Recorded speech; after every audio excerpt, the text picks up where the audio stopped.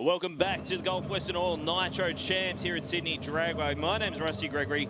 That's Alan Reinhardt. We're here in the commentary box, but down on track we've got Andrew Searle and Steve Carpenter. Oh, there's nothing better than blown alcohol cars. I do like alcohol cars. I do love it. Steve Carpenter, a rookie this season in pro alcohol. First they took my hat off and they threw it over there. Sorry, Wizard of Oz random reference. It was a little bit. That was the shortest meeting in the history of the world. I thought Wade and I had a meeting over there. Went over and said, no, we're going to do it after alcohol. So yeah, you got to be able to watch. So Steve Carpenter had a fairly adventurous start to his professional racing career.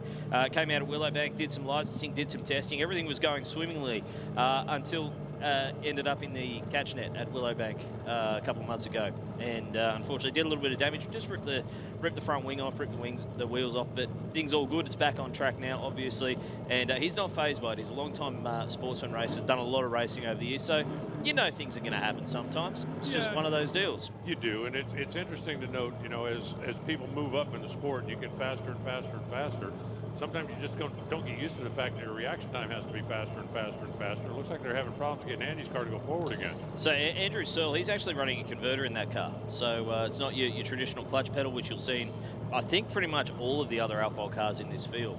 Andrew does run the converter, and man, he has really been making this thing work. Has run down into the 550s with this thing. And yeah, the only difference is it's a little bit trickier to get this thing into stage and the driving process that he has to do compared to what he's used to with 30 years of driving blown alcohol clutch cars. You know, it's crazy. The converter cars, as a general rule, you would think are easier. I mean, all you got to do is ease the thing in, pull the brake, and then push the button and let it rip. We're going to find out here. Andrew's in the funny car. Steven's in the Dragster. First pair. First round qualifying, and the funny car died. They are not going to make the run.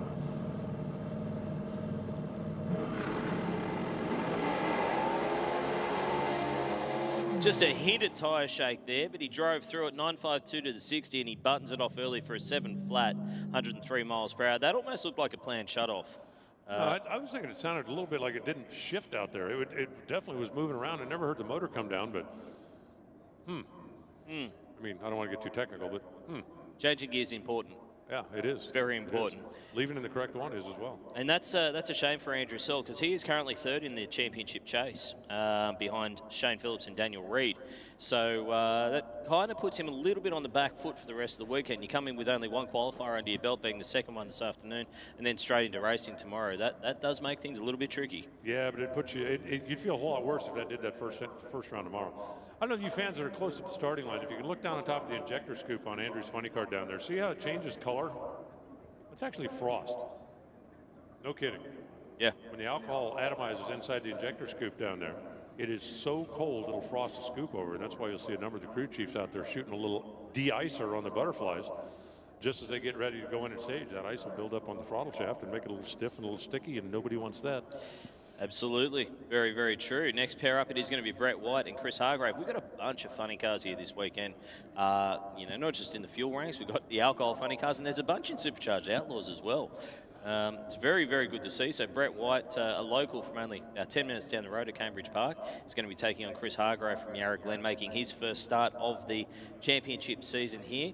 And the reason for it, I was having a chat to them this morning, they were building a new trailer, new transporter. They started building it after the winters. Okay. It's one of those, you know, quick 3-month jobs that ends up being the best 12 months of your life. Like my painter? Exactly. We'll have it in a couple of weeks. But the thing is that the great thing that's come out of it is a fantastic new relationship with CTR Truck Sales. So they're a brand new sponsor who've come on board this season, and they're really throwing their weight behind Chris Hargrave alongside Middy's Electrical, Royal Lubricants, and Anthem Workwear as well. So he's always had a really strong corporate support, and it just keeps growing. Everybody gets by a little easier when they have a lot of help from a lot of good, dedicated friends. Brett White racing for Western Brakes, Newbie Engineering, Bodica Chassis, and Horvath Smash Repairs. Car sounds a little bit off for Brett White. Almost like it's idling just a little bit high.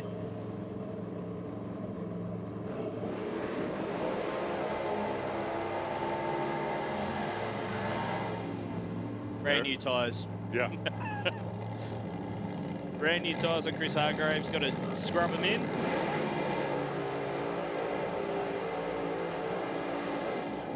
Certainly didn't sound like anything wrong with it there as Brett White rolls through the burnout procedure. So for Chris Hargrave, it's just a matter of they haven't really changed too much on the car. A few little bits and pieces, a couple of fuel system tweaks, but nothing too major. What they are looking at doing over the next 6 months or so is upgrading some of the hardware that they've got in terms of the cylinder heads and that kind of thing, just trying to make a little bit more horsepower. As I say, they're not the quickest car in the field, but they'll kill them with consistency. They'll go down the track just about every run. Hopefully I haven't put the commentator's curse on them here. And, you know, it's gone to the semi-finals a bunch of times, finished in the top 3 of the championship for the last 2 years running. So they know how to race. They know how to race. Well, right now it's all about just getting your best foot out front for the first qualifying session. As Rusty talked about, it really does oftentimes set the tone for the weekend. You get that good first run under your belt, it takes a little pressure off it. Then maybe you go experiment in the second one. If you don't get the first one, it's not the end of the world, but you know, everybody wants to start in a positive direction. Like a fun little life tip. When you get home at night, if you back your car into the garage, then every day you start going forward, not backwards. Very true. Very true. So 8 cars in the field this weekend, or 8 on the entry list, I should say.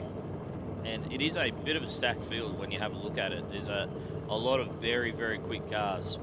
There's no easy rounds, that's for sure, in Pro Alcohol this weekend. Brett White, he'd love to see something with a 560 or a 550 pop up on the boards. I think the same deal would be for Chris Hargrave. Just he hasn't been in the car since June last year. Is that right? Yeah, so he's been out of the seat for a little while.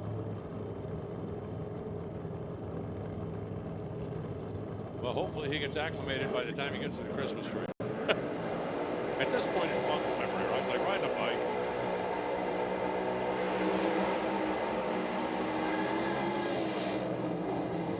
Boom. Oof.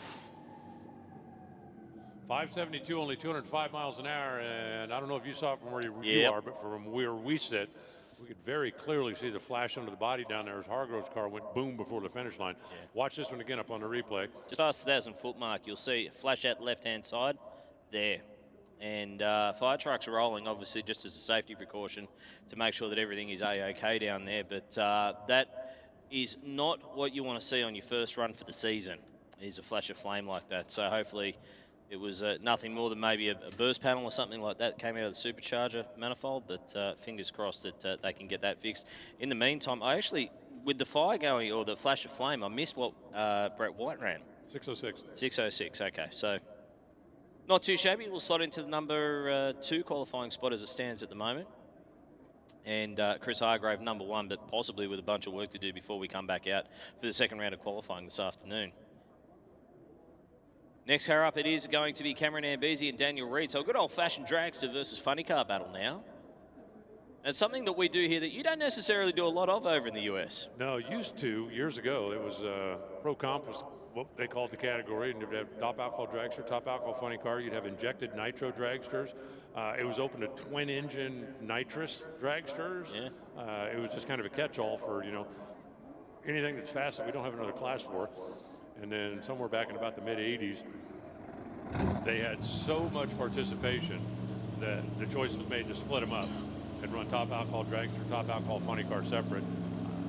There's been at least been a little bit of talk about potentially going back together because the expense has gone up to the point the population of the category has shrunk. Yep. And that you know, in order to fill the fields and get the competition back, they might just be. We can definitely give them a few tips and pointers on parity, on getting them on point, because it is very, very equal down here. Yeah. We've seen funny cars and dragsters both go into the 530s here. See, if I was the czar of the world and it was my choice, I would just do a handicap start. Yeah. I wouldn't make anybody buy any new equipment, wouldn't change anything, just do whatever, 0.2 of a second or 1/4 of a second handicap, give the funny car a head start and have at it. I think that'd be wild fun to watch. Absolutely.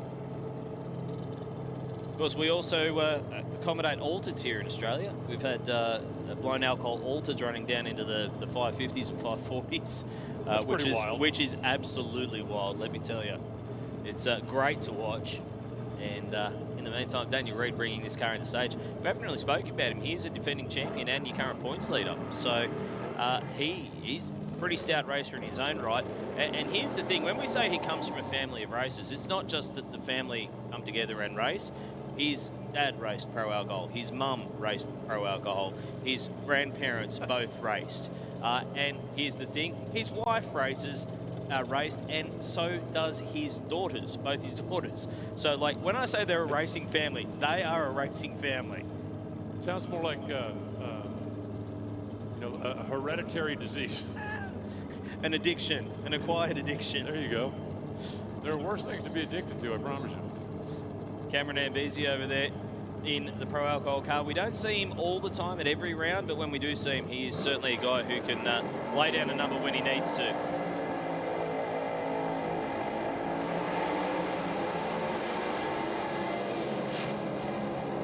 The Dragster's not very happy down there. 5:45, 269 miles an hour for Daniel Reed. I'm impressed, sir. That's not bad for a banker. First run off the trailer, and it's a 5:45. You would take that every day of the week. 269 miles per hour, just a couple of ticks shy of the speed record. But not a lot wrong with that run for Daniel Reed. Just straight down the center, about as straight as you'll see an alcohol funny car go. Yeah, it really was. Cameron's car was a little bit unhappy down at the top end of the racetrack. You saw it trailing a little bit of smoke from about 800 feet or so through the lights, and that's what's got the over-the-wall gang out there taking a look, making sure that it was just smoke. But race cars are a lot like high-tech electronics. The most important thing to do is keep the smoke inside of them. 100%, because you can't catch it and put it back in. No. If you're, if your gaming computer, if you let the smoke escape from that, that's not going to fix itself. Smoke's expensive to replace too. It really is, yeah. So the one thing I did notice with Cameron Ambisi's run, it sounded like it might have hung in gear. I thought I heard it bouncing off the rev limiter down there. So maybe that might be the reason that there is a little bit of work to do potentially for our cleanup crew. But just waiting on word down there. So we do have some stuff on the racetrack, unfortunately. So we're going to have to clean. Well, yeah, people. I can see them. Well, we have people and we have mobs and we have other things, but we also have stuff that we're going to clean up down there. So we are going to be down for a little bit. So that is a shame, but we'll get that done as quickly as we possibly can. Don't forget, we will be rolling out, I believe, with some Supercharged Outlaws action in the not-too-distant future. I can see them down there in the staging lanes. But it's not going to be too long, and we're going to be jumping straight back into the professional categories because Pro Stock is due to come out not too long after that again. So going back-to-back this afternoon just about. I love it. Which is what we like to see, for sure. Remember, if you haven't already got your tickets for tomorrow, jump online and grab them. Tomorrow is actually going to be a massive day of racing. I know a lot of people like to come out on a Saturday, but I tell you what, Sunday race day, that's the day when you get to give out all the lolly bags, you give out the chocolates, and that's when we get to hand out the trophies. So make sure you do get your tickets. All of our professional categories out 3 times tomorrow as well. So it is the 3-run format. Everyone comes out, races all 3 rounds. And that is something also that we don't do over in the States that is really cool here, because as we talked about earlier with Wade was up here, if your favorite driver gets beat in the first round, don't worry about it. You're going to see him again, or you're going to see her again. And they get a chance for revenge without having to wait until the next stop on the tour. If Rusty and I come up and race first round and he kicks my tail, I don't have to wait a month. I'll see you again in about an hour and a half, pal, and see if we can get even with him there. But it's a tremendous format that you guys run over here. Yeah, it's a little bit different to your traditional cutthroat style, elimination style racing, but it's always good in terms of putting the guys back out there and giving the crowd what they come to see, which is, you'd hate to see your favourite driver lose in the first round and then say, okay, we'll see you next year. That doesn't work for anybody, but we still do one elimination race, at least for the majority of our competitors, and that is the Gulf Western Oil Winter Nationals that's coming up in the not-too-distant future. So that's only about a month away, and the reason that we do that is because we traditionally get absolutely huge fields. Sometimes you get 15, 16 cars trying to qualify for an 8-car field, which means qualifying is super important. Just getting into the field is an achievement, and then when you roll into race day, man, that's when you earn your money as a driver. Absolutely love it. Well, you can see the track scrubber down there on the top end of the racetrack, which means it's going to be a few minutes before we're ready to fire the next pair. Well, we have a couple of minutes. Let's utilize that big old television we got over there on the side of the racetrack. Let's see what Adam's got for us. This is an exciting time for Top Fuel Racing as we literally blast off on the Blast Australian Top Fuel Championship. What is Blast? Well, this guy's a good guy to ask. Lee Bartlett, the co-founder of Blast. What is Blast? Well, Blast is what you think it is, what you expect it would be. It's the ultimate car cleaning ecosystem. So it's all wall mounted. Yes. And it's mounted in your garage, no setup time. just pull up in your rig, your four-wheel drive, your car, your caravan, and start cleaning. Marine too, right? You can do Yeah, boats. boating. Yeah, absolutely. Boating too. If it's dirty, blast it. Absolutely. So vacuuming as well. You've got the Yep. chemicals as Yep. well for cleaning. Yep. So it's about, the 3 stages of keeping your car clean. So vac, wall-mounted, wet, dry vac, with a 10-metre retractable hose. Then obviously the wash. We've got a 30-metre hose in this machine, 2,300 PSI.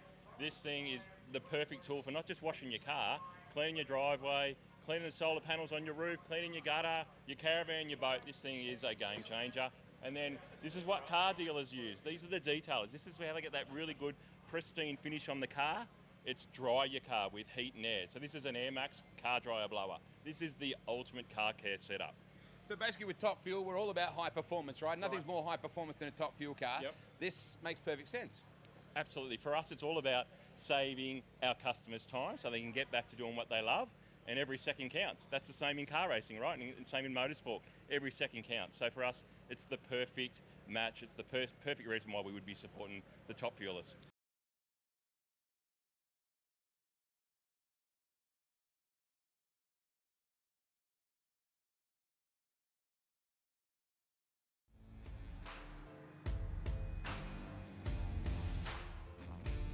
Gulf Western Oil is an Australian family-owned company doing big things. Manufactured here in St Mary's, Western Sydney, family-owned certainly doesn't mean small. This powerhouse operation produces more than 25 million litres of oil per annum, distributing across all states and territories in Australia and 19 countries worldwide. With an 18-hour-a-day production schedule and trucks that never stop, Gulf Western Oil is keeping our industries moving. Whether it's transport, agriculture, automotive, heavy duty, or just old mate in his beloved 4B, Gulf Western Oil's high-performance lubricants are the trusted go-to choice for professionals and enthusiasts alike.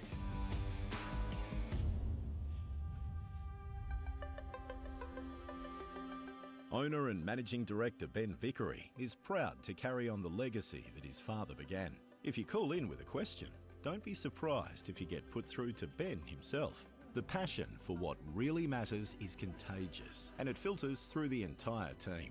I started as a truck driver and then worked my way through to looking after the dock and allocating things, and then started blending, and I've been doing that for about 5 years. And I've been here for 10 years, so if I didn't like it, I wouldn't be here. Hey mate, how you going? Gulf Western Oil customers can enjoy the ease of the free NetLube app, which makes finding the right oil for your vehicle effortless. In addition to that, there is a tech hotline where you will be put straight through to one of the in-house chemists. We have amongst the strongest products on the market. We also have one of the best plants. It's very modern, all stainless steel.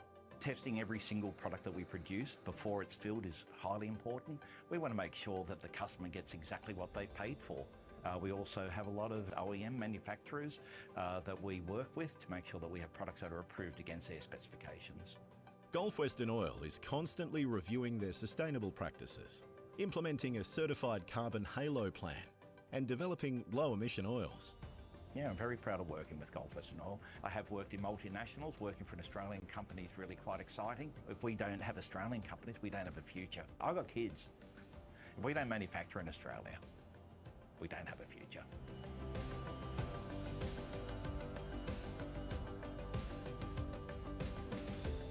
Gulf Western Oil, here since '88 and not going anywhere.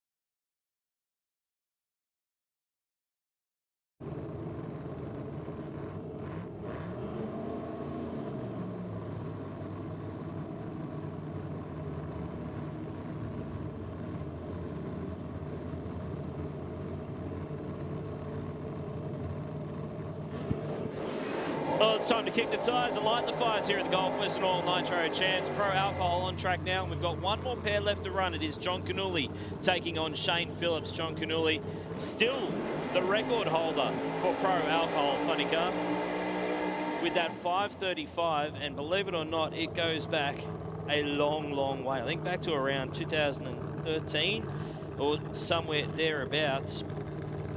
2016 there, he's 5:35 with an 8. He's taking on Shane Phillips, who has really come in with a flurry into pro alcohol competition. I mean, everybody expected him to be good, but he has been really good since he started. Joining me up here in the commentary box for this last pair, it is Steve Bush. How you going, mate? I'm well, thank you, Rusty. Having a good time. Having a better time than John Canuli, I think, because John Canuli looks like he has lost fire down there at the end of the burnout, and they are pushing that beautiful, brand new Camaro back off the racetrack, which is not good. Yeah, unfortunately not the first time we've seen that today in our professional series, but mechanical devices. Looks like, as you said, Shane Phillips definitely come into the category recently and has made an impact straight away. I mean, certainly this is not his first time around an alcohol funny car, that's for sure. Probably knows more about these cars than just about anybody on the premises. Absolutely. I mean, when your dad is a 21 time, I think I might be selling him short. Yeah. I think he might have 22, but definitely 21 time Australian champion, not just in pro alcohol, but also top door slammer as well. The kid's learned a few things over the years. In the shed and on the racetrack, knows exactly what he's looking for, knows how to work on these cars. And he's also raced over in the United States, of course, in an injected nitro car and top alcohol in the US. So he knows how to get this thing down the racetrack. He knows where the finish line is, and he knows how to get there in a hurry. He is also, as of the last round of the championship, your new speed record holder in pro alcohol funny car at 272.86 miles per hour. So Shane Phillips on a solo pass here with John Canuli unable to front. Oh, lot of shake. And he'll take that back and he'll learn from that. And it is a bit of a pattern that we've seen with Shane over the last 12 months or so. Is the first qualifier, he really tries to get after it. He tries to find where that line is. And then he kind of works it back from there. And it's been working for him. I mean, he finished second in the championship last year, currently second in the points as well. Traditionally, he's a very aggressive racer in the way he attacks the racetrack. Well, I mean, that's opposite to how a lot of other people do it. They start with a softer pass for a baseline, don't they, Rusty? Yep. And then move up till they find the line. If he crosses it on the first pass, I mean, we saw their tyre shake to probably 80 to 100 feet out from the start line, so there's a lot of shake there. He gave it a good shake at trying to drive through it, no pun intended. Yeah.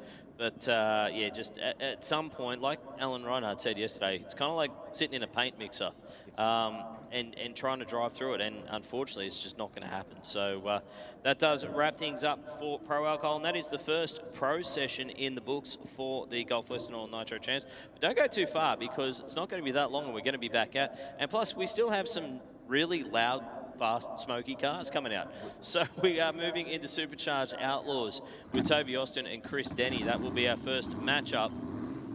And Supercharged cars plenty.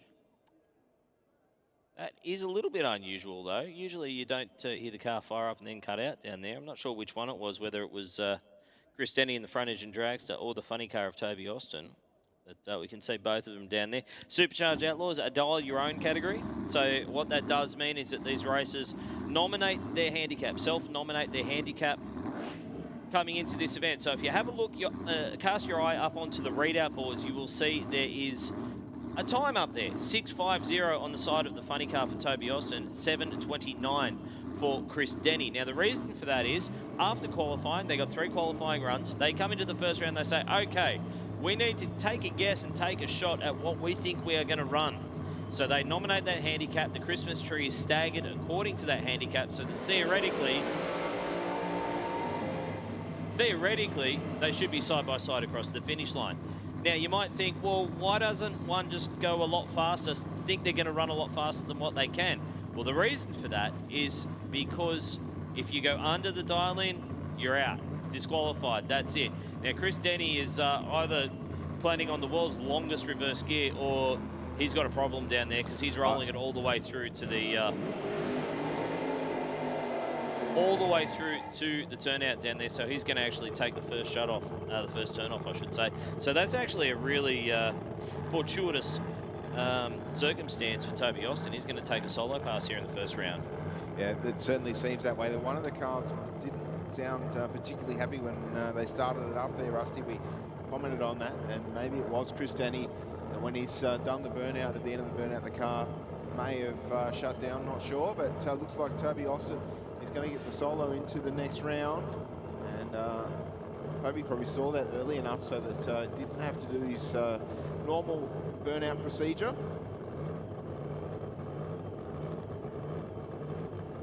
Toby from Walls End, the Hunter Valley way. For Tobster Racing and Engineering, former Australian champion in junior dragster. Doing very well, now driving the Chevy funny car as well.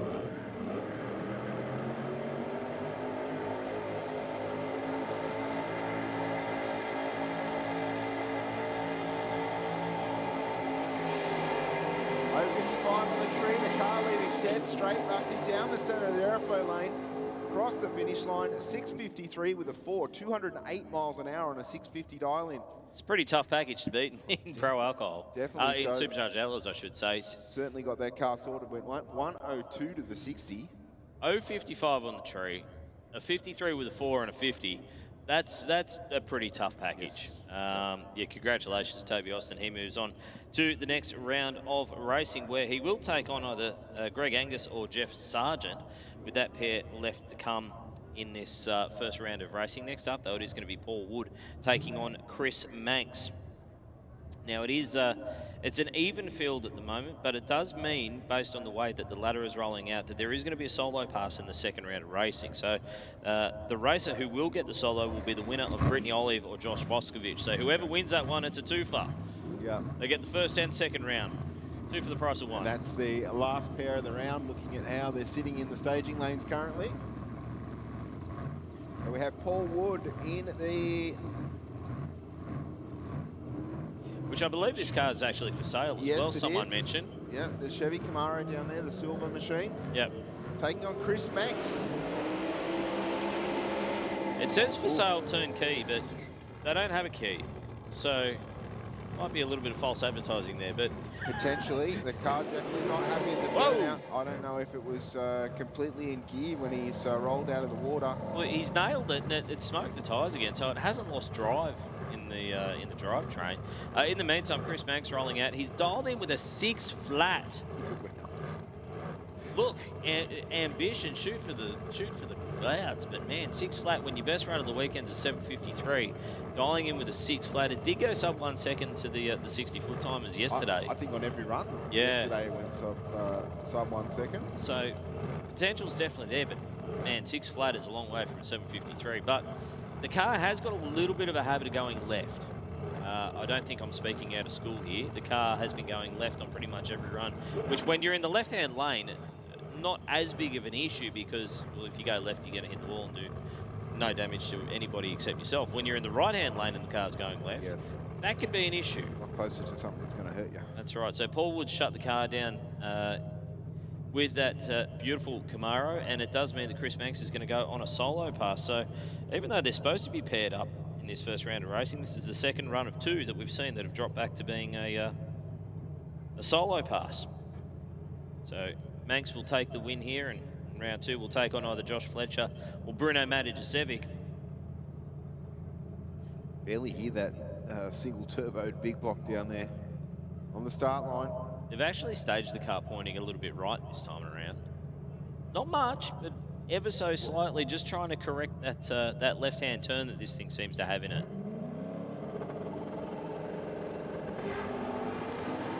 That's better. Well, it went right this time. Yes, that's the problem. When it goes that quick to the 60-foot, you've got very limited time to make your decision if you're going in the right direction or you're not. Well, the good news is it didn't go left this time. The bad news is it went right instead. But either way, it's showing a lot of promise, that thing. I mean, 999 to the 60, still went sub 1 second again. 280 to the 330-foot mark. He was off it way before half track, and it still coasted across it at 490 at 108 miles an hour at half track. So, wow. yeah, that thing is, when they get it sorted, it's going to be an absolute weapon. And just to put that in perspective, 108 miles an hour is around about 170 kilometers an hour, and he wasn't even on the throttle at that point. He was coasting. That thing is making absolute bulk horsepower. It's just a matter of getting it down to the racetrack without picking the front wheels about 1.5 foot in the air.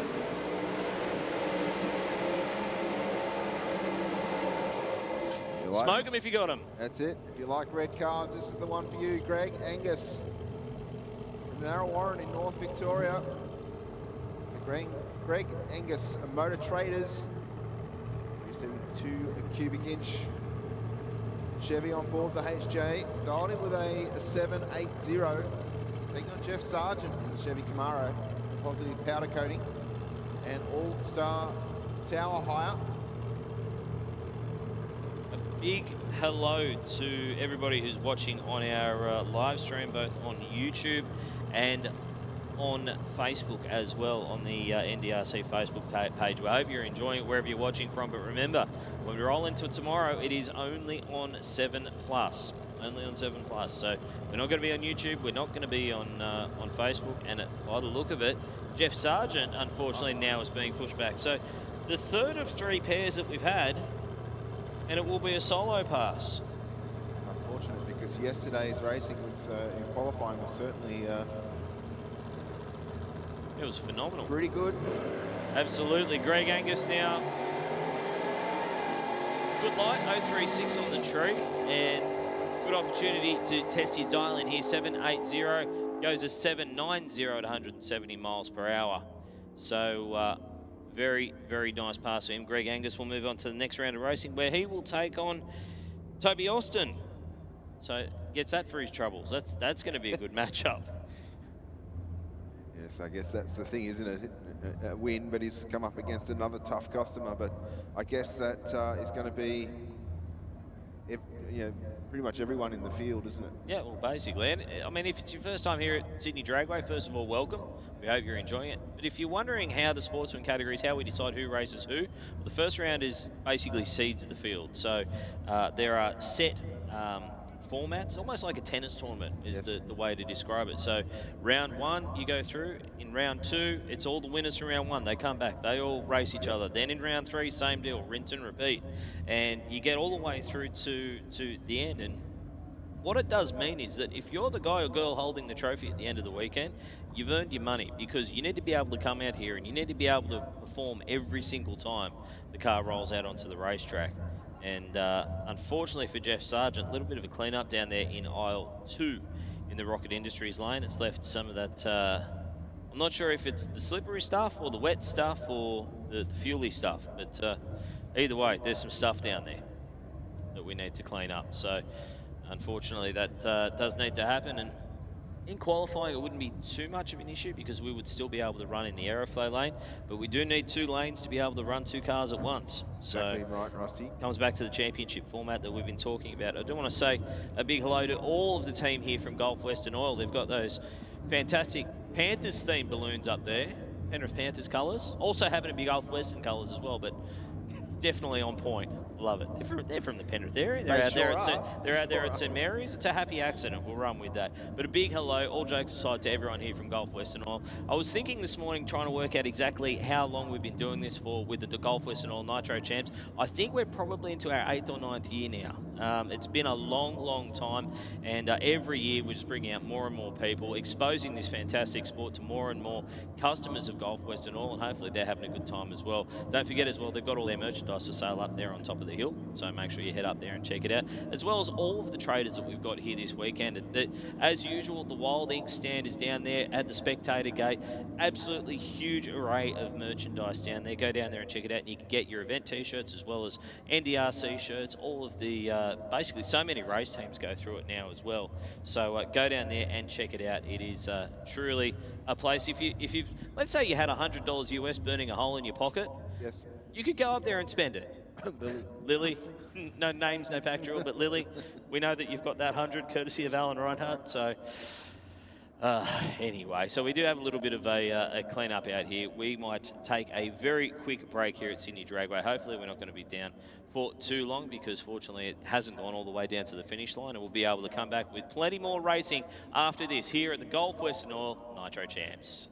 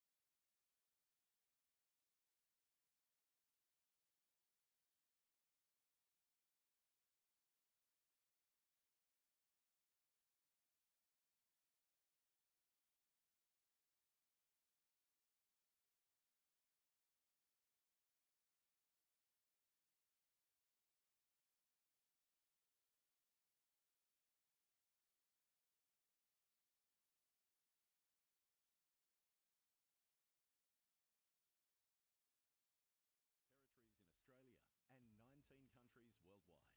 With an 18-hour-a-day production schedule and trucks that never stop, Gulf Western Oil is keeping our industries moving. Whether it's transport, agriculture, automotive, heavy duty, or just old mate in his beloved 4B, Gulf Western Oil's high-performance lubricants are the trusted go-to choice for professionals and enthusiasts alike.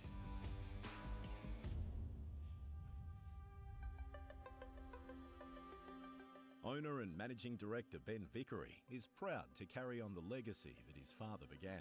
If you call in with a question, don't be surprised if you get put through to Ben himself.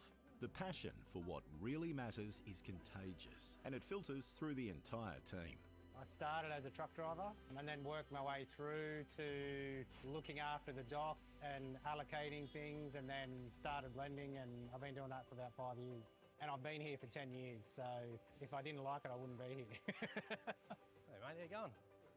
Gulf Western Oil customers can enjoy the ease of the free NetLube app, which makes finding the right oil for your vehicle effortless. In addition to that, there is a tech hotline where you will be put straight through to one of the in-house chemists. We have amongst the strongest products on the market. We also have one of the best plants. It's very modern, all stainless steel. Testing every single product that we produce before it's filled is highly important. We want to make sure that the customer gets exactly what they've paid for. We also have a lot of OEM manufacturers that we work with to make sure that we have products that are approved against their specifications. Gulf Western Oil is constantly reviewing their sustainable practices, implementing a certified carbon halo plan, and developing low-emission oils. Yeah, I'm very proud of working with Gulf Western Oil. I have worked in multinationals. Working for an Australian company is really quite exciting. If we don't have Australian companies, we don't have a future. I've got kids. If we don't manufacture in Australia, we don't have a future.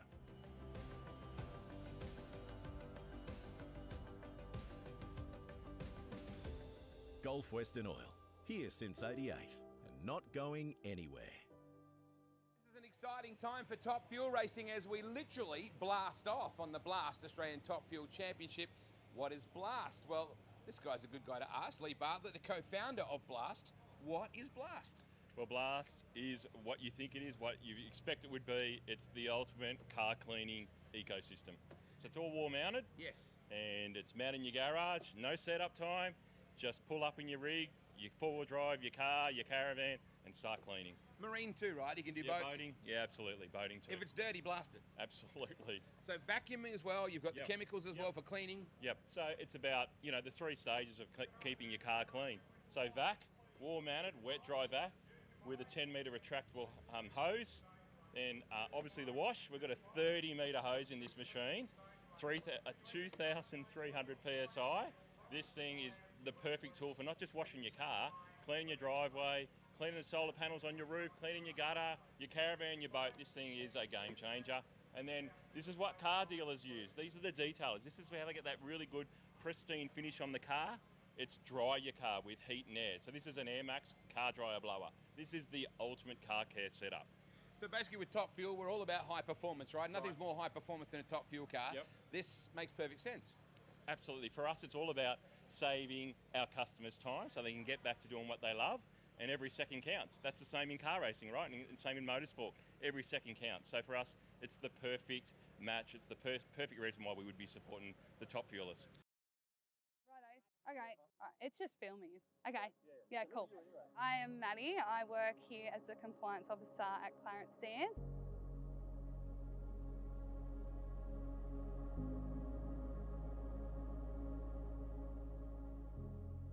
Look after all the plant machinery around here, generators, diesel water pumps, all the plant behind us. There's 40 plus bits of mobile gear that we've got here on site. Every bit of maintenance that's done here, everything here pretty much runs off Gulf Western. Transmissions running Torque Oil 30. Because we're in a colder climate up here, we can run a sort of that type oil.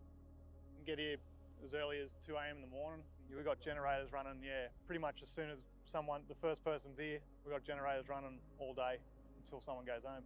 We've had snow up here, we've had ice up here, like this whole pad was ice. With the plan, we've had to start it half an hour to nearly an hour early just to break it up and get everything moving again. Every single bearing on here is run on marine Gulf Western grease, which also has the lubrication properties, but also water propellant properties, which essentially here, there's 4 seasons in a day. With the snow, the heat, the rain, it essentially pushes the moisture out and keeps the bearings going, rather than overheating them we have downtime. My day starts off, I will actually do some sand testing. Depends on the day. I can be in a dump truck, I can be in a water cart, I can be in the office. So if something stops, you know, one of these dozers behind me, if that stops. We're back. Bruno Magic now taking on Josh Fletcher. This is going to be another good matchup. Two guys who've been running Supercharged Outlaws for many moons.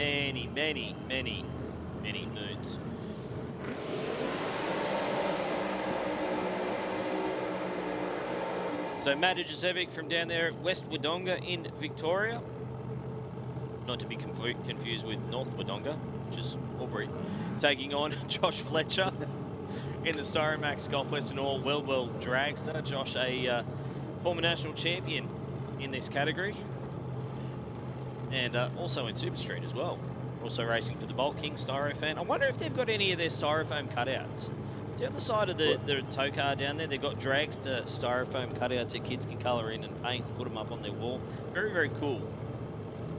I know they've had them for a number of years. I'd love to know if they've still got them. Because they were a big hit with the kids. They sure were. They were a big hit with the commentators as well, I'll give you the tip. Yeah. Just depends on their mental age, doesn't it, Rusty? Absolutely. Yes. You know, 6 is an age. The commentators I'm talking about. Yes. Bruno Magic dialing in with a 640, Josh Fletcher at 724. So Bruno's got to be patient. He's got to sit on the start line and watch that dragster go down the racetrack. And hopefully... Well, Fletcher with a slightly better light. Rusty 064 to a 101 for Bruno, but here comes the big Holden. The Holden gets there first, but goes too quick by a 100th of a second, handing the win back to Fletcher. Takes it with the 728 on a 724, 180 miles an hour. Just a little baby break out there for Bruno Magic, but it doesn't matter whether you do it by 1,000th or 100th or a 10th or a second. It's a breakout is a breakout, and that means you go under that self-nominated handicap. So that's what we were talking about earlier on, where the racers nominate those handicaps. They say Bruno thought he was going to go 640. He actually went 639. So bang, that hands the win across to his opponent. Now, the sticking point with that is if both guys go under their dial-in, it's whoever goes under by the least. Yes. So we're getting technical now. There's always a but, isn't there? A consequence or a whatnot. But absolutely. That's what equalises it all out. The rules have evolved a little bit. initially, and I dare say that probably remains unchanged. For the better half of the concept for quite some time. The advent of timing has obviously allowed this to happen. Yep. Big hello to everybody who's watching online on the YouTube channel or on the live stream.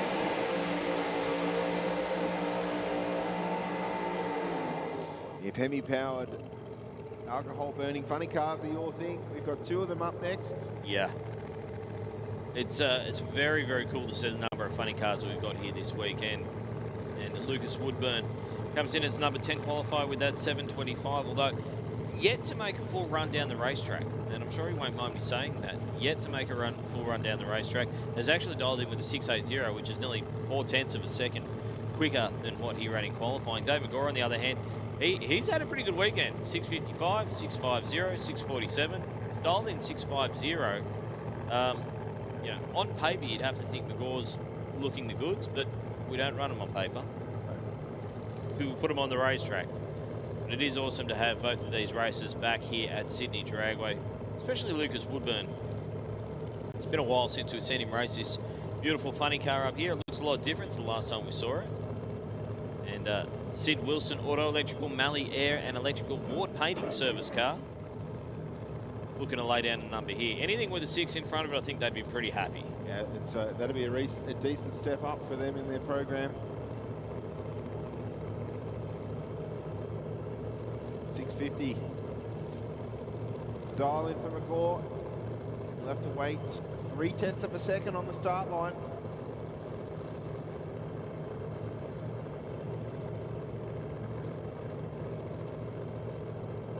Three tenths doesn't sound like a whole lot, but it is. When you're sitting there watching your opponent drive on down the racetrack, and the whole idea is to get to the finish line first, it's kind of counterintuitive to wait for the green line. Speaking of waiting for the green line, Dave McGraw did not wait for the green line. Whoa. Whoa. Big step out at 1,000 feet. I'm not sure if he crossed the centre line, but he's over towards the wall now. The chutes are out, but that could have got very messy very quickly down there for McGraw. He was doing 155 miles an hour across the finish line. That was pretty wild. I'd love to have another look at that one if we can. Don't know whether we got it or not, but Dave McGraw, it was almost like, I don't think he knew he red lit for a start. 056 on the tree, it was a red light. The car got way over near the centre line and then kind of ducked back across the racetrack. In the meantime, Lucas Woodburn, he moves on to the next round of racing, which he'll be pretty happy about. And he will be taking on the winner of the Dalton versus Gruber race, which is coming up right now, funnily enough. Chris Dalton taking on Tim Gruber. 2 very different race cars sitting down in the fire-up box. Just a little bit. Just a little bit. A Pontiac Firebird funny car in the airflow lane. Right of screen on the big screen. And a TC Cortina in the rocket lane. And a TC Cortina that at one point was a road-going TC Cortina. Yeah, it was actually a road car. You know, rolled off some production line somewhere. Now, there might have been a valve cap on a tyre on the funny car that was originally on a production car. That'd be about it. Yeah, pretty much bespoke. Yeah. Everything on this thing is purpose-built from the race, from the chassis to the engine to the body to the drivetrain to just about everything you can find on this thing. In the meantime, Tim Gruber, that is an original car that came off the production line as a Cortina, got sold in the 70s, and at some point someone went, you know what, we should turn this into a race car. Let's jam the biggest Ford that we can find and whack a supercharger on top of it into it and hopefully go out and run quick. And I mean, it's running quick. 768, 180 miles per hour, 410 cubic inch Ford with a pretty healthy supercharger sitting up on top of it. Chris Dalton, on the other hand, in the funny car, has run 696, 709 and an 846. So a little bit of a mixed bag in terms of performance coming into this one. Just a quick tip as well, sorry Bushy. If you're down there in the pits and you're having a look around and you're enjoying the ambience, that's fantastic. But we've got our pro cars about to come back out. I can see Pro Stock is pulling through the front of the staging lanes as we speak. Yep. So I would say that if you want to catch up with all of the pro racing that's coming up in the not too distant future, get your backside trackside now. Oh. Nice launch from Tim Gruber. 161 on the tree. side by side across the finish line. 200's the win going to the Cortina. Goes a 768 with a 2, 180 miles an hour on a 763 dial in. Let's see if we can have a look at the replay on this one, because it picked the front wheels up and absolutely dumped them, and it didn't worry. It didn't take any ET off or anything. The car was just on a mission from the get-go. That is a fantastic run from Tim Groover. We've still got one more pair left to run in this session of Supercharged Outlaws. You can see Josh Fletcher coming back along the return road. Put your hands together for that team. Always good to see them down here in Sydney. I'm sure we'll see them at Willowbank for the Gulf Western Oil Winter Nationals in the not too distant future as well. The good news is, guys, you're through to the next round. The bad news is you've got to race Chris Manx. So that's going to be a tough race. I think it will. Two pretty experienced racers there. Be a good matchup. All right, our final pair in round number 1 of the Supercharged Outlaws, about to make some noise and some smoke.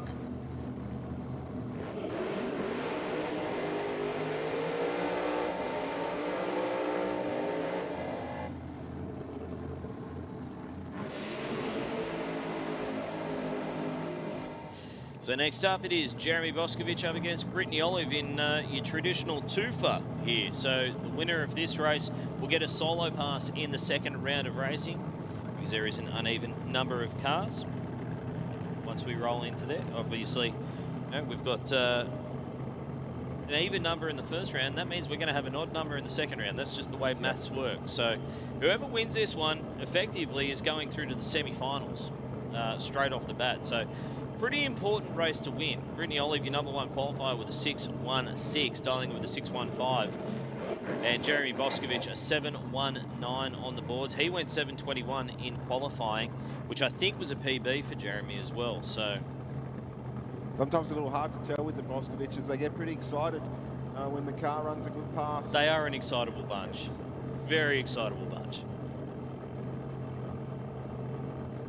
Olive dialed in a 6.15, so near enough a second head start here in Supercharged Outlaws. Brittany's dad, Shane, doing double duty this weekend, driving one of the Rapisada Autosport International top fuel cars, and also crew chiefing on his daughter's car. He likes to stay busy.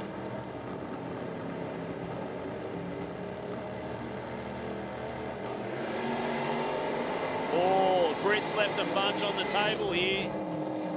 And it sounded like it didn't shift either.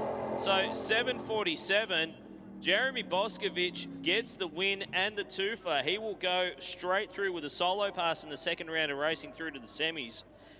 And that is a big win. Don't know what happened for Britt there. She was late on the tree, a 3.56 reaction time on the tree, which, and I say late, for her, that's late. Yes. And sounded like it didn't want to change gear, and yeah, an 8.38. That's why we don't run them on paper. You know, Brittany comes in as the number 1 qualifier, and in bracket racing, it doesn't matter how quick or how slow you are, everyone's got the same chance of winning.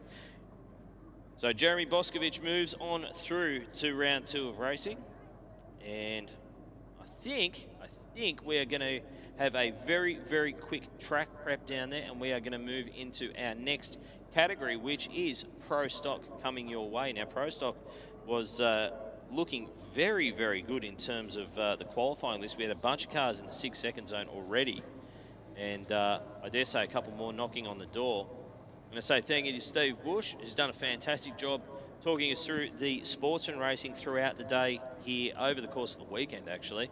And we will be welcoming back to the microphone Mr. Alan Reinhardt, our guest all the way from the United States of America. You can see a lot of pink down there on the start line with the Pro Stock guys. Every team getting on board with the ribbons and the stickers and the crew shirts, everything. And it's absolutely sensational to see. We'll touch on that again in a minute. But if you do want to pick up your event merch, make sure you head down there to the Wild Ink stand down near the Spectator Gate. So as you come in the Spectator Gate, if you look to your right, that is where the Wild Ink merchandise stand is. T-shirts are $50, kids T-shirts are $35, hoodies down there as well, and it's pretty bad to the bone artwork as well. So I think I might have to go down there before they run out of my size, which is a lot of X's and then a large. So the There is probably the most important slide of the weekend, though. That QR code there, scan that, and it will take you through to the portal to donate to the Mark McGrath Foundation. You can see a lot of pink in Pro Stock this weekend, and that is because they are having a consolidated push to raise not just awareness, but also funds for the McGrath Foundation, particularly breast cancer, as we approach the 12-month anniversary of the passing of one of our very favourite people here at Sydney Dragway and in the Pro Stock class of Miss Hayley Turns, and particularly her team. Flying the flag high this weekend is Rob Deckett and Hayley's partner Plucker, who is Rob's crew chief. At the moment, a little way down the qualifying list, so they'll be hoping to bump their way up again here this weekend. But, you know, awesome to see a category come together the way that Pro Stock has this weekend. And in fact, I think I heard Wade calling them pink stock today. So we might have to push on with that for the rest of the weekend. Shouldn't be too long and we'll get the fire up signal, just doing a couple of drags of the racetrack with the tractor down there. We should be able to get back to it another 2 or 3 minutes. We should be good. We might just take a few words from our fantastic partners here at Sydney Dragway and the NDRC. We'll be back with more after this. Ready to race, ladies and gentlemen. The golf. Did you like that voice? Give it more herbs. Thank you. Ready to race, ladies and gentlemen. The Gulf Western Oil Nitro Championships are set to take Australia by absolute storm when drag racers from across this country head to the start line in Sydney this weekend. Why do I want to say be there, be there, be there? It's one of the most exhilarating racing events on the sporting calendar, and we're going to get a sneak peek right here at Brecky Central. Big's on the back, Smalls on the front. Wade Ornger, lead commentator from the National Drag Racing Championships, joins us now alongside drivers Lisa, Brody and Ronnie. Great to see you guys. Do you know what? This is pretty special. We don't get to see cars like this, Wade. Just take us through what we can expect to see out on the track. Chevro, this is like Disneyland for drag racing fans this weekend. It's one of the biggest events that we have in the country. Top Door Slammer have 17 cars. We have Top Fuel, 6 of those. We have 5 Nitro Funny cars as well. And basically for 2 days at Sydney Dragway, we'll be doing over 500 kilometres per hour. That sounds very fast. That's easy, yeah. You're a Bunbury girl, you know how fast cars roll. I've been down to the track. Fast, actually. Well, you do. I used to get sprayed with dirt down at the Speedway in Bunno. I know. How competitive is it? Oh, massively. And the really cool thing, this is like the new face of drag racing as well. You know, it's very multi-generational. Lisa's the only all-girl team in Group 1 competition and regularly beats up on her husband when she races him as well. So it's a really cool little, you know, Brody Zappia is like drag racing royalty as well. Well, yeah, that as well. Do you, when you're commentating, do you have to repeat the line like, be there, B square, out on the track, out on the track? Yeah, it's that old backside, trackside thing. That, is that works. a thing? Yeah. Kind of. I think he's saying no. Backside, trackside. All right, there you go. Lisa, you are super fast, quarter mile, and for those that, you know, have seen the Fast and the Furious movies, like 10-second cut, whatever, you do it in about 5, right? Yeah, 5.64 seconds. Oh, what does that feel like when you take off? Can't describe it. You have to be in the car to be able to experience it. Just can't put it into words. It sounds amazing. Brody, you're only 20, are you? But this is in your family. Is that why you kind of got into it? Yeah, I grew up around drag racing, watching my uncle John, who's also racing this weekend. I've been around it since I was, pretty much born. And as soon as I could get in a junior dragster, I did it 8 years old, and then I've just slowly progressed up through the categories and got into a door slammer last year, racing alongside him. And now Morris has given me the opportunity to jump in the AC Delco Monaro. So it's just been something I've wanted to do since I was little. And that's the blue one here, right? That's this one here, yeah. Oh, wow. Ronnie, just take us through, you know, if you're keen to get involved.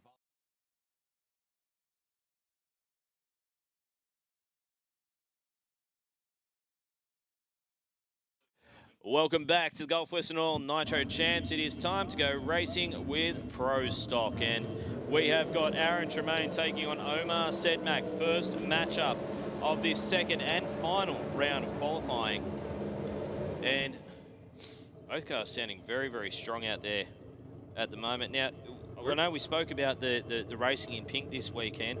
Aaron Tremaine, I actually sold him short this morning. I said he was a 7-time champion. He's a 9-time champion. Ooh, and he's also yelled at? I don't want to be yelled at by Aaron. I've been yelled at by Aaron before. I don't want to be yelled at again. Thank you, Bushy. And he's a 9-time champion, and he's also built championship-winning engines for other drivers. So the guy knows what he's doing. He's taking on Omar Sedmak, who he also happens to be building the engines for this weekend. currently the number 7 and 1 qualifiers. So Aaron Tremaine at the top of the tree with that 689, the only car to go into the 80s so far today. His brother currently sitting number 2 with a 691. Rick Chilton in number 3 with a 696 and 96 as well for Rob Deckett, Thomas Leake in the 7-0s, and yeah, the entire field covered by a 10th and a half of a second really, going back to Clint George, who had some problems with the 716. So very, very tight field in Pro Stock, and still I think it's going to tighten up after this one. Conditions out there right now almost exactly what we were earlier, looking at a correction of 1036. Density altitude of 465 meters, and that means the horsepower level is going to be almost identical. And that means you should be able to make adjustments and see progress one way or the other. A little bit of cloud cover coming over is going to help too. Take a little bit of the UV out of the racetrack as well. So, yeah, maybe some incremental improvements from the pro guys, especially for the ones that didn't necessarily make a full pull in that first qualifying session. Sedmak in the Mopar taking on Tremaine, your current number 1 qualifier.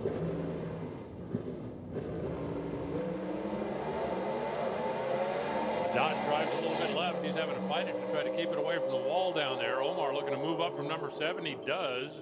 Aaron moves up as well, picks up a hundo, goes 688 at 198. He was already one, and well, you can't be oneer, but he stretches himself out on the field by a 100th of a second. Omar goes from number 7 to number 5, and that's got to make it feel a little bit better. You got a little more breathing room. Check it out. So that's Jeremy Boscovich coming back along the return road. That's a giant head of Jeremy Boscovich coming back along the return road. Obviously, he's got some fans.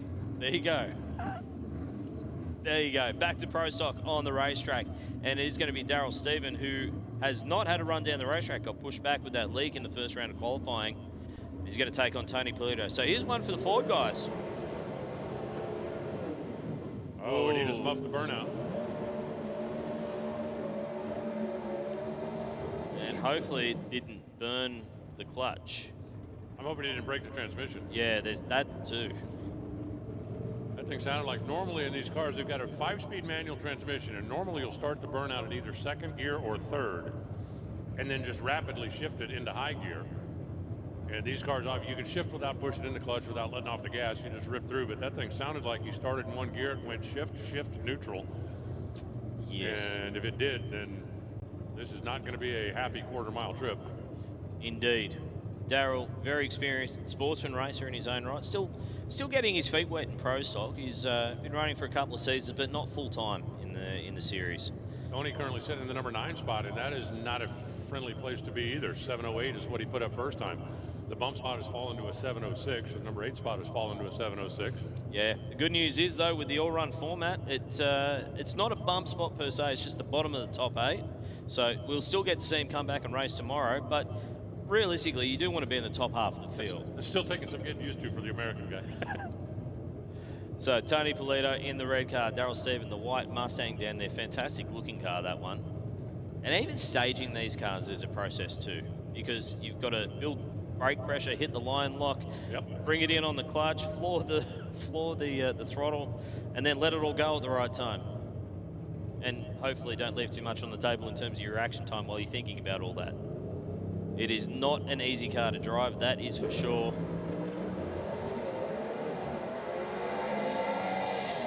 Well, Daryl went nowhere. And Tony went backwards, 713 at 192 miles an hour.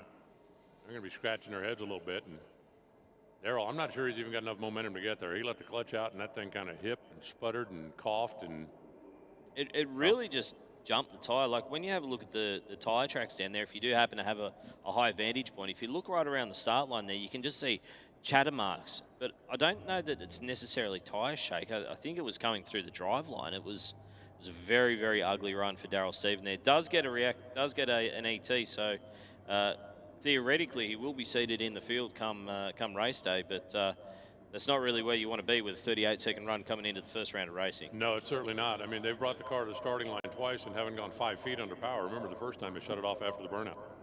Absolutely. Nino Cavallo taking on Tyrone Tremaine in our next matchup, and that is number 2 qualifier for Tyrone Tremaine, currently sitting number 2 with that 691, 198 mile per hour. Nino Cavallo, to be honest, pretty nice return to form for a guy who hasn't had a lot of laps in this car and has jumped back into the seat after 4 years out with a 701, currently sitting in the number 6 spot at 191 miles per hour, but did drop the laundry a little bit before the finish line down there. So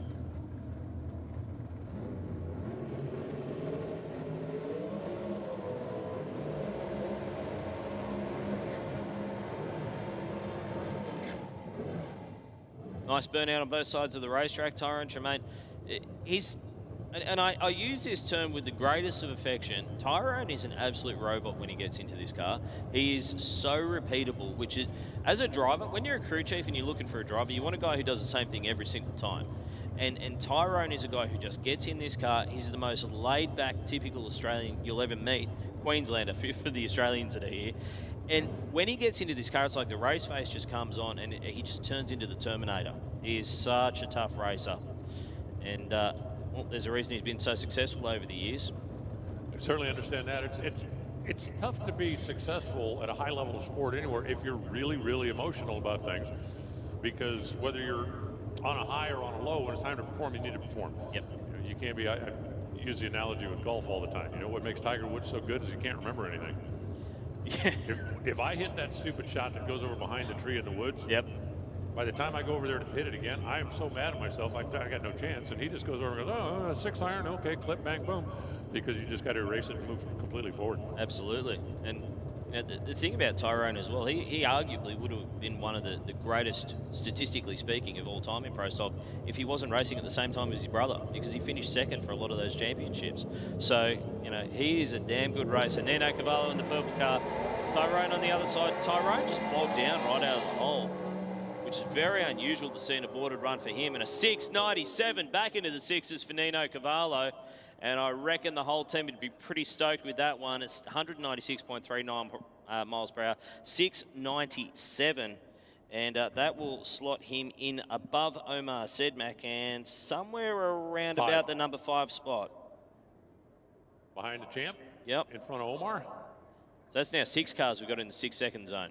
Interesting that Aaron Tremaine picked up so much, and Tyrone, as you mentioned, that the car really didn't snap the tire immediately, and about the time it should have gone into third gear, it went into coast. Yeah. A bit of an unusual one there for Tyrone, but nonetheless, I'm sure they'll learn something from it. They'll bring it back for the first round of racing tomorrow morning. I can tell you what they learned. Don't do that again. Whatever we did, don't do it again. So, first round of racing is rolling out tomorrow morning. If you haven't already got your tickets, my suggestion is get them soon because they are selling up. It is, as you can see, the crowd today, absolutely massive. And it's only going to get bigger again tomorrow because race day, that's the fun day. That's the day when we get to see all the action. Qualifying's good, but race is better. Saturday's terrific because you get to see everybody twice. Sunday, 3 times. Oh, yeah. Oh, yeah. Ray Oxley and John Kabura now. Ray Oxley has been bumped down a couple of spots through this session. He's down to the number 10 qualifying spot with a 716. John Kabura, number 8 with a 706. So we've got literally a 10th and a half spread, a little bit more over the top 8 cars. It is very, very tight in Pro Stock. Well, we've got the whole top half of the field in the 6s. If you want to go, late day tomorrow, be in the A final, B final, you're going to need to find your way into 6s down there.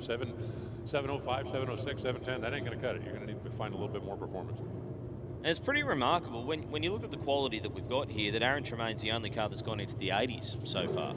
You know, he's sort of holding 200ths over his brother and then almost half a tenth over everyone else, which in Pro Stock terms is about a day and a half.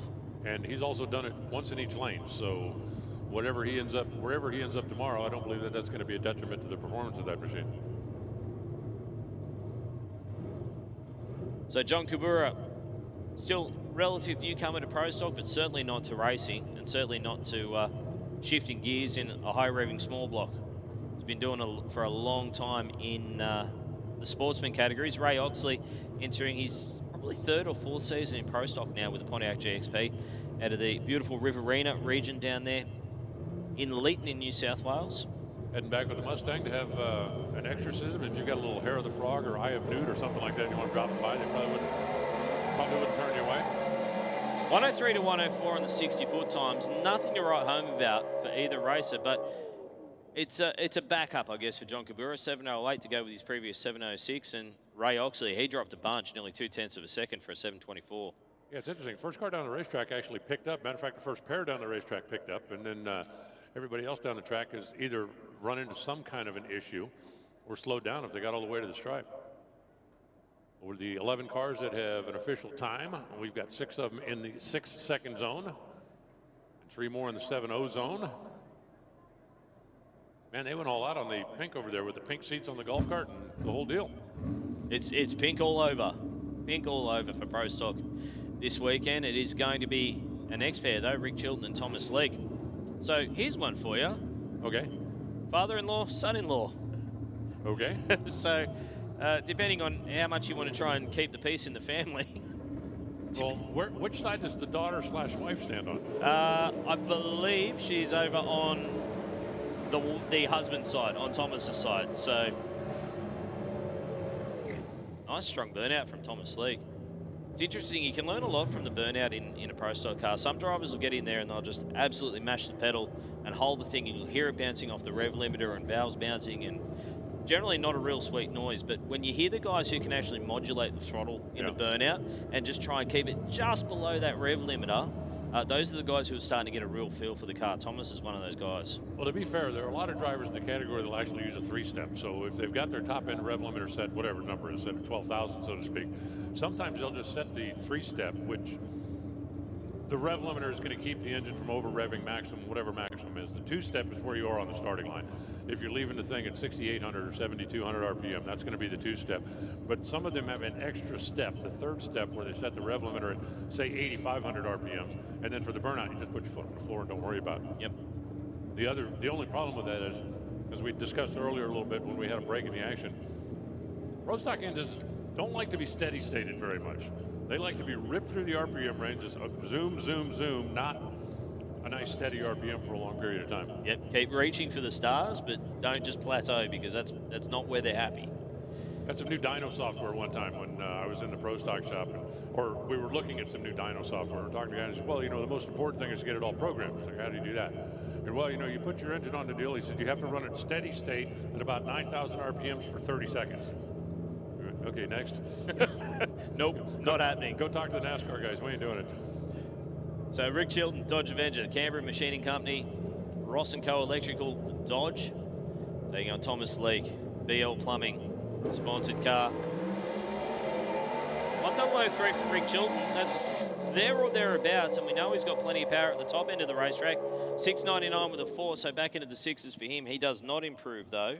Thomas Leake would have been there if he hadn't had the chutes out just a little bit early. Look at the speed down there. Yeah. Only 189 miles an hour, and he ends up going 701 after going 7 flat earlier. Now, just for reference, on his earlier run, he went over 196 miles an hour. So the chutes out a smidge early, knocked down about, 8, 9, 10 miles an hour, maybe 10.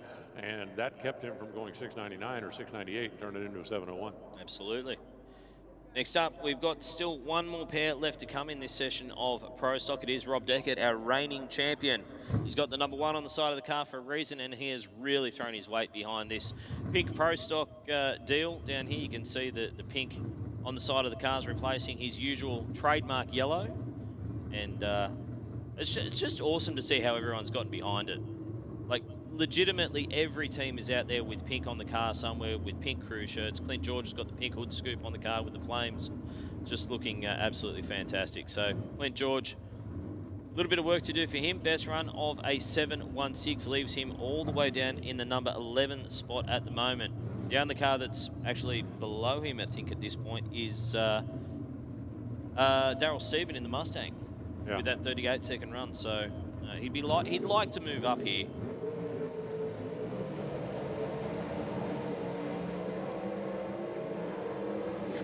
Now, to be fair for Clint, if you carry the numbers on out, yes, 716, but he also had a speed of 167 miles an hour, which is absolute proof positive. They didn't have the thing wide open at the finish line. If I recall correctly, it was pushing over towards the center line. He got the parachutes out probably about 11 or 1,200 feet. So kept the car on his side of the goalpost, so to speak, but obviously killed the speed and knocked down a bunch of ET as well. Absolutely, does it with with a very small crew, Clint. He's pretty much an old school racer, one of these guys who just comes out, knows every single nut and bolt on this car.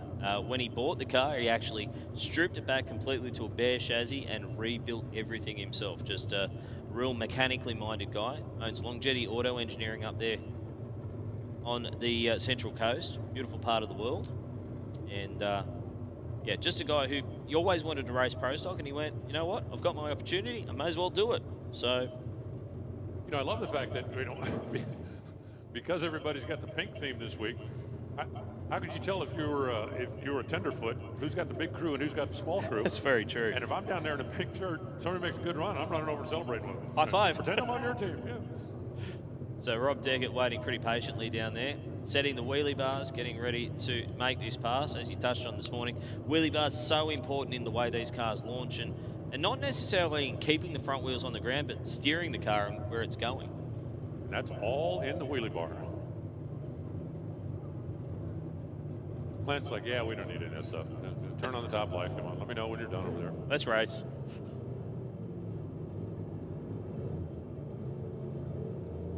If the red car gets all the way to the stripe, it's definitely going to improve.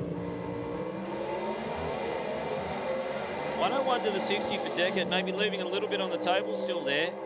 Clint George right with him all the way through, 694, that's a good run.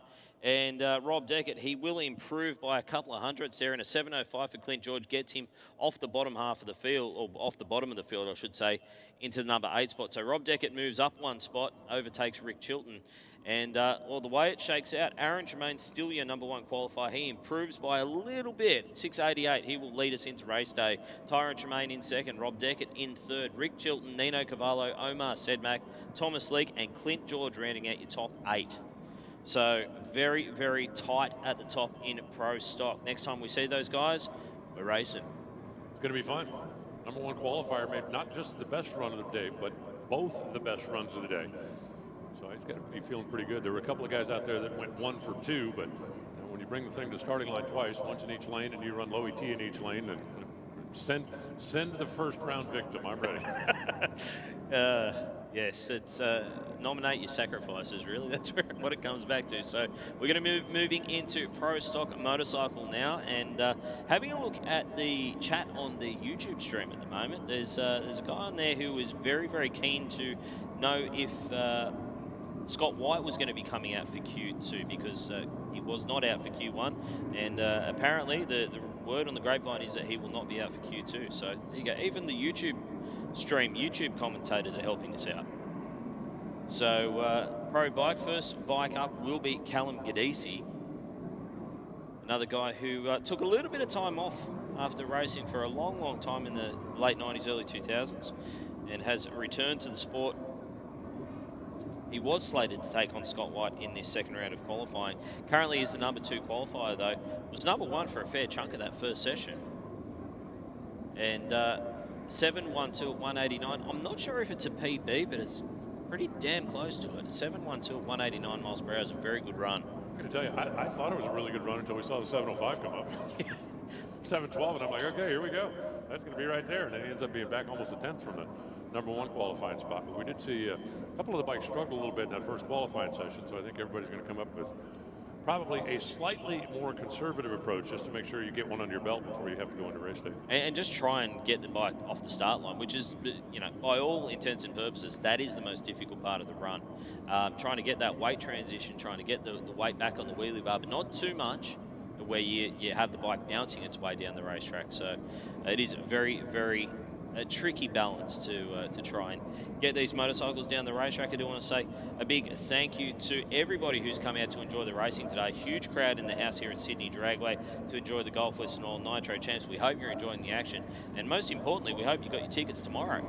For tomorrow, because tomorrow race day, it's going to be absolutely huge. All of these guys and girls out 3 times tomorrow with the all-run format, and yeah, really looking forward to that one, and maybe seeing some of these championships starting to take shape, because it is effectively the first round of the championship for Pro Stock and Pro Stock Bike here this weekend, and then it's a very, very busy back half of the season heading in towards after the Winter Nationals.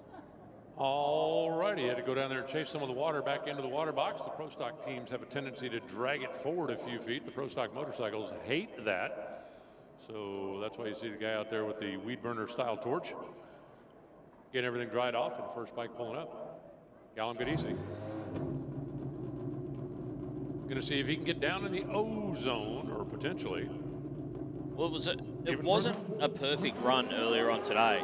He did leave a little bit on the table. It was over near the center line, so perhaps maybe left a hundredth or two on the table. So shouldn't be too difficult to try and improve there for him if he can keep it in the center of the lane. Looking at the sponsor list, I love this. He's got Motorcycle Chassis Works, Light Alloy Engineering, Trevor Birrell Racing, and he's also got the Kids Inheritance on there as a sponsor. So he's on a ski tour right now. Let them earn their own money.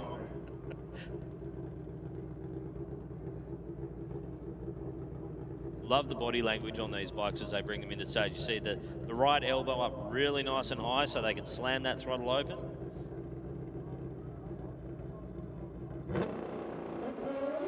Nope. There's wall there. There's wall there. Yeah, don't hit that. We're going to need it later. Still goes 728 at 182. Considering he double shuffled the start line and got over near the concrete. That's closer to concrete than I want to be at 180 miles an hour. I got to tell you. As a general rule, I don't think of myself as a sissy most of the time, but I do not want to be that close to concrete at 180 miles an hour. It doesn't sound like a great time, does it? No. Once that thing spun the tire and kicked the tail and was pushing him over towards the wall, he was able to get it straightened back out. But anybody that's followed this class for a very long period of time knew by the time it went 60 feet, he was not going to improve on that 712. He'll stand on that. Yep. Next up, it is Ryan Lemont, who did not get down. I don't think he got past the burnout box last time out. And Sam Skerry, on the other hand, he did get down the racetrack with the 791. He sits in the number 4 spot. Interesting fact, he actually built this bike himself. Fabricated the chassis, whole kit and caboodle. Really? So, yeah. Very talented bike builder in his own right. Ryan Lemont, on the other hand, been running this bike for a number of years, but I had a chat to him down in Adelaide earlier on, or late last season, and he was really trying to concentrate on trying to trim down a little bit and save a little bit of weight on him. So tell him not to hang out with Santo.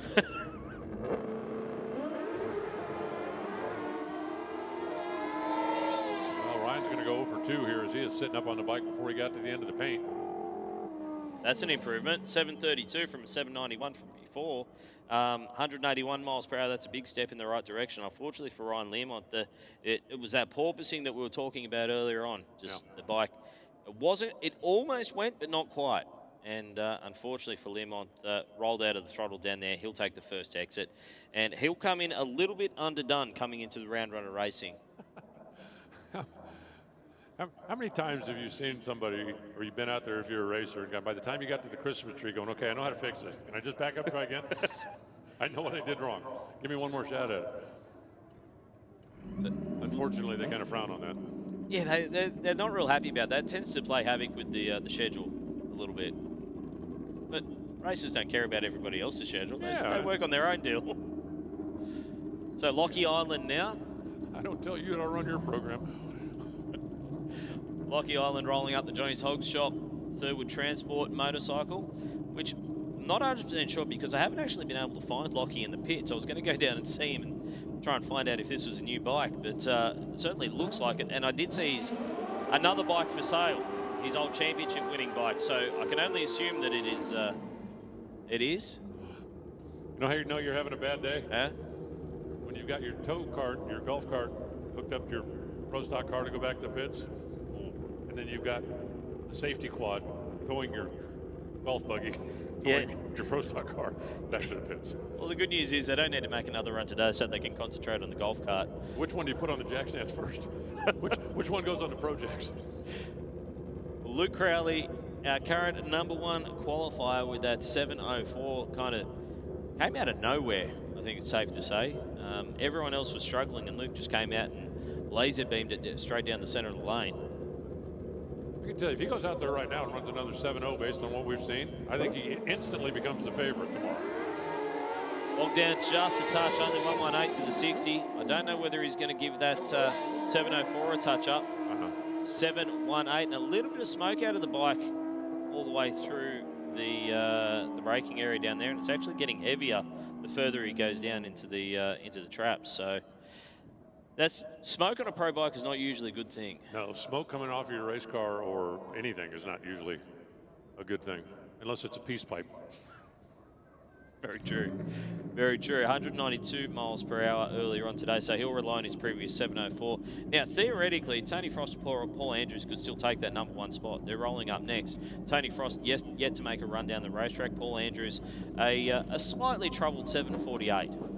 It was untidy, very close to the centre line from memory. Yes. Yes, and the speed obviously down as well, so let's see if we can shuffle things around at the top right now as the green machine out of Victoria rolls up.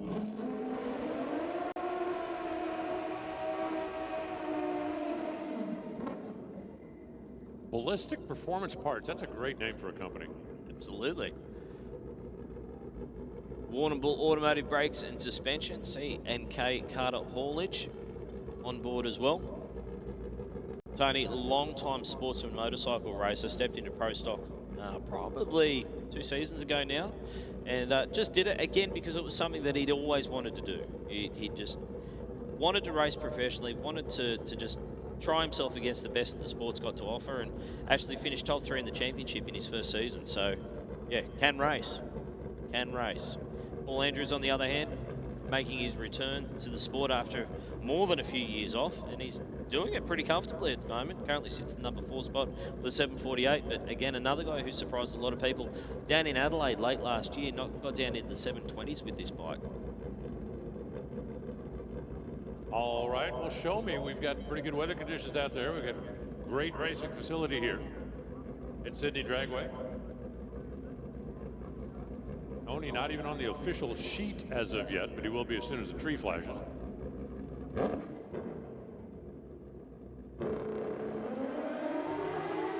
That's looking pretty good. Yeah.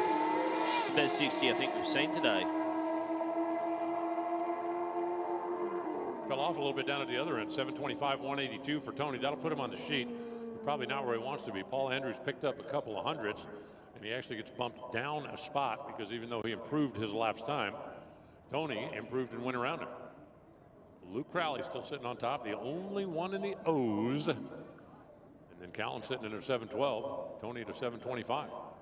And the one bike that we have not seen in either Q1 or Q2, and that is Scott White, has not come out for either of those 2 qualifiers. So I believe they're trying to fix some problems back there in the pits. And now, will he be put on the ladder by the Australian rules? I would say so. It is at the meeting director's discretion to insert him into the field at the bottom. But I'd send him a donut. Here's the irony. I believe, under what I can remember, under the rules, he will race the #1 qualifier, which happens to be his teammate, Luke Crowley, in round 1. There you go. So, just like that, it's pro modified. The aim of the game, 585. That's the only thing that matters, really. Doesn't matter how you get there. 585 is the number. It's going to be Steve Smith taking on Jeremy. That was really inconsiderate. I was talking then. Jeremy Martin in the VB Commodore. See? Now, this car, and I actually had forgotten this fact. He actually took this car over to the States and raced No Mercy. Really? Yes. Back when it was in twin turbo configuration. Okay. And did pretty well as well, just quietly. But yeah, Jeremy Martins, he's raced his car on both sides of the pond.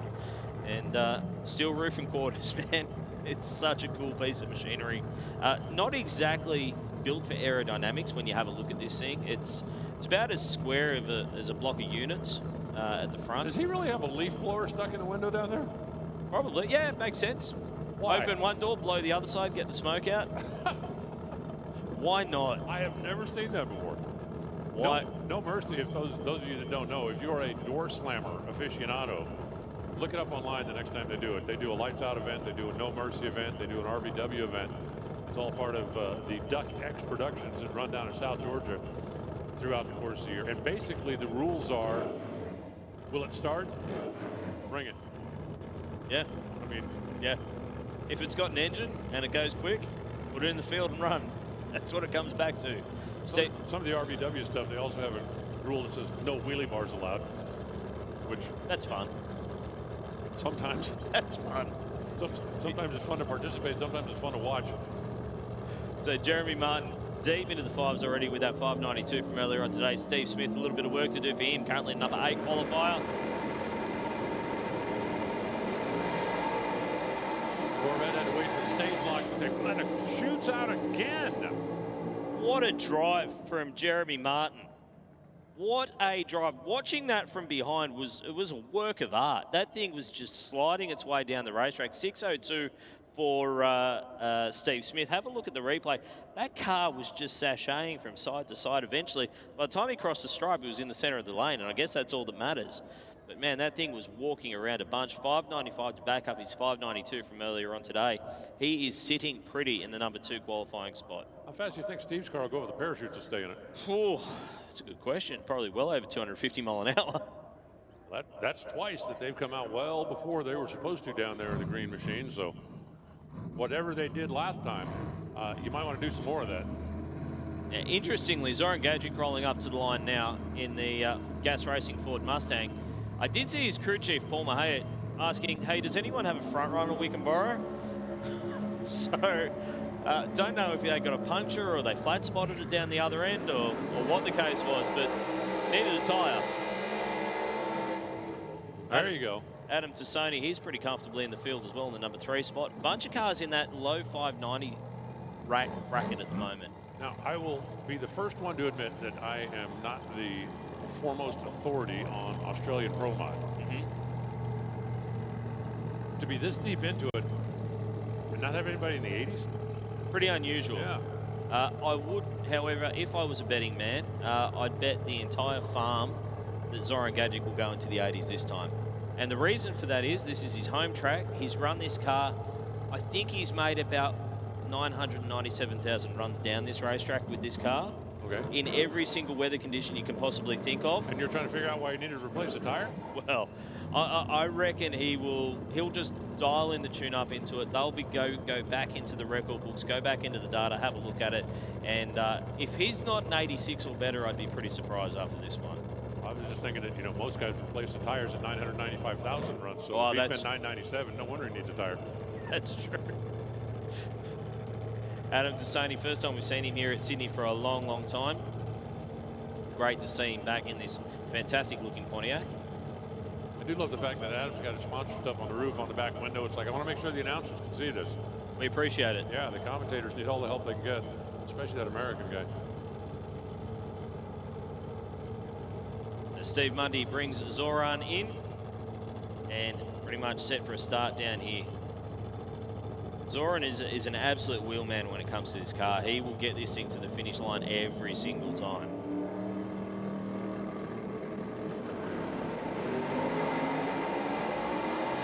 Gonna have to work for it. And he gets there. 590 flat. If it wasn't for that little wiggle in the middle of the racetrack, I would have thought that he would be pretty deep into the 80s, and a 590 flat is almost there. Formula drift at 200 miles an hour. Watch this again. Watch the car on the left side of the screen. The turbo car is drifting. When it comes back in, it kicks the tail. And like I said, not a lot of downforce. And as a general rule, not a lot of steering input. Or the car doesn't respond generally to minor steering input. But he was able to save that thing, put it right back in the middle of the field, and stays in number 1 spot. Like I said, he's done a few runs down this racetrack. He knows that car inside out. And, you know, he's a wheelman. Next up, it's another couple of very, very good races, and that is Joe Gorsey in the 67 Mustang, the Profab car. Carl Cox Motorsports, Precision Turbo Speed Flow. He's gone into the 550s with this car, uncorked. You said Profab, is that like a Mandel-built race car? No, Profab is Joe's business. Okay. Pro Fabrications down in Wollongong, about an hour and a half south of Sydney. And Profab in the United States is a couple of guys named Mendel, their father and son, and they do spectacular work. Yeah, wow. I mean, they are not the easy, quick and go of race car builders, if you know what I mean. Very talented craftsman on both sides of the pond, because Joe had a pretty sizable accident in this car about two or 3 years ago. The car ended up on its roof on fire, and very, very spectacular. And a lot of people looked at it and went, they're not going to bring that car back. It's back. There it is, huh? It's back. And Joe and his son Jonathan did fantastic work on this thing to get it back. In the meantime, Craig Hewitt over on the other side of the racetrack from Blackson's Ridge in New South Wales, the CB8 Steel Molds. CB8 Monaro, that's right, it is a Monaro. It's right-hand drive. I call it a Pontiac. He just wants something starting with a 5. If you see a 5.999 pop up on the race on the boards, party's going to be on in Craig's pit this weekend. So 606 earlier on today. Currently hanging out there in the number 6 spot, but as Rusty keeps pointing out every time I forget, really doesn't matter because everybody's going to run tomorrow and we'll be have at it day. You would like to be a little close to that 580. So we got 2 turbos on one side out of the Precision Turbo manufacturing facility. Speed flow, fuel tech, engine dynamics. And the big old blower sticking out of the hood of Monaro.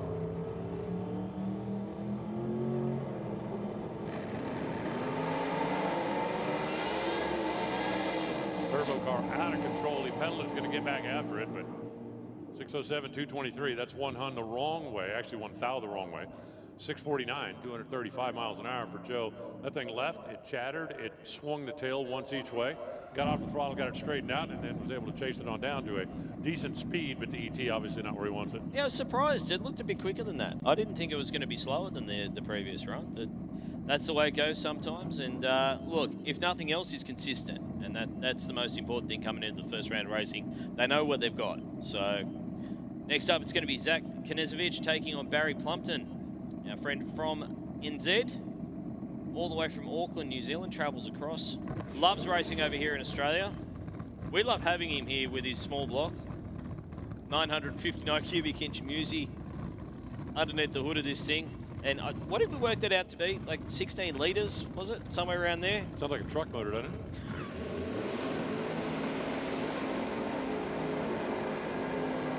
It's got enough nitrous on board to supply every dentist in Sydney.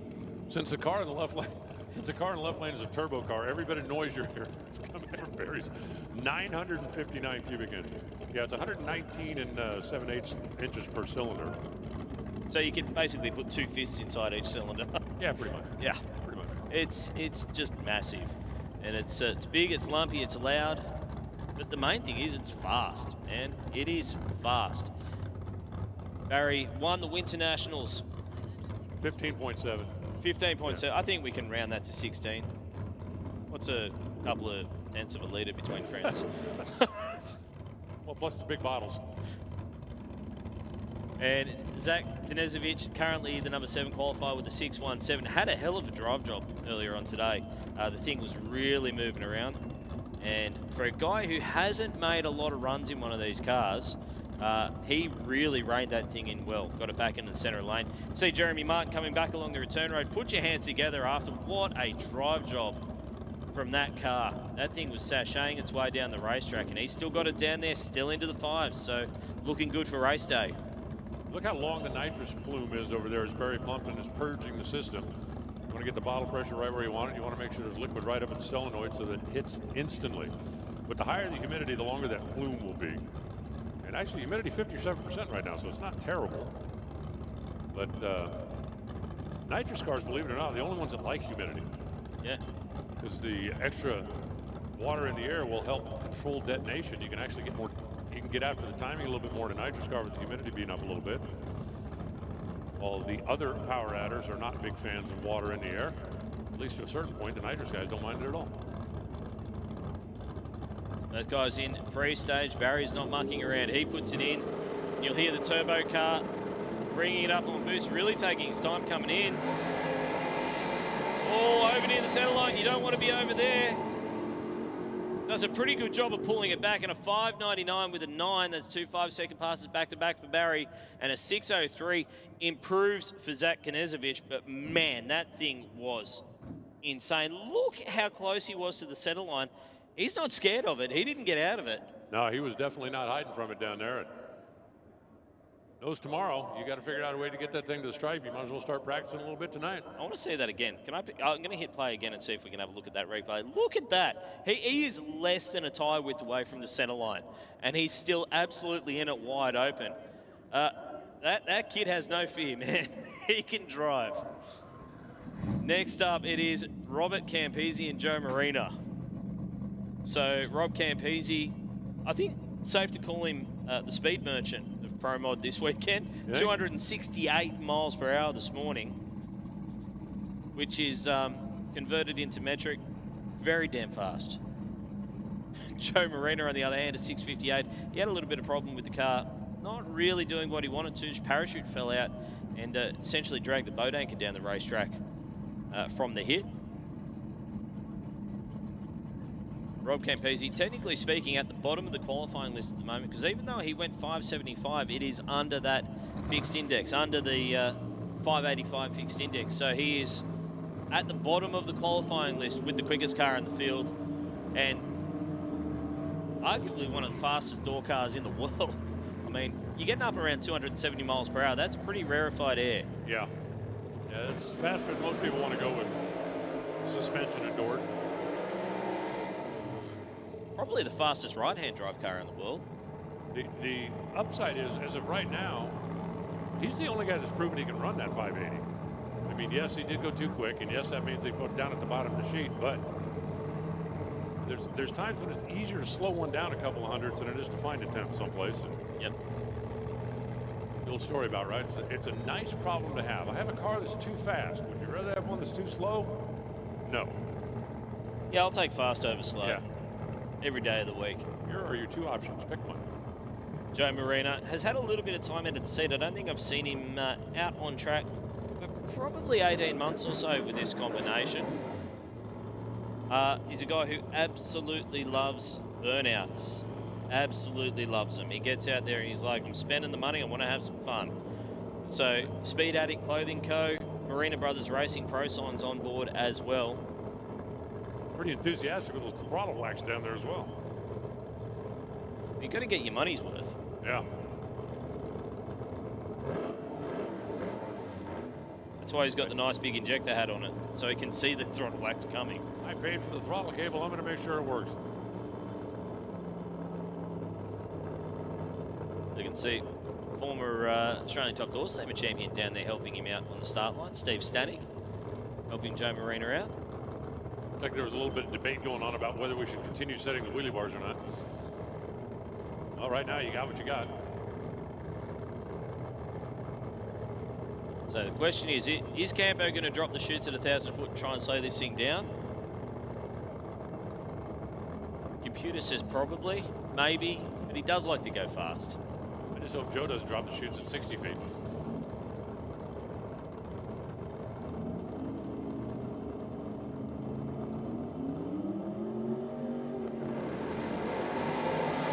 .001 on the tree. Great reaction time for Joe Marina.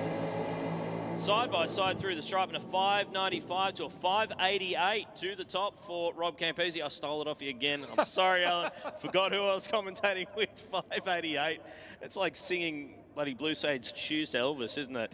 588 goes to number one for Rob Campese. And looking at the replay, not a lot wrong with either lane, just straight down the middle. Now, I don't know what happened to our instant qualifier up here on the screen, but that 595 is going to move well up from the number 9 spot where Joe started that. Yeah. As we shuffle things around. And again, in essence, all it's doing is changing the first round matchups because they're all going to get to come out here and race tomorrow. Based on that, I think it'll actually bump in into the number 4 spot, so in above Barry Plumpton.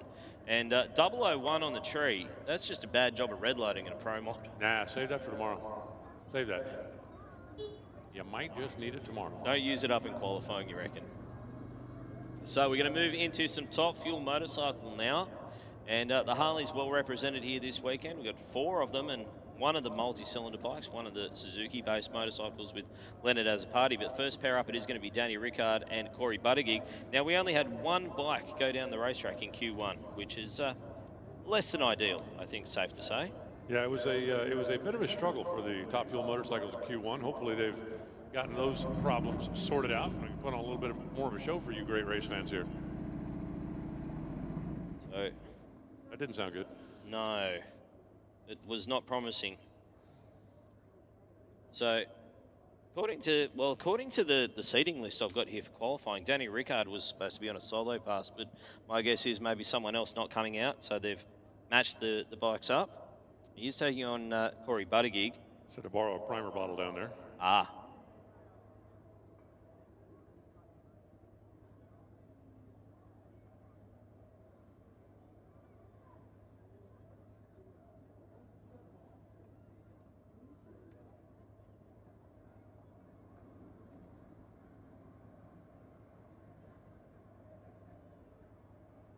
don't know if that might have been the issue, but it looked like they just replugged the dead man switch down there.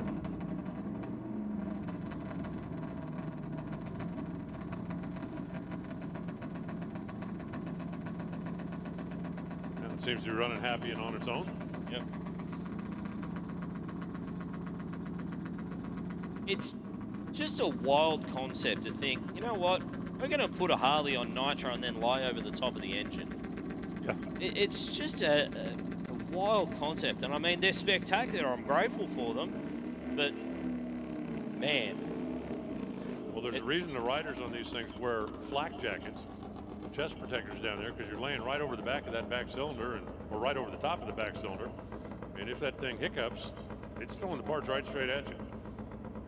And it hasn't been uncommon over the years to see riders get blown off motorcycles at speed when these things go. But please take our word for it. No demonstrations. No, we don't need any demonstrations, absolutely. So Danny Rickard set to go on a solo pass here. Turn the tyre a little bit off the start line, but that's not too shabby. Right down the centre of the lane at 7:43 at 166. It's down the racetrack. Look at the guys on the starting line. They are very happy with that.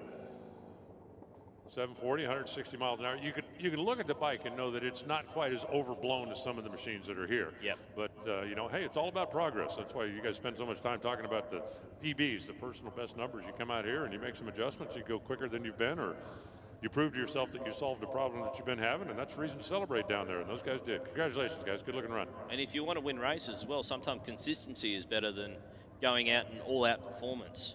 So Danny Rickard gets it down the racetrack, 7:43, which I think is good enough for the #1 qualifier at the moment.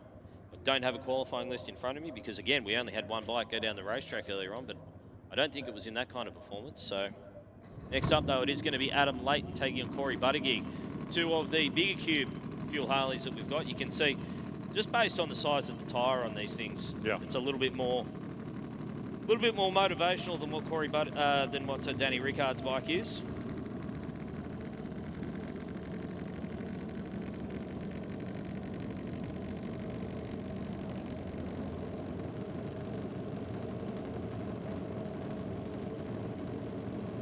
So Adam Layton, the APL motorcycles bike. The back fender down there on Adam's bikes is back in a few seconds. Corey Buttigieg, he's a guy who's raced a lot of motorcycles over the years, actually raced a Buell in Pro Stock motorcycle as well. So very much a fan of the V-twin style of motorcycle. Well, you can save a lot of money on spark plugs when you drive a V-twin. Absolutely. I mean, half the budget. Absolutely. But you look at riding one of those Buell Pro Stock motorcycles and you go, wow, it's not a big step to jump across to a top fuel Harley. Yeah, it is. And it's taken a little while for him to get his head around it because it's not natural to ride one of these motorcycles. The way you ride them is not exactly instinctual. You really need to think about it and almost be ahead of the bike.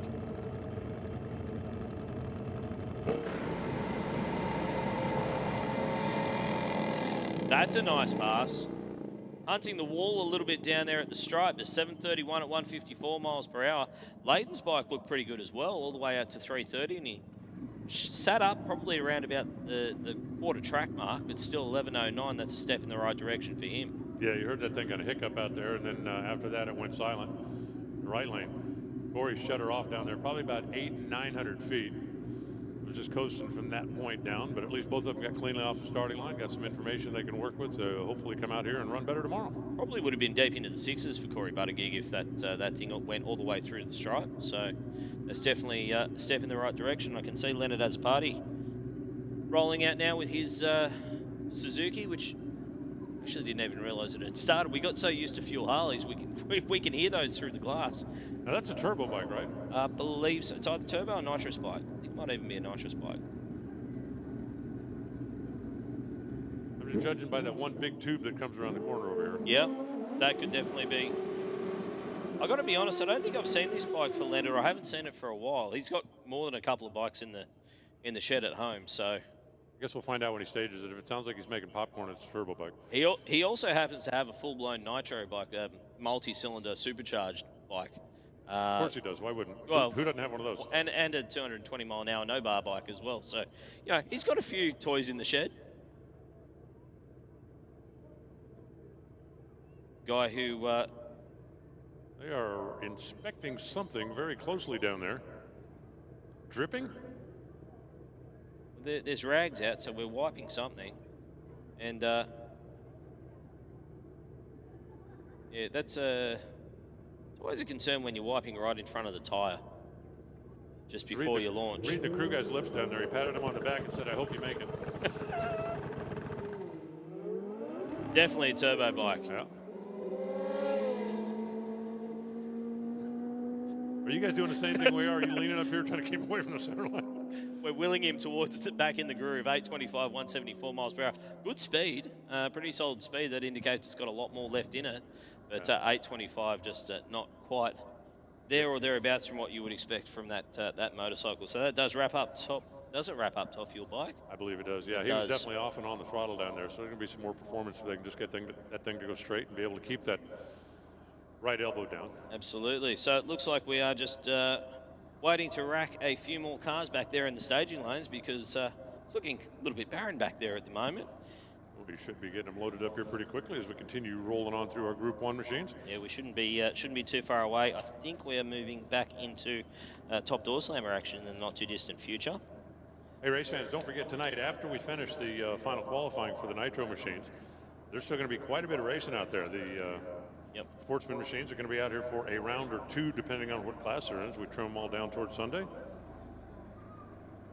Absolutely. Top door slammer next up on the schedule, unless there's been a change that we haven't been told about, and realistically, we don't need to be told. So, yeah, top door slammer will be coming up in the not too distant future, guys. So, fantastic conditions for racing, big crowd in the house. That's exactly what we want here at the Gulf Western Oil Nitro Champs.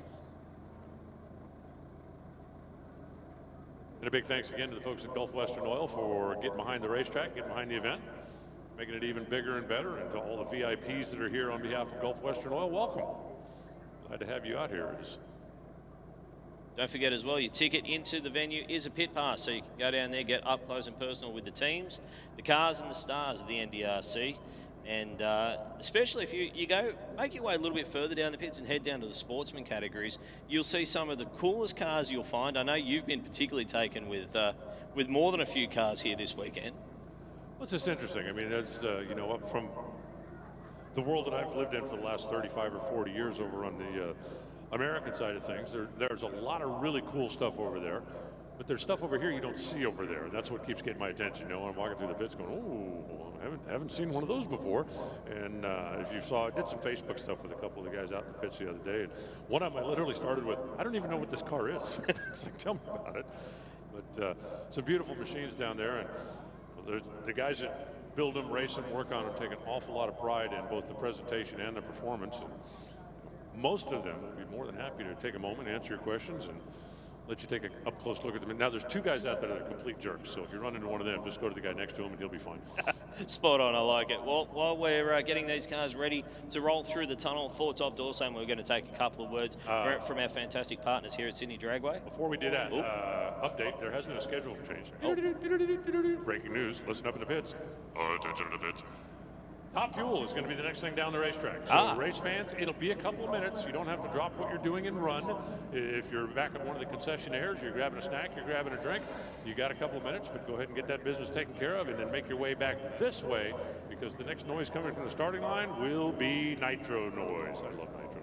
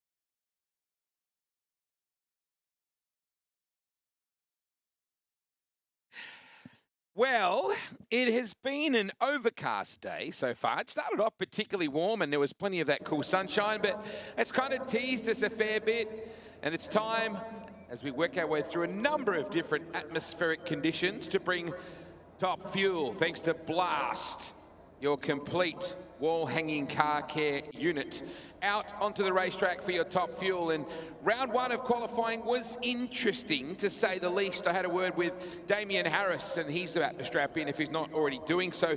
And as you would be not surprised at all, Alan Reinhart, they did a significant amount of damage to the engine of that beautiful Rapasada Autosport International Atlantic Oils uplift cranes dragster. So a motor swap, not surprisingly, for Damien Harris. The ET itself at a 376 is handy, and I'll use that word loosely because the mile per hour was all over the shop because the thing was on fire and eating itself up. Yeah. However, there was some positives to come from it from us as a spectator, that we know the vast inventory and resources of the Rapasada Autosport International team will have them back out there.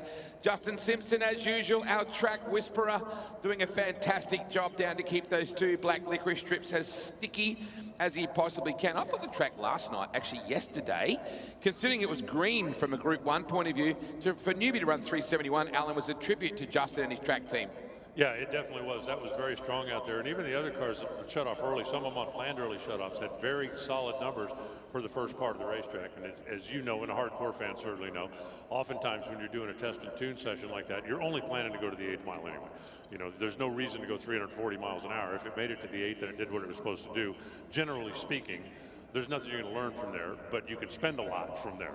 So when you're testing, oftentimes they don't go that far down. Wayne obviously did, but even the other cars that didn't, you know, still put up solid numbers to the early part. So I think I was expecting to see another number somewhere in that vicinity and maybe even dip into the 60s down here earlier, and I'm hoping we're going to get to see that now tonight. I think I see Ariana Lamatina down in the crowd there somewhere, or at least part of the little Lama group, just sitting down. I know that Catherine is here, the Lamatina family. The girls are generally down here near the starting area, and I spoke to Phil Lamatina.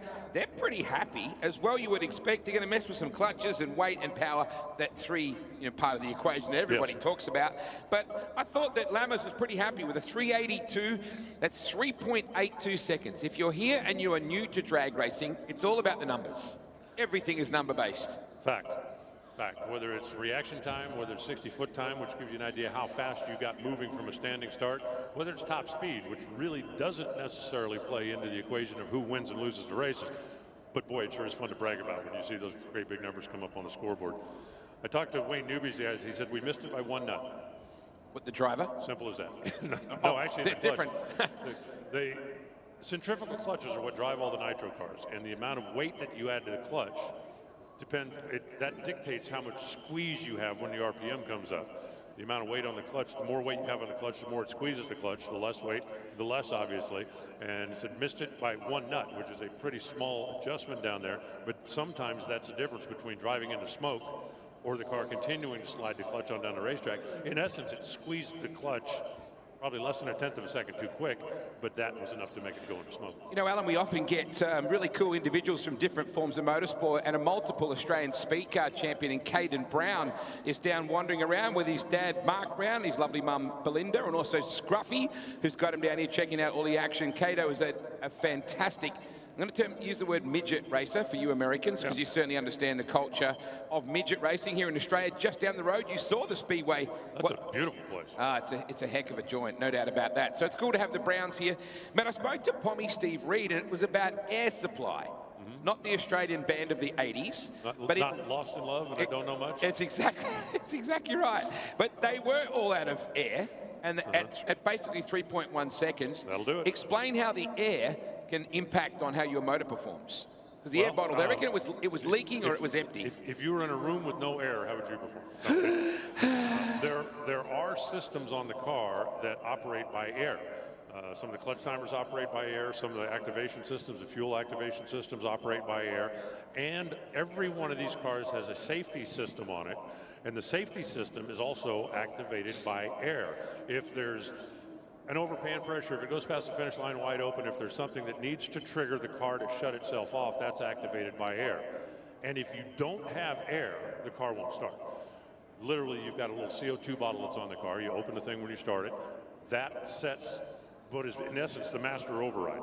And then all the systems will work. And if that master override runs out of air, it shuts the car off. Yeah, lean right the motor now, out, yeah. Because it knows everything else isn't going to work, and this is going to end in a disaster. So if you run out of air, matter of fact, it's not just the nitro cars that have. It happened to Eric Enders in Georgia yesterday on one of the qualifying runs. Started the car, did the burnout, backed up, and the car quit.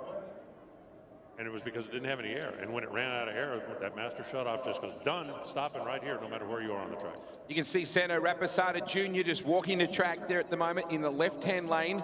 On the right-hand lane is Santino Rapisada and Ross Lamatina walking around with him over there as well. Ross always wears the headphones on his head like he's in a Metallica video clip. Kind of in the name, right? The headphones? A little bit, yeah. Well, yeah, but normally not over your ears. He wears them around his, if you can see how he's got them there at the moment. Like a patient in a Metallica video. Well, okay, yeah, but I mean, he's having a conversation. He doesn't need the headphones.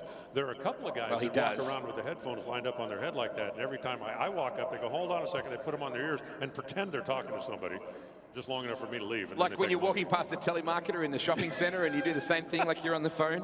So they're going to mess with about 2 degrees of timing in the Pommy Steve Reed car, but they're fundamentally happy, and Brett Emma is actually giving them a hand as well, who's normally the crew chief on the Adam Murray funny car as well. Here's a fun fact. You talk about timing, and this will make sense to if the only car you've ever had is a computer-controlled car, an ECU fuel-injected thing, then this won't make any sense. But if you've ever had the timing light in one hand and a distributor in the other hand, this will make a lot of sense. They have to manipulate the power level on the nitro cars as they go down the racetrack. You don't want to hit the gas, have 12,000 horsepower set right there. You go off the starting line, you need the motor to snap up and get in front of the clutch. Somewhere around 0.8 to 1.1 seconds, you actually cripple the engine by taking the timing away from it. That'll get you through the shake zone, as it's known, where the cars go through, the clutch starts coming in. Anybody's been around the sport a long time, you remember back, it was probably 20 years ago, when it was so common for the cars to get past the Christmas tree and just do a quick pedal. Yeah. The cars would start shaking, you do a quick pedal. Well, they determined that you could actually do that with ignition timing. So the cars will get out there, they'll drop the ignition timing sometimes as much as 25, 26 degrees for a split second, and then ramp it back in. And because nitro burns very slowly, the initial timing in these cars is much higher than you might think. Like as much as 55 degrees sometimes of initial timing. But if you've ever had a timing light in one hand and a distributor in the other, you know if your timing is 4 or 5 degrees off, doesn't start right, doesn't sound right, these things will manipulate timing by as much as 30 degrees during the run down the racetrack. And if you're a real gearhead, send me an email and I'll send you a graph, shows you exactly how it works. I noticed the Brittany Olive just running down the left-hand lane is going to be backing her dad Shane up. Brittany's having a heck of a run for Gulf Western Oil. I want to say thank you to Gulf Western Oil for backing Brittany and her racing aspirations. She actually had no junior dragster career or anything like that. She basically came home one day and Dad had a birthday present out in the driveway, and that was her drag car. So basically the car she's running now is actually ex-Gregorini, I think, if that's what she told me from the other day. But Brittany's going to put her hand up right now. She's standing against the concrete wall. That is Brittany Olive. On the other side, on the right-hand lane, is Mama Lamatina, Sarah Lamatina, who was casually walking down the road there, and then suddenly her son put his hands up like we're about to go, and Sarah had to run literally to the other end. She is the matriarch of the Lamatina Top Fuel Racing team. Well, and she obviously had time to get down there, so now she knows that her son was just messing with her. Oh, let's watch Mom run. Oh, okay, you're She'll there. whack him later. He's actually outstanding in junior dragster as well. So he actually won the Riverbend Nationals, did Luca actually back in the day, a couple of weeks. How long were we together? A month ago? Yeah, about a month ago. Yeah, so Luca won the Riverbend Nationals and Dad won Top Fuel. So it was an amazing situation. You know, the interesting thing about that is Phil won Top Fuel and he's like, yeah, okay, it was great. Then when the kid won, it was like tears in his eyes and the whole, that was a real moment. Well, and he basically rode home with the trophy in the front seat. You know, that's kind of what you do. So I'm understanding that we're not seeing Pommy Steve Reed or Kyle Putland come out. That's my understanding of what's happening there. So we fire up Shane Olive and Phil Lamatina. Lama running that 382, puts him in number 3 at the moment.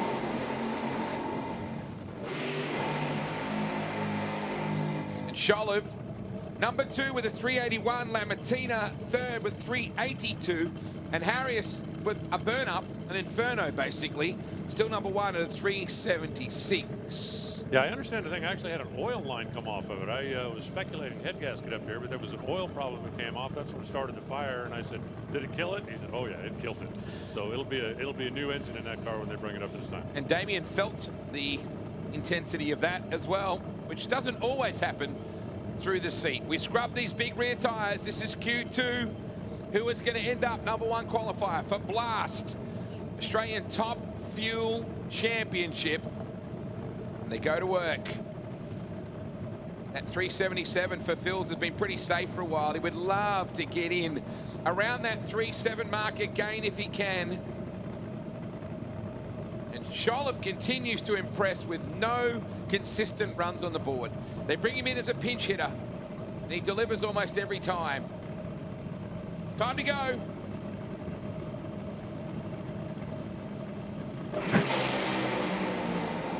Olive, Shane Olive, that thing is absolutely rocking at 379.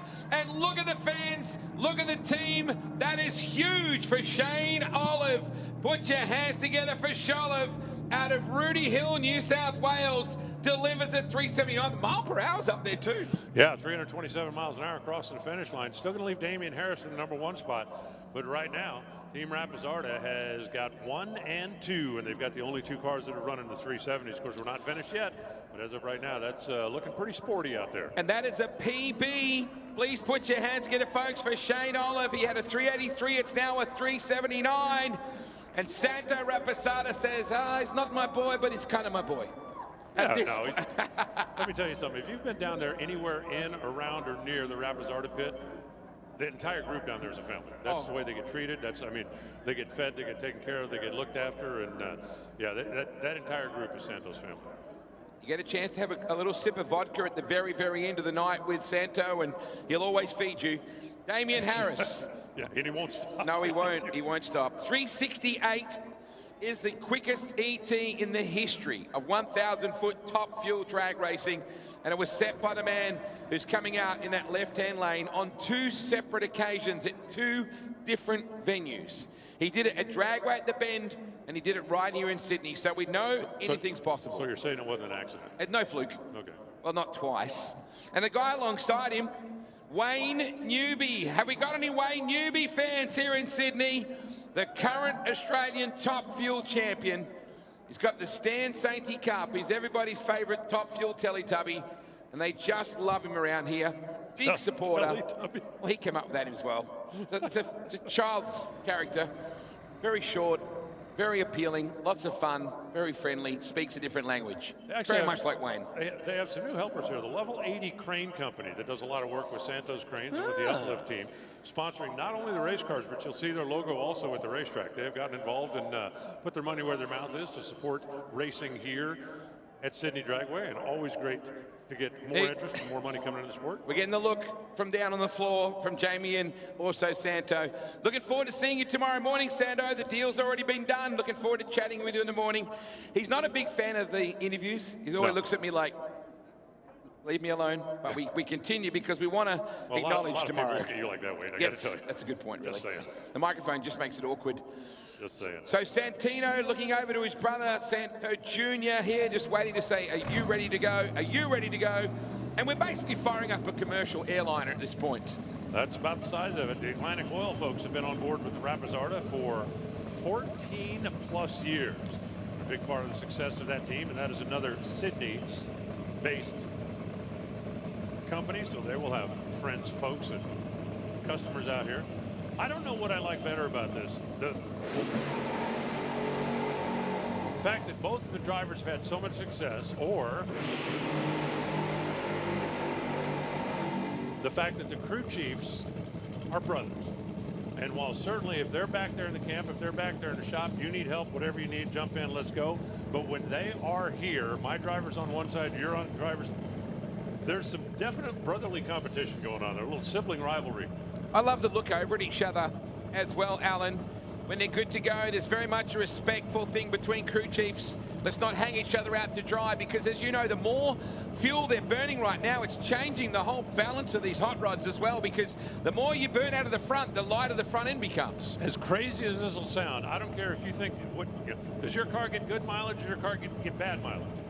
right now, at idle, every 12 seconds they burn a gallon of fuel. Which in Australia is insane right now. Yeah, that's 3.5 liters every 12 seconds. That would be a liter about every 3 seconds. Noobs ran a 371 last night in exhibition trim. We know that Harris can run a 368. What can we do, Q2? Oh, hello. Newbie 372. Just outside that 371. Put your hands together for Wayne Newbie. Wow. 8th mile, 2.99 seconds. That's in there? That's what he just did, 291 miles an hour. Wayne Newbie told me earlier, he said, we missed by a nut. Just that much off the clutch, making that small adjustment to get it through where last time it shook the tires. So Noobs goes to number 1, Wayne Newbie to the top. Damian Harris gets bunched back to number 2, and he had the best seat in the house for it. After he shut his car off, he watched the scoreboard and went, got me. Shane Olive, that's going to put Rapazard at 1, 2, 3. Phil Lamattina in the number 4 spot. But remember, he didn't qualify number 1 at the Bend, and he came home with the trophy. Steve Reed, Kyle Putland, that's going to stack out our 6-car field, and we'll go round robin tomorrow as they face off. The Rapazarda team, folks, they are going down to get their number 1 and 2 qualifiers to go back and get ready for race day.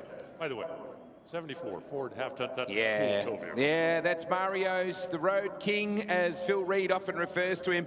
Please put your hands together. Your number 1 qualifier is Sydney sider Wayne Newbie. Number 2 will be Damian Harris, as Alan Reinhart pointed out, 3.76. They've still got some head scratching to do in that left-hand lane. Shane Olive will be 3rd. Lamattina will stay in 4th. Steve Reed and Kyle Putland have elected to run tomorrow. Please put your hands together for Phil Lamattina as he comes back down the return road. Although that's Ross, I think, sitting inside the hot rod. Nitro Funny Car coming up next, Alan Reinhart. And we have Door Slammer to come up after that. Looking forward to it. And then we've got a lot more racing to come up after that, because the Sportsman guys are not going round robin. So they're going to have to turn on a scoreboard here tonight if they want to be invited to come back and be part of the on-track activity for tomorrow. So I spoke to Damon Payton, said what was the go? Not 100% what they were looking for. They had a clutch system issue. Okay. Like a clutch management, not the clutch itself. They think much, much stronger in Q2 is what they're expecting. Spoke to Justin Walsh. He said at 300 foot, we smoked the tyres. He said, I felt it in the actual tyre itself. They've actually made quite a few tweaks with the chassis. They had a wheel wobble issue that they've kind of had for some time, and they're trying to iron that out. Whenever he gets through the line, the thing has like Elvis Presley on the Ed Sullivan Show, like it's crazy. Caster camber issue that'll cause that. So now he's starting to work it out as a previous alcohol race. They said he's very used to feeling the tyres and what the car's doing through the rear tyres. So he said at 300 foot, it started to smoke the tyres, and he thought, I better get out of this. But they started to show some good speed. And even Morris McMillan was saying, hey, we think we've got more speed out of this thing. Nice to see Shane Olive coming back. You're doing good, Sholive. Looking pretty good is the man from Rooty Hill. That's really a place, and it's not the same word. Okay. Spelt the same, but not the same. Okay, so wait a minute. So Sholive is 1 word, but the Hill thing is 2 words? Well, yeah, no, Rooty Hill is definitely 2 words, but the verb that you used before... Well, I'm just talking about, you call him Sholive. That's 1 word. You know, Rooty Hill is 2 words. You know we conflict each other in the Australian language. You know that. You've been around long enough. You're one of us now. I'm learning. So Morris McMillan said they will change things no matter what, even though they went very, very solid, like almost at that PB for them as well, ET-wise. Josh Lay said we were good considering we're on 7 cylinders for most of that run, which you picked up pretty early as well. So Morris McMillan is currently quickest with a 3.93 seconds. He has run into the 92s before. Josh Lay, a 3.95 with issues, but the mile per hour for McMillan at 325 miles per hour is still stout. Yeah, that means it was running pretty happy once it got down to the other end of the racetrack. So Justin Walsh told me he's not quite a YouTuber, by the way. He wanted to pass that on because we had talked about that. But I think that's the next step for him. Get around Justin Walsh's Facebook. He does some fantastic content. He had fun at a tax convention, that guy. So get around it. He really puts you behind the seat in the truck, around his car collection. Lots of really good stuff. He will now face all the way Josh Lay, the current points leader. They've pulled the body pole out from under Justin's car here on the left side, and now they've pulled it out from under Josh's, and it's time to squirt a little regular old gasoline down the injector and fire up a big old Hemi. As Tommy Johnson Jr. says, these things just hate going down the middle. Well, the way Tommy drives. He won't hear you. Actually, he probably will. He's probably watching. He might, actually. Love you, TJ. You're just saying that. I got to work with him next week. Yeah, in Ohio, I know.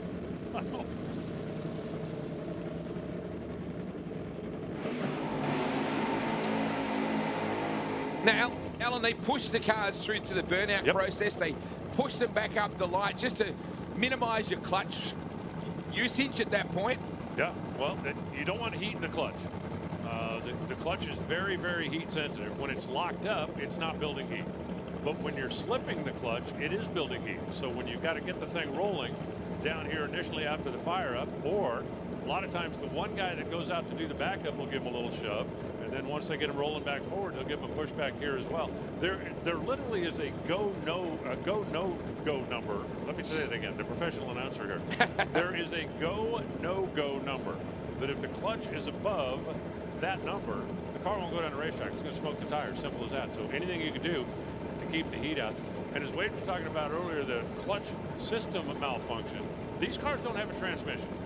They run high gear only, and they slip the clutch off the starting line.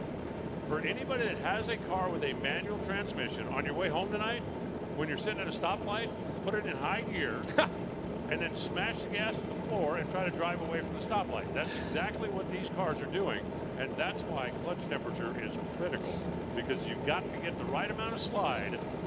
You don't get enough, you're going to smoke the tire. You get too much, you might just shake the tires. Here we go, first pair. Second round, funny car qualifying. Justin on the left side, Josh in the right. I like the way the funny car guys line up so perpendicular back there. Absolutely. Can Walsh get into the threes? They've got a T-shirt ready for him if he can. It was lazy off the line. Oh, Lay looked good. It's a, oh, once again, Walsh is so close to a 3. 4.04. Mark Brown, that's like for how many years you tried to get that Aussie title, then your kid comes out and gets one in 18 months. That's how close he got to it. 4.04 for Walsh against a 4.03. That's a hell of a drag racing competition. That was a hell of a drag race. I hope we can get another look at that one, because it looked to me like the flames were down a smidge before the finish line. And typically at that point of the run, you don't lose a lot of elapsed time, but you lose a lot of speed simply because there's so much drag. But you can lose a cylinder 100 feet before the finish line, lose 5-6 miles an hour. You're not going to lose a lot of ET, but you lose a lot of speed. And I think that the flames were down early enough that that might have been the telling tale. He did get to 300 mile per hour on the left-hand lane, so just barely. Walsh can just tick a few little boxes, but he's just outside, again, that elusive 3-second pass. Saving it for tomorrow. Wow. What do you think that is in that little plate I just got? It's hot. Sounds like you have. Whoa, it looks nice. Oh. Ooh. Just brought food up to Wade. Said it's for you, like, only you, and don't share it. It smells like honey chicken. Okay, thank you, Tara. That's honey chicken. They told Wade this is for you, you, and only you, which either means they love him and hate the rest of us, or there's poison in there. Correct. And he doesn't. Here's Wayne Newby, everybody. Good chance for us to say, put your hands together for Noobs, a proud Sydney sider, whose wife, Ali, loves him a lot, but not as much as she loves NRL football, to the point where she has travelled over to Vegas every year to see her favourite team play over there as well. Peyton up against McMillan. Smells like honey chicken, maybe. It really does smell good. You know I'm going to share it with you. I mean, I'm the guy that bought you ice cream. Oh, hang on. Maybe that's fritters, maybe? No, it's honey chicken. Okay. Lemon. No, I don't know. It's good. I think it's honey chicken. Damien Harris coming down the return road. It's time to fire up. The ice cream at the Ben story will forever be legendary. The weekend is not done. I know. Gosh, I love these things. Number 1 qualifier, that's Maurice McMillan sitting over there on the right side. The boosted machine for the folks at Rocket and Aeroflow. Watch for the spot. You see the way as he jumps in the air, he's already got his hands towards his ears. It's a great character. It's a great story too, Graham and Wendy Cowan. Looked like some kind of a ballet move. I don't know what they call that. He kind of, I'm not going to use the word street urchin, Al, but Spud had his own issues going on and was probably headed down a path that was probably a little bit not a good way to go. Wandered into the workshop at Rocket Industries, with a bit aimless, had his own drag car, but was going nowhere. And the team gave him an opportunity and said, hey, work with us, be part of a family. And it's, even Spud will tell you, it's changed his life. But Morris McMillan will tell you, Spud's energy and his attitude has changed their vibe as well. It's a feel-good story about how motor racing can give you a purpose in your life. You know, it's great when all of the individual ingredients come together and then mesh like that. Yeah. There are a lot of stories over the years. You know, the guy that started off by sweeping the shop and ended up driving the race car, or the guy that started off by waxing the wheels and cleaning the oil pan and ended up being the crew chief. And, you know, you get involved in the family. And then as long as you're looking after your family, it seems that they look after you. Ooh, look at the way they're turning the Peyton car, Al. To me, that looks like they're pointing it to the center line a bit here. Well, they moved it way over to do the burnout. Yeah. And moved it way back over to get it lined up. And I think they just didn't quite have it where they wanted it. He's run a 4:04. The guy alongside him with Gareth Rogers on the tune has run a 3:92. We know that. So here we go. McMillan looking to beat his PB. Peyton looking to go into the threes. 3 Hail Marys past the ammunition.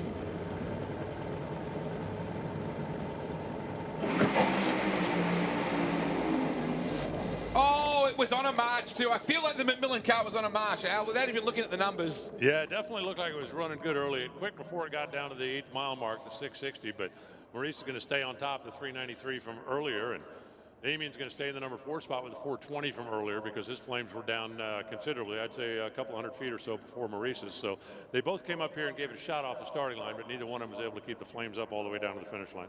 I think it was an 880 or thereabouts for Morris to kick things off, and they shut down reasonably early. And to the outside looking, you go, oh, is there a problem? But sometimes too, when you get that tyre shake or suddenly it just blows the tyres off them, there's no point staying on it in that situation, either with the throttle. So that will give Morris McMillan, oh, you need to do that, not me. Well, he didn't go there, but he was there. I was given orders to give a Morris McMillan to the top at some point during the course of the day, so I'll get that taken care of. Yeah, we'll get that. We'll get that sorted. So Morris is number 1 qualifier. I'm on Cameo too, so if you want, I can do that. Don't think. Oh, are you really? Yeah. So you've done people's voice messages and stuff for their phones, and I've done a couple of those. I've done a lot of happy birthday stuff, a lot of that kind of thing. So, Alan, when I very first heard your dulcet tones, I think it was actually in Colorado. I think it was when my favorite racetrack. Yeah, and they're coming back. I see the venue's coming back as well. We'll talk about that later. So Buddy Hull, my great friend in Nitro Funny Car, rolled out with methanol moonshine on the side of the car. And I remember you saying, Buddy Hull, the methanol moonshine car. And I was like, I've made it. We might be selling 20 bottles a year, but you just said methanol moonshine at an NHRA funny car event. My Buddy will not give up. Like, he just refuses to give in, does he? No, I mean, he's a guy that, you know, it's something he's wanted to do for a long time. He's wanted to do it at a high level. You'll never find a more positive guy. Yeah. I mean, you know, he's the Tony Robbins of funny car, really. Climb out of a, you know, flaming hulk of what used to be a funny car and go, we'll be back. Yeah, it's okay. We got spare parts. We know where we're at and where we're going. And always has a big smile on his face. If you are a big fan of funny cars, he actually does a podcast. It's called Talking Funny Cars, where he gets together with some of the stars of the sport and they sit down. It's not a 5-minute deal. They sit down for, you know, a lengthy amount of time and talk about racing and life and various things. But it's a fascinating podcast, especially if you love funny cars. From Dallas, Texas, a good guy. Luke Shepard is about to come out. I had a bit of a chat with Luke before, as we talked about last night. They dropped the cylinder on a half-track pass last night, but he said they were running a 91 at 60 foot. Pan pressure switch shut off, and that was an issue for them earlier on. 43 years of age, been around the game 25, 26 years or thereabouts, and as many of us know, comes from a family that is absolutely immersed in drag racing. Ran Top Fuel back in the day. There's a bloke called the Quarter Mile Smile as well. That was someone I often remember him getting around this place as well. So one more run from Funny Car. Doorslammers preparing as well for their next run. Qualifying 2 for the Crow Cams, $1,000. Yep, they are lined up behind the tower, ready to go. That pan pressure switch you were talking about, or yes, the safety system that we mentioned a little bit earlier. If the car burns a piston, shoves a gasket inside the crankcase, the pressure inside the crankcase will go up. And there is a sensor that once the pressure in the crankcase goes up, will slam the butterflies closed, because nothing good is going to happen after that. And oftentimes, that will limit the damage to a burned piston instead of a grenaded engine. And just one of the things that's happened over the years, because it just happens so fast. Dude, by the time the driver goes, something might be boom. And so the automated systems on the cars, they literally will just disconnect the throttle. It's like the after midnight switch. Nothing good ever happens after midnight, depending on what time zone. I don't know where you grew up. I have a lot of good after midnight memories. So here we go. Luke Shepherd about to get after it. Hopefully, this is an encouraging run for the Tim McCarthy-owned Valvoline team. It's a learning process with these cars. You can run top fuel dragsters. Ooh, did that sound the way you hoped it might sound? It is honey chicken, right? That's a little short on the burnout out there. But that could have been by design as well. Yeah, a top fuel car and a funny car are just very, very different animals. If you follow racing closely, you'll know that there have been very few crew chiefs over the years that have had tremendous success with both. There are certainly some of them out there that can help get you down the racetrack in both. But if you think about guys that win championships, I mean, Alan Johnson, certainly on the American side, considered probably the best top fuel crew chief ever. He's run a few funny cars over the years, but he's never had anywhere near the level of success. You know, Austin Coyle, who won more championships in funny cars than anybody in the history of the world, has been asked time and time again, can you help me with my top fuel car? And his answer is no. He said, I don't know anything about it, because just the design of the chassis makes the way you load the car, the way you apply the power, so much different. And even the way you run the engine is a little bit different. And they're just very different, very, very different animals. I said very few people can claim they've had success at a championship level with both. So, you know, it's like, I got 20 years experience. Okay, what do I do with that? Throw it out the window. Yeah. So, Luke, what's he got for us? His PB was last night. I'm sorry, yeah, they made an early shutoff run yesterday. Yeah. It was very, very encouraging. Hopefully they can get back to that and build on it. Doesn't sound 100% to me, even like that. Chirped it. Yeah.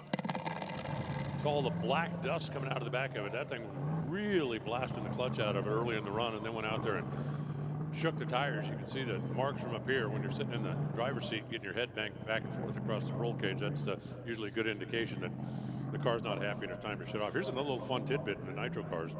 Very often, not always, but much more often than not, when a car goes out there and shakes the tires, it's because you're not being aggressive enough.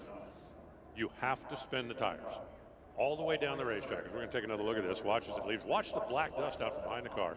That is a lot of clutch dust. And then it went out there. Looked to me like it was a little bit on the weak side and what they call weak shake. The cars spin the tire literally all the way down the racetrack.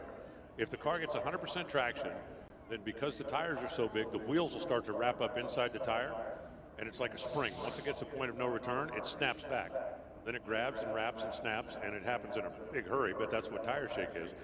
But again, professional announcer, if you've ever seen a tire graph, there is a wheel sensor on the front, there is a wheel sensor on the rear, and the back tires are spinning all the way down the racetrack. You'll see the back tire graph above the front tire graph. When the driver takes his foot off the gas, they come right back together. Have you ever seen that? I remember you talking about that you have the formula for that and that whole graph. Oh, you've got it on the laptop here. There you go. That I'm showing, wait, the quickest run in history at the time it was made was a 363. Every time the bottom line flattens out, it's picking the front end up, so the front wheel's not accelerating. And then out here's where the clutch locks up.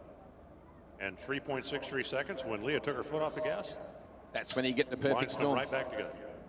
I think I saw Justin Walsh just wandering through there, just having a bit of a bo peep. Now, we are going to talk top door slammer, folks. It's time for Q2 to roll out. And I did speak to Tony De Felice, Antonio De Felice, they had, as you remember, they spat the top pulley off. Yes. So yes. I thought it was the idler, but it was the top.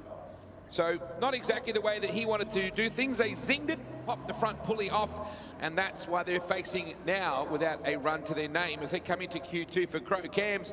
Qualifying, and they'll face Brody Zapier in the AC Delco Slammer. Now, Brody ran a 577, currently puts him in number 4. He did red light. Not that that matters in qualifying, but you don't want to do that again. No, you just got to get it out of your system. Simple as that. No problem there. That's a good time to do it. They've got the guys at Denani Hot Shots on board as well. They instant delivery company.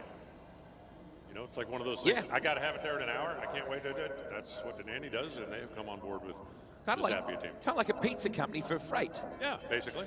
Basically. Damon Payton coming back. That car is going to look spectacular in the winters. It looks cool anyway, but it's got a very cool new look coming for the Winter Nationals, which will happen in June. So our lineups are going to be intriguing to say the least. The Catalano Charger, 71 Charger, will be out with Rob Harrington in the Monaro, but that is your shot right there. It'll see De Felice, who can't race with us for the entire championship. He spends 4 months overseas and basically on a family holiday, an annual concept, but it's cool to have him at least run 1 or 2 rounds with us this year, hopefully, and then again the same for next year. Extremely passionate about his Ferraris, and actually had his first real road course licensing concept in a Ferrari around Imola Raceway, because that's what you do. I saw it on an iSim once. That might be what you do. That's not what I do. I don't quite play on that scale. I'm the same. So Brody Zapier, who ran in his rookie season, effective with us last year, though he did miss early round of the competition, did a phenomenal job just to end up in the top 5 in the championship. This young man out of Currajong, out of Perth, the team out of Currajong. But Brody joining up with Morrison, Mary, Fabietti to run this season. This is the car that Ronnie Palumbo raced for the early part of his career, and he's now morphed on to driving for the A-Civil team with NASA Mata and all the teams there. You can also see Jeremy Callahan in that shot right there. He is the second row back behind the blue car, the bad influence car of Harrington. Currently, Jeremy is number 1 qualifier, Alan, which he's looking pretty tidy with right now. Yeah, it'll be interesting to see if he can hold on to that and grab the bonus that comes along with it. Race fans, I know there's people that are wondering, well, we just ran nitro cars. Why do we have to stop before we get into the top door slammers? Well, remember the last car that went down and all that black dust that came out from the back of it?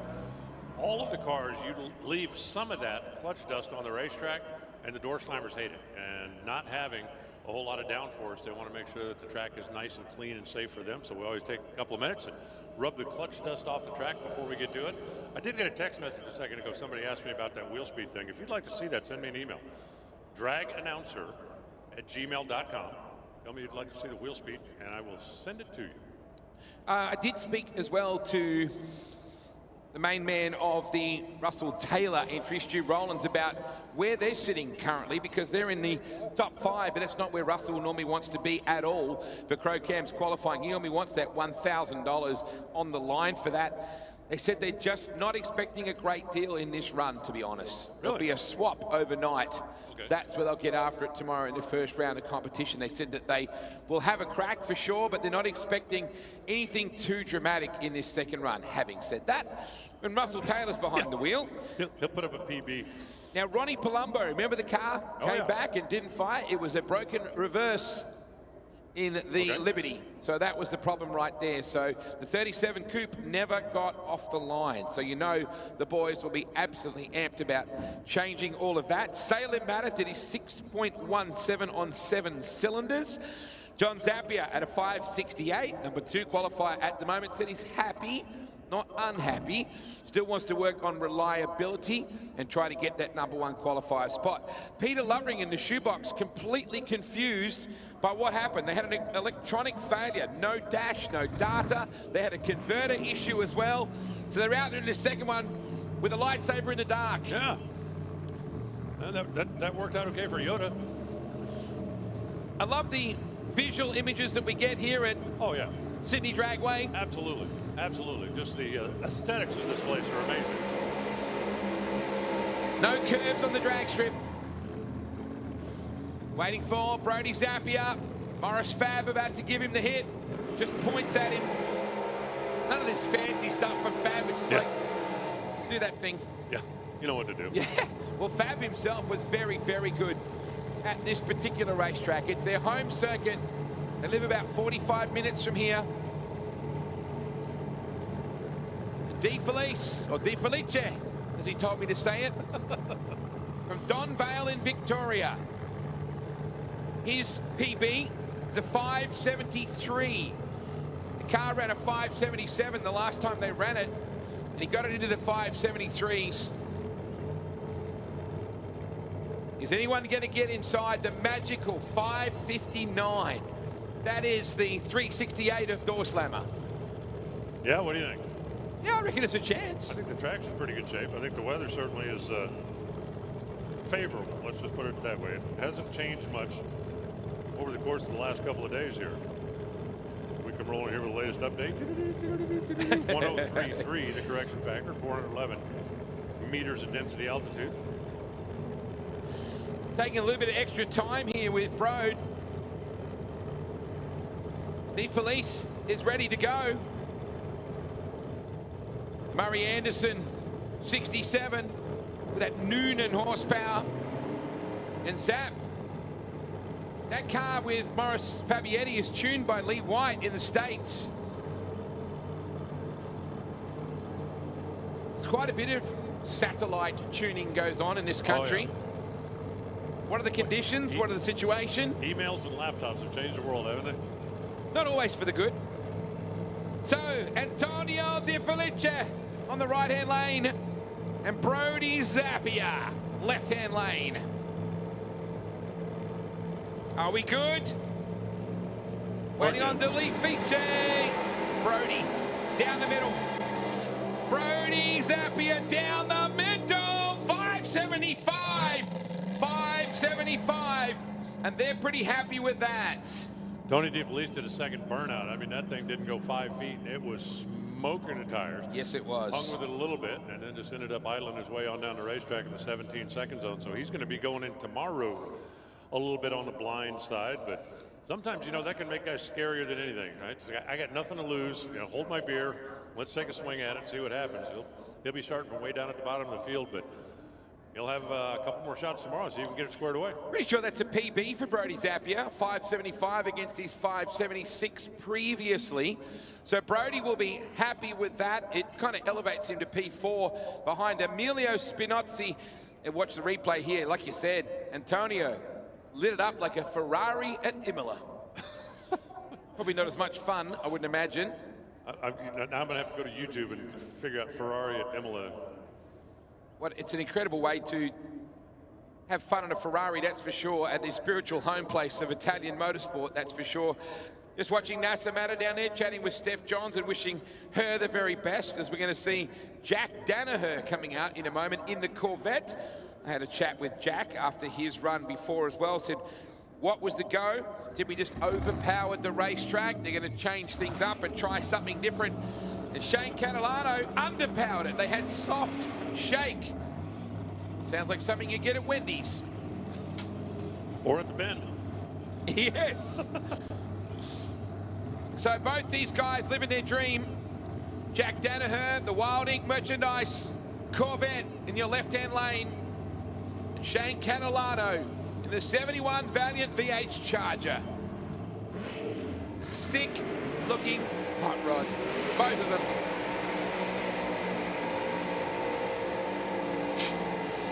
Are you going to say it or am I?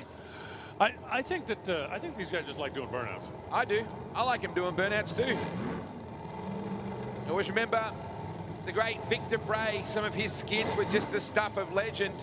Zappa's carried on that torch. Daniel Gregorini loves a good skid as well.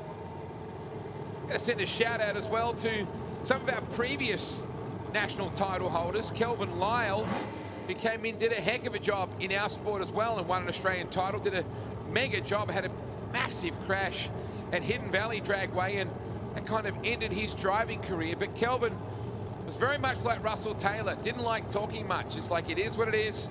Yep, that's what I'm here for. Stout race car. Danaher out of Queensland. Ran at Dragway at the Bend. Catalano out of Western Australia. This family team coming on the road for as long as the budget will hold. Well, I hope it holds for a long time. Same. It's fun seeing that car out here. Both these guys need to improve. 11th and 13th respectively.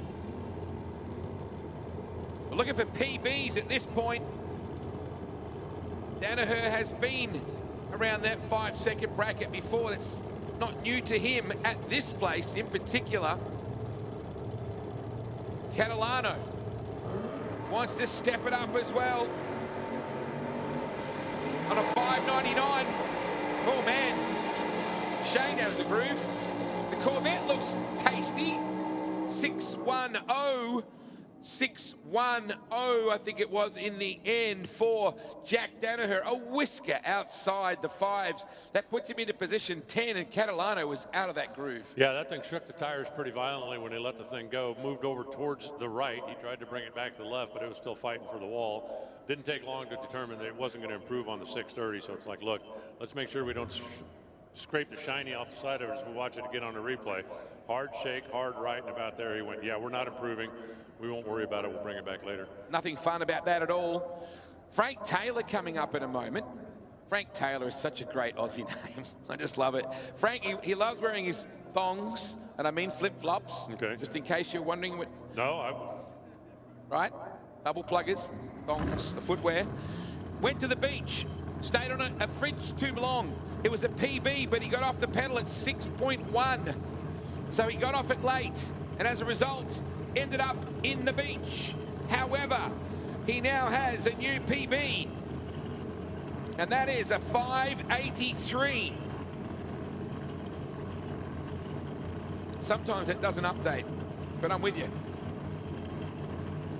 I figured after round one, it was, you know, how bad could it be? Yeah.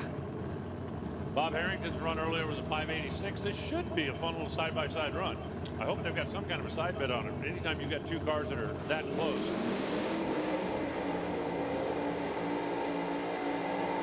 Ruh-roh. The Svel just went silent right down underneath us, and as a matter of fact, they are signaling the tow vehicle to come back over here. Now, I'm not sure if this is, we need the battery pack or we're going to tow the thing off. And have a look at the hood. We would call it a bonnet, Alan, but have a look at the hood on the car. No, they're going to try to refire this thing, I do believe. We grab the breaker bar. One of these great big Hemis, you want to back it down before you refire it. Make sure there's no raw fuel in the cylinder. The problem is the clock is ticking because Rob Harrington's already done his burnout, already backed up. They're telling Rob, go ahead and run by yourself, and I think that they will give him a chance. No. No, it looks like they just said no. So there was a new time limit imposed on the door slammer side of things to make sure that you didn't mess around too much in the rollback. And I was not aware that you guys had that rule now. You weren't cooking people. I think 2.5 minutes or thereabouts when you fire the motor to when you get back in the lane and get to go. But they kept the old hood on the car. They're going to keep the new one for tomorrow. Said we just couldn't repair it properly in time. We'll do that overnight. So now Rob Harrington, the current Winter Nationals champion for Torquay Hotel in Harvey Bay. Holden Monaro. They were soft early in their setup. They kind of expected that. He ran a 5.80 for a PB a couple of nights ago in testing. Originally had a 5.84.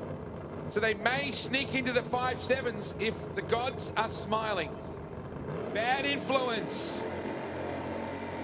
What can the Queenslander do?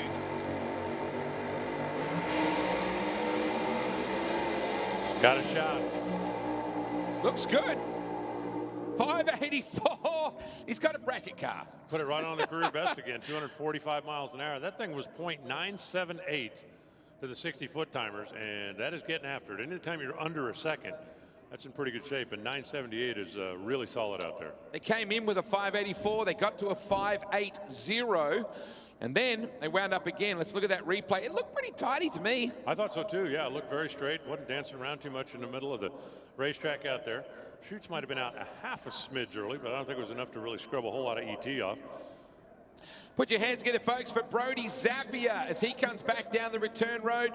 The West Aussie driving for an iconic Sydney team with over 20 years with GM sponsorship with AC Delco. And that is not easy. To mark of respect for the Fabiettis. Number 1 qualifier, Jeremy Callahan in your right-hand lane, and Salim Mata, who ran on 7 cylinders in his previous run, Alan. Yeah, from the time he hit the gas, it had a pipe that was out on the left side of the car down there. Labored his way on down. Still went 617. But that extra cylinder is probably going to worth another, well, 18, 20 miles an hour anyway, and that's going to bump the ET up there as well. Is there anywhere noted in the history of drag racing where the first burnout was done as a roll through? Like, who was the first person? Was it some guy called Bobcat Johnson or something, you know, who did the first one? No, actually, it was Claude P. Burnout. They named it after him. You had me at Claude. I thought for a second, yeah, you're probably going to know. But surely we didn't always just do that. No, actually, way back in the day, they did do burnouts. But if you look back in the 60s and like the early days of Top Fuel, they spun the tires all the way down the racetrack. They would pull up and launch and just smoke the tires until they hooked up about 500 or 600 feet and then drive it on down to the lights. The first person to not do that was Don Garlitz, and it was accidentally. Because he had worn out clutch springs. He didn't have any new clutch springs. So he found the best of the ones he could find, put the clutch together, put it in the car, went up to make the run. He hit the gas, and the car didn't smoke the tires. When it went, wow, what happened then? And everybody was laughing at him. And then they went, wait a minute. Yeah. How fast? And I didn't have scoreboards back then. It was like, how fast did it go again? And they realized by slipping the clutch, you could get ET more than slipping the tires. And then it was 30 years after that, 25 years after that, they figured we slip the clutch and then lock it up down there. That was the next step. Back when they still had transmissions, and then they just threw the transmissions away. Some amazing Nitro nostalgia pages on Instagram with those front engine dragsters with the rear tires fully lit. Callahan and Mata. Callahan a 566. Boy, Callahan, that thing is tiny. Callahan 562. Hello. You are talking about PB territory for Jeremy Callahan. Number 1 qualifier. Put your hands together, folks. Canberra's Jeremy Callahan. That thing's a rocket. That thing was beautiful. 940 to the 60-foot clock. That thing was getting it early and continued to build on the momentum. Salim Mata's car went out there, danced around a little bit. Looked like it blipped the rev limiter just before it went into second gear, and then saw a little more smoke down there at about 800 feet. I don't know if we're going to get another look at that or not, but hopefully we can. And he ends up standing on the 617 from earlier, this time across the finish line at 186 miles an hour. So when that puff came out, it looked like that was about the last it accelerated. And let's take another look at this. Right lane, you're going to see nothing wrong with. Left lane's a handful. From there to there, to there, to there. Yeah, there's a lot going on. Yeah, 4 theres. You don't want 4 theres on your run. Especially not with Salim's limited time in Door Slammer. Boy, Callahan, that Moit's Motorcars entry just boogieing right now. They won in South Australia. They can win. He's only new to the game in that sense. You got your heart set on that 59 tonight, don't you? I kind of do. Yeah. And there's still a couple guys that can run it. Now, Daniel Gregorini had a power failure, Alan. Yeah. Literally like an electrical power failure. So it was nothing too scary. That's the good news. Were they able to figure out exactly what caused it? No. Well, that's the bad news. Well, no, they have, but I can't say it. It's a human situation. Oh, okay. A fitting that may have not been necessarily... No, I get it. I get it. Yeah, I'm trying to look after whoever it was. So Pete Lovering in the left-hand lane. Vermengadine, Nabricki, the Atcol Group, GRS Towing, self-appointed Kentucky Fried Chicken Production Improvement Manager. And alongside him, Daniel Gregorini out of Herne Hill in WA. Well, these days, as he goes by the name of Lisa's husband. I love the scratch and match. Yeah. So scratch and match auto color. Yeah. It's a body shop. Yeah. Right. He is a scratch and match panel shop. I get it. I get it. Bring the stuff in and we'll make sure the paint matches, and then you don't end up going home with 2 different color fenders when it's all said and done with. Yeah. Well, with power failure, you know, sometimes, you know, sometimes the simplest thing, like an air can. Correct. So Lovering in the left-hand lane. He went to the A final against John Zapier in round 1. A good dude, the Shoebox team. Bunch of blokes. Look, they should be in an 8-ball tournament every other night. Down your local. Very, very good bunch of people. And Daniel Gregorini, Team Green, along with wife Lisa in Team Orange.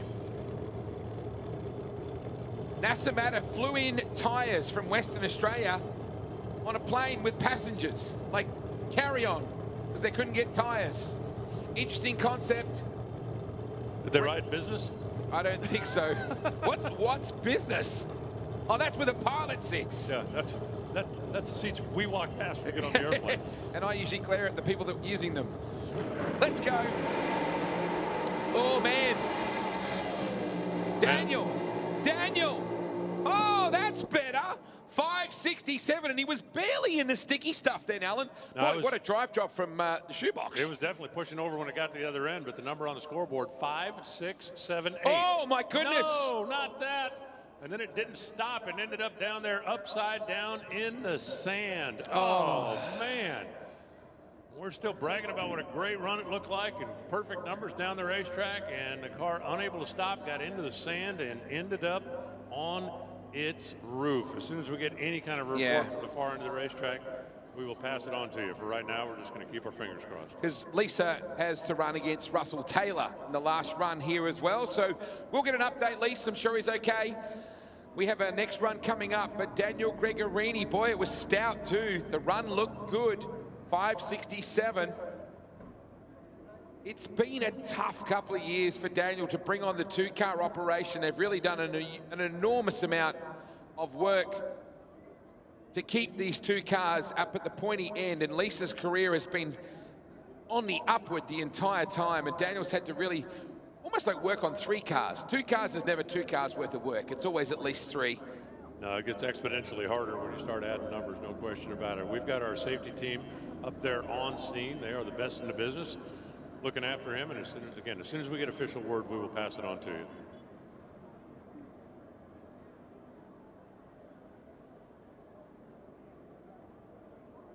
So we're just getting a closer look here at the moment, just to make sure we can confirm everything from here. Boy, he was hardly in the groove at all. He was not Madonna, to use Jeff Cuttajar's term. But the car wasn't dancing around. No. It was over on the edge of the groove, but it certainly was going straight down the racetrack. Didn't look at all like it was out of control. And I don't think that had anything to do with what we're seeing down there. What we're seeing down there is just that the thing did not get stopped. So Lovering in the left-hand lane was all sorts of busy. Yeah. Completely different situation for both of them.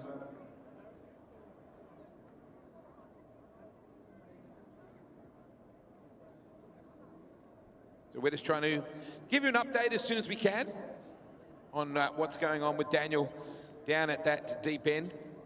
Cares deeply about this category, just lives and breathes it. His wife Lisa is the secretary of the Australian Top Doorslammers Association, and they just now have finally moved their race shop to the family home, got a big shed down the back, and that's where they keep both the race cars.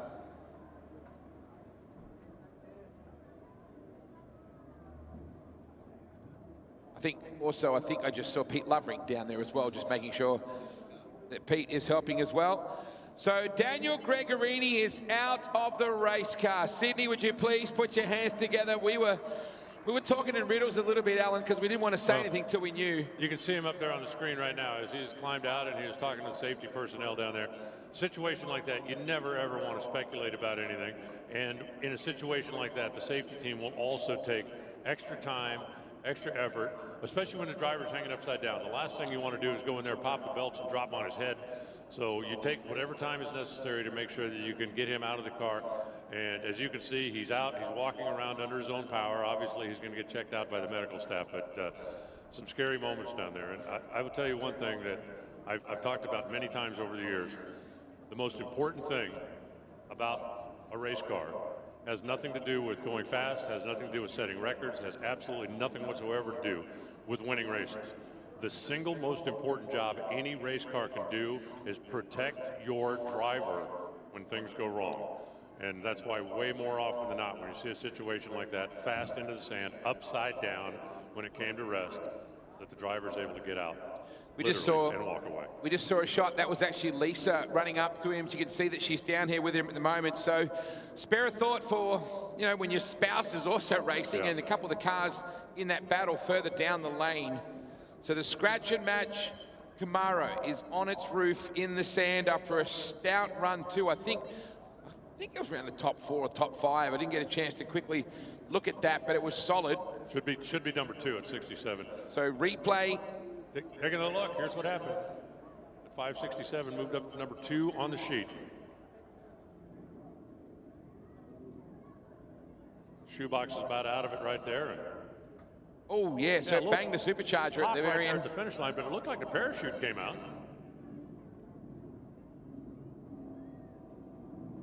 Guess we don't have another angle after that, but when it popped, that blower backfire should automatically deploy the parachute, and it looked from that angle that the parachute did deploy, but again, obviously the car did not stop in time. But just as obviously, and even more important, it protected the driver. Yeah, and the stretcher is going back into the ambulance empty, and Daniel is standing there at the back of it. He'll get some observation. You'd absolutely bet on that. You can see at the bottom of the screen there in the black and orange suit, that's Lisa Gregorini looking at the car, because they know that that means, regardless, that they're going to want to assess what that's doing in terms of any sort of a repair job, if it's even possible, for tomorrow. That's a tough sport, isn't it? We get used to them going in straight lines, Alan, but it's also better that it did that than it went all the way through the end and skimmed across the sand. Yeah, that is definitely a fact. Well, this is session number 2 of the Crow Cams Australian Top Door Slammer Championship in terms of their qualifiers. $1,000 up thanks to Crow Cams. And obviously that brings us to a holding pattern here at the moment. Still with a couple of pairings still to come. We'll take a quick break here and come back in just a few moments. Door Slammer.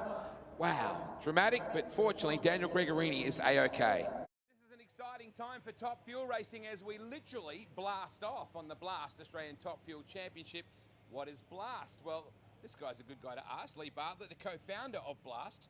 What is Blast? Well, Blast is what you think it is, what you expect it would be. It's the ultimate car cleaning ecosystem. So it's all wall mounted. Yes. And it's mounted in your garage, no setup time. Just pull up in your rig, you four-wheel drive your car, your caravan, and start cleaning. Marine too, right? You can do boats? Boating. Yeah, absolutely. Boating too. If it's dirty, blast it. Absolutely. So vacuuming as well. You've got the chemicals as well for cleaning. Yep. So it's about, you know, the 3 stages of keeping your car clean. So vac, wall mounted, wet dry vac with a 10-metre retractable hose. Then obviously the wash. We've got a 30-metre hose in this machine, 2,300 PSI. This thing is the perfect tool for not just washing your car, cleaning your driveway, cleaning the solar panels on your roof, cleaning your gutter, your caravan, your boat. This thing is a game changer. And then this is what car dealers use. These are the detailers. This is how they get that really good pristine finish on the car. It's dry your car with heat and air. So this is an Air Max car dryer blower. This is the ultimate car care setup. So basically with Top Fuel, we're all about high performance, right? Nothing's more high performance than a Top Fuel car. Yep. This makes perfect sense.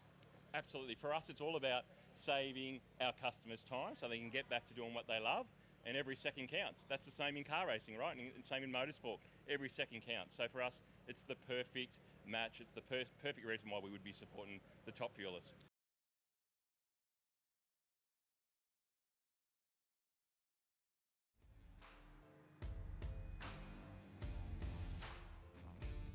Gulf Western Oil is an Australian family-owned company doing big things.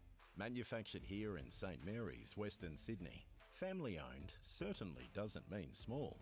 This powerhouse operation produces more than 25 million litres of oil per annum, distributing across all states and territories in Australia and 19 countries worldwide.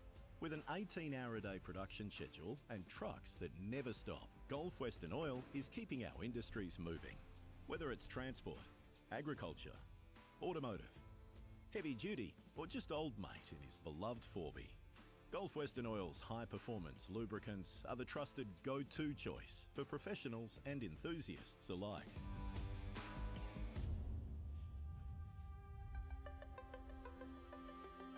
Owner and Managing Director Ben Vickery is proud to carry on the legacy that his father began. If you call in with a question, don't be surprised if you get put through to Ben himself. The passion for what really matters is contagious, and it filters through the entire team. I started as a truck driver and then worked my way through to looking after the dock and allocating things, and then started blending, and I've been doing that for about 5 years. And I've been here for 10 years, so if I didn't like it, I wouldn't be here. Hey mate, how you going? Gulf Western Oil customers can enjoy the ease of the free NetLube app, which makes finding the right oil for your vehicle effortless. In addition to that, there is a tech hotline where you will be put straight through to one of the in-house chemists. We have amongst the strongest products on the market. We also have one of the best plants. It's very modern, all stainless steel. Testing every single product that we produce before it's filled is highly important. We want to make sure that the customer gets exactly what they paid for. We also have a lot of OEM manufacturers that we work with to make sure that we have products that are approved against their specifications. Gulf Western Oil is constantly reviewing their sustainable practices, implementing a certified carbon halo plan, and developing low-emission oils. Yeah, I'm very proud of working with Gulf Western Oil. I have worked in multinationals. Working for an Australian company is really quite exciting. If we don't have Australian companies, we don't have a future. I've got kids. If we don't manufacture in Australia, we don't have a future.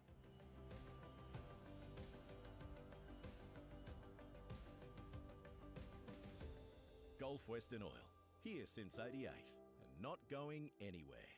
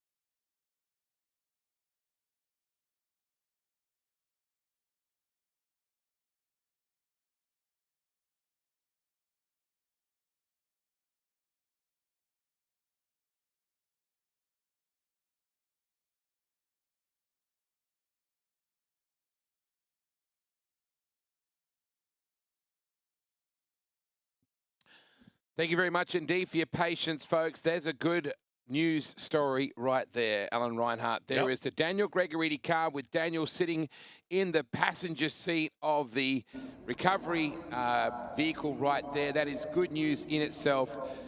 Not the way they wanted to end. You can see the body language quite clearly of Daniel and disappointment in his eyes. But would you please put your hands together for Daniel Gregorini and that team, because that was less than ideal in many ways. And Alan, we've looked at as much of the footage as we can. It seemed like it banged the blower at the finish line. A chute has come out, but it hasn't 100% blossomed. Yeah, and he just ran out of real estate up there. I mean, you know, the moment after the bang, and then you're expecting the chutes to hit, that should happen automatically. I'm sure that he reached and pushed the button to deploy them in the car just in case that was the issue, but it wasn't. One didn't deploy at all. The other one looked like it only about half did, and that's simply just not enough to slow a car down in that amount of time. It got into the sand. It actually appears that it didn't roll until it got to the net. Yeah.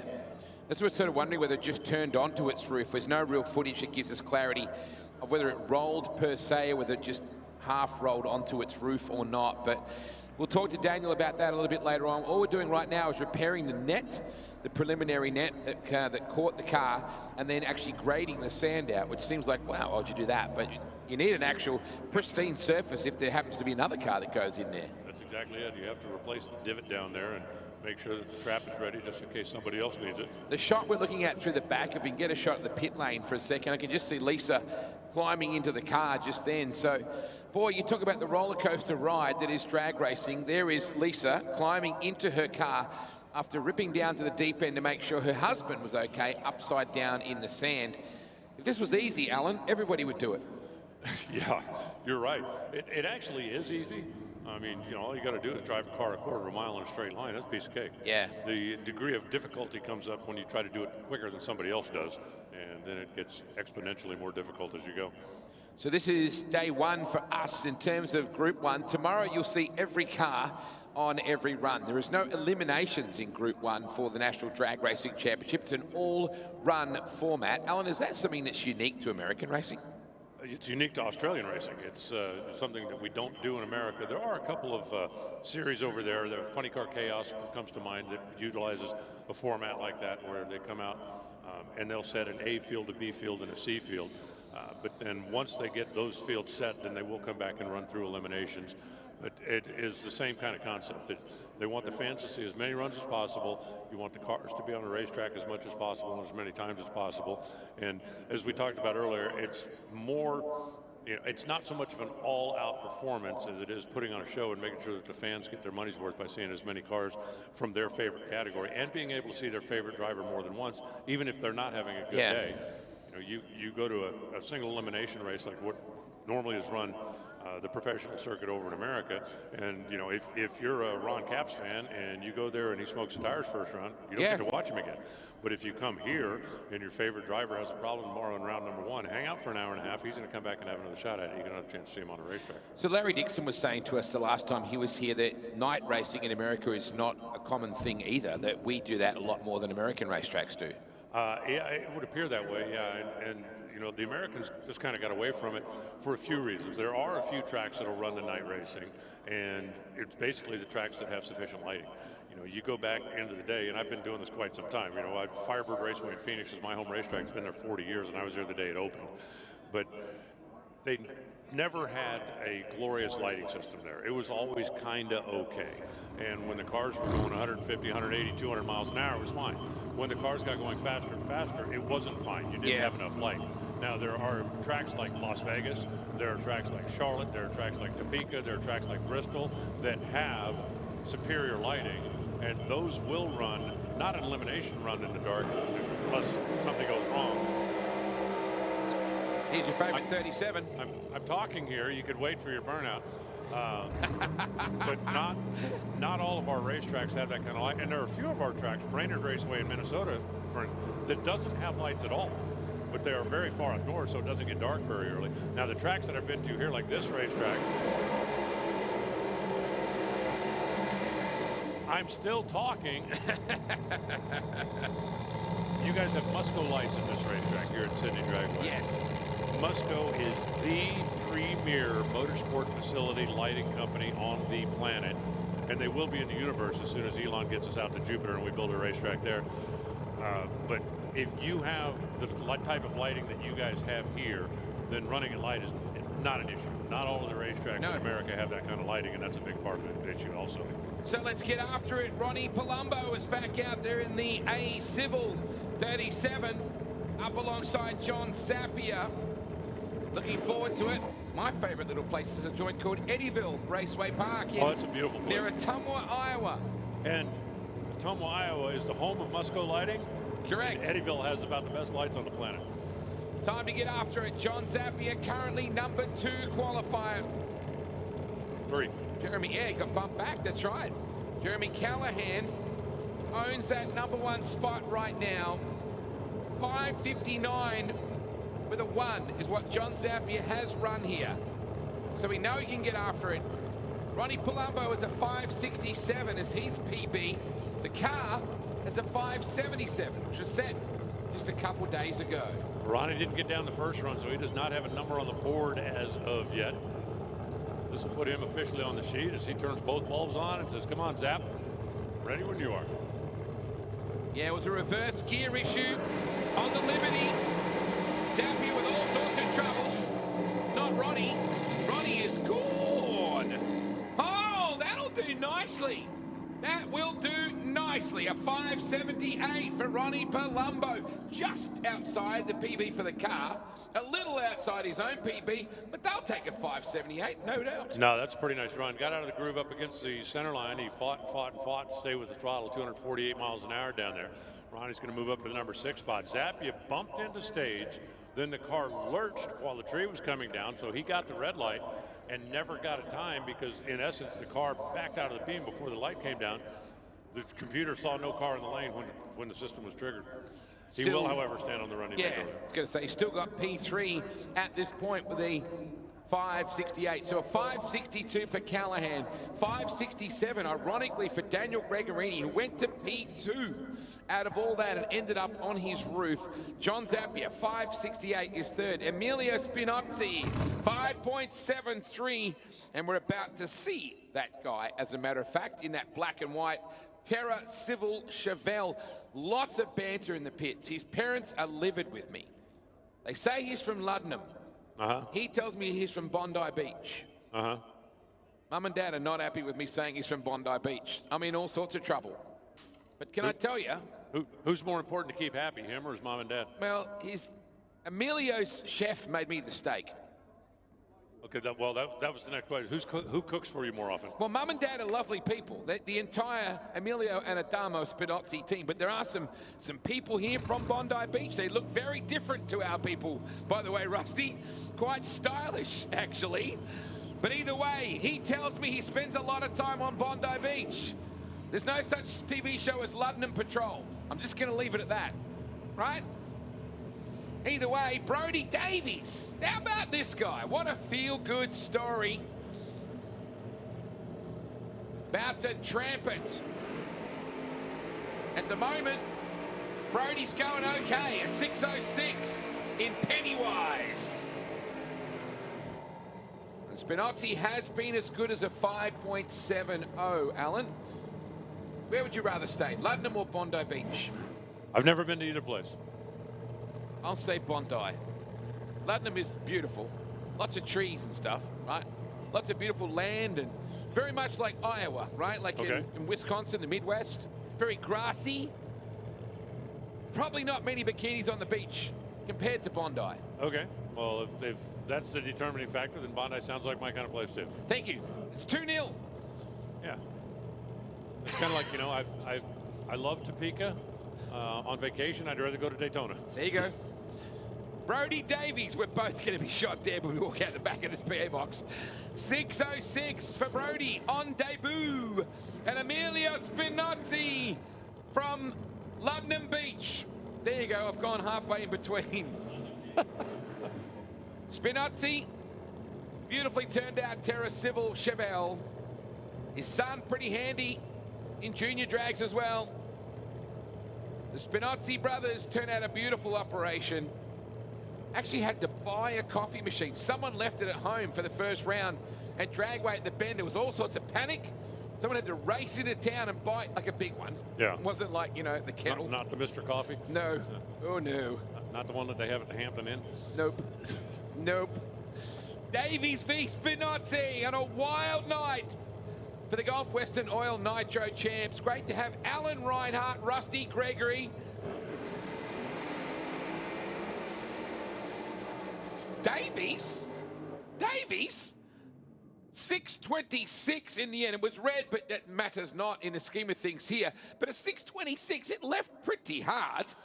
He's 11th right now. It was moving around a little bit. Obviously shut it off down there. Only 178 miles an hour crossing the finish line stripe. He was going 239 before. Take another look up on the replay. Emilio's pushing towards the center line. He finally took his foot off the throttle, and Brody was fighting it, but just couldn't hold the throttle all the way down, if you know what I'm saying. 6:44 up against a 6:26. 6:44 for Spinozzi. He will not improve. And we'll see Russell Taylor, the current and back-to-back Australian top door slammer champion, came out of Supercharged Outlaws, a feisty little short wheelbase Tirana, and just picked himself up what is a lounge chair in retrospect, the gorgeous ex-Stephen Ham. I mean, it's like a limo compared to the little angry Tirana. The ex-Stephen Ham car, he purchased the operation. He said to Stephen Ham, "You're part of the package, you're coming with me." They brought in Stu Rowland as well. They put together a very cool little super team.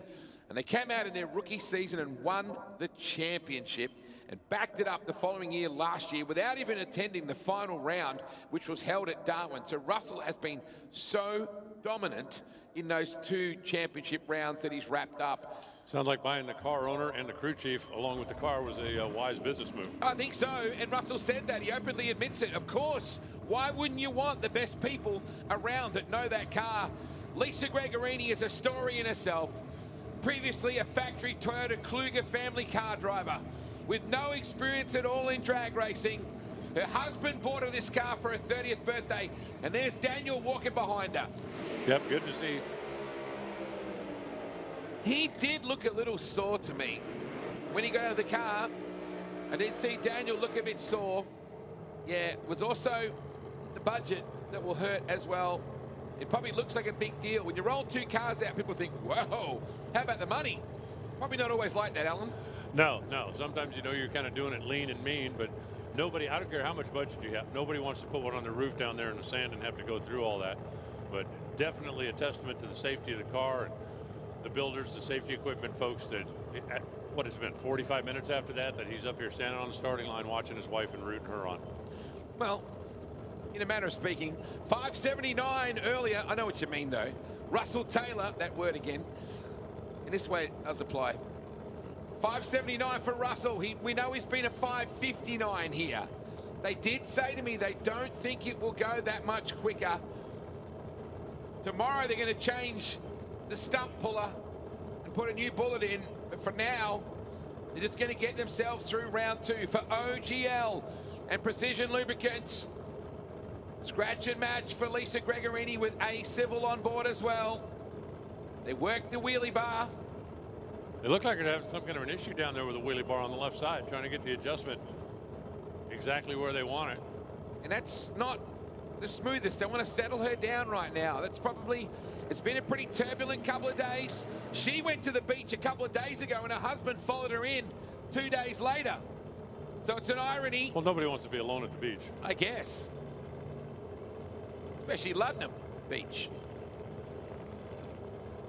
Lisa needs to just, we know she can run into the 560s. We know that. We know her husband just went to the number 2 spot. Yeah. She can run a 564. She had one of her greatest moments of her career right here at this event in her rookie year. Boy, she tramped it. No problem there. 577 and a 571. So Lisa Gregorini, I don't think she was rattled. Doesn't look like it. 577 is going to move up to the number 7 spot. Russell Taylor's 571 puts him 4th. Jerry Callahan hanging out there number 1. Dan Gregorini. We'll see if that car makes an appearance tomorrow.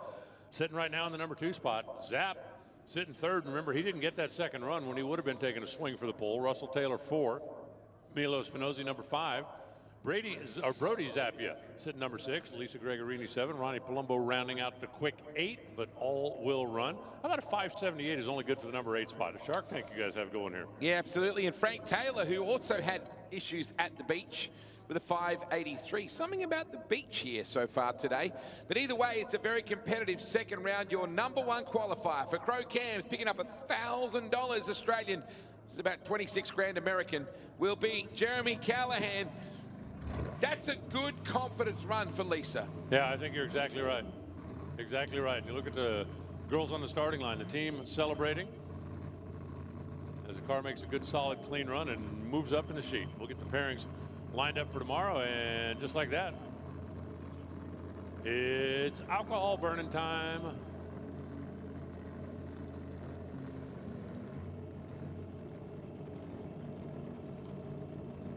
John Canuli rolls in.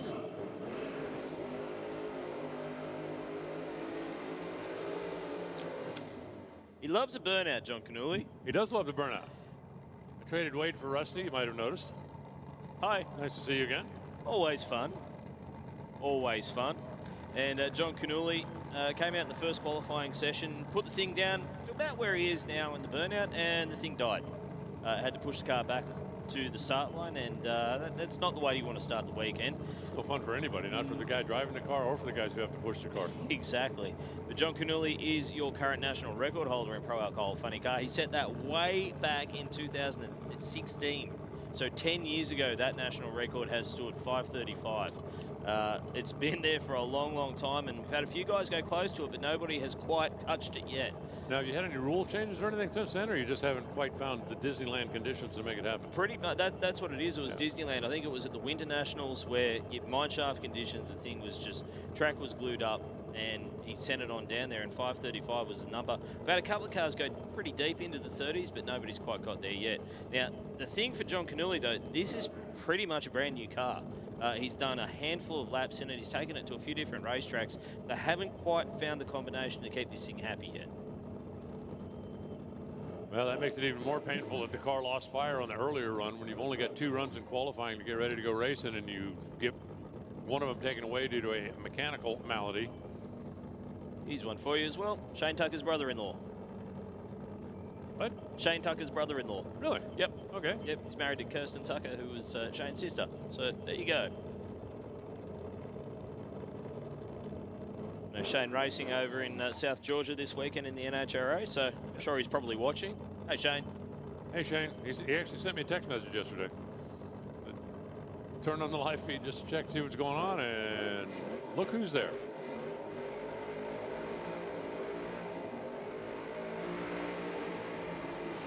Deep on the stage, got a cylinder out, dancing around, getting close to concrete. Other than that, it looked good. Almost took the shiny off the left-hand side of the car. The thing was dropping cylinders and just looking pretty ugly there right from the hit. 663. I mean, it gets him into the field in the number 5 spot, so still not too shabby in the scheme of things. He's seated in the field, but 663, that's a fair way off the kind of standards that he usually sets for himself. So yeah, that'll give him a starting place, someplace they can go back and look at everything, and hopefully they can find some positive adjustments to make to come back and try it again tomorrow, but at least they did get it staged up, get it down there. Dan Reed, your number 1 car from round number 1 coming up next. He has just got this thing on rails at the moment, Daniel Reed. The car is pretty much anchored in the 540s. Doesn't matter which racetrack he goes to. He rolls it out of the trailer and the thing just goes straight down the center of the racetrack. Up until the last round of the championship, he was your speed record holder as well, 272 mile an hour in Pro Alcohol Funny Car. So coming off the back of a championship as well, he's doing pretty well considering he's only been in the seat of this Pro Alcohol Funny Car for 2 seasons now. 2 seasons, and I think it's he's won the last championship, so that's pretty good strike rate. I've had a lot of people over the years tell me that they believe the Alcohol Funny Car is the most difficult car to drive well in competition, especially cars that have a clutch in them. You've got so much the driver has to do.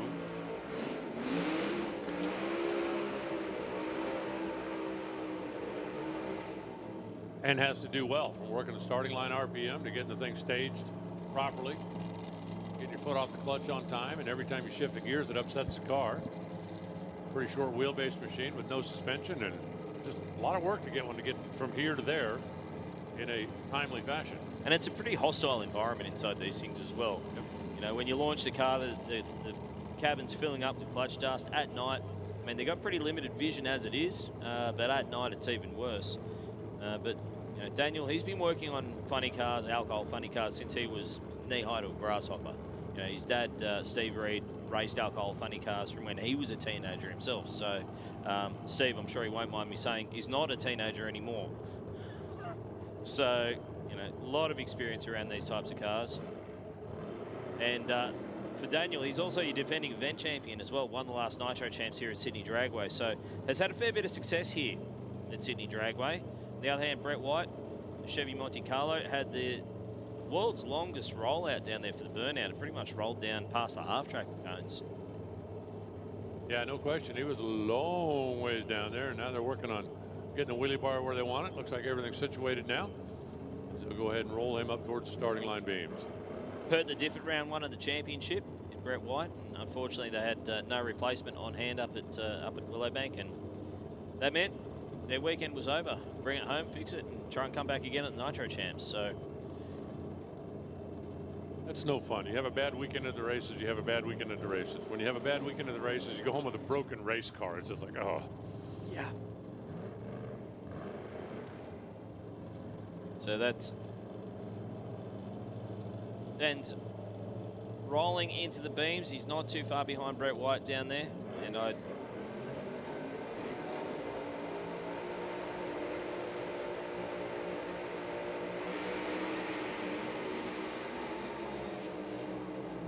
Pretty clean again for Daniel Reed, and a 5:49 to back up his 5:45 from before, 5:72 for Brett White. That's a pretty big improvement from the 6:06, and that'll move him up to the number 2 spot.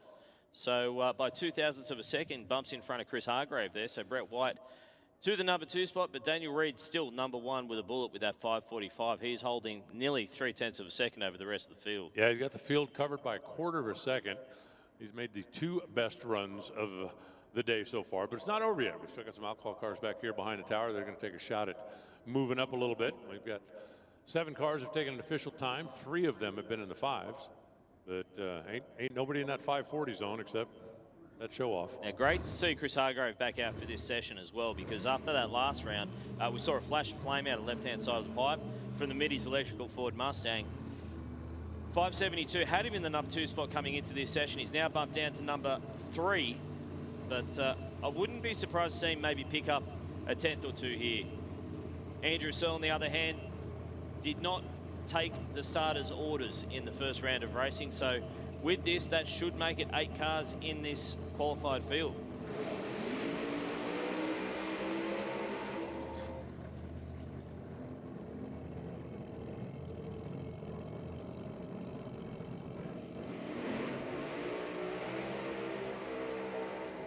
Andrew, a long-time door slammer racer in Australia, ran door cars, blown alcohol door slammers, probably the better part of 25 years.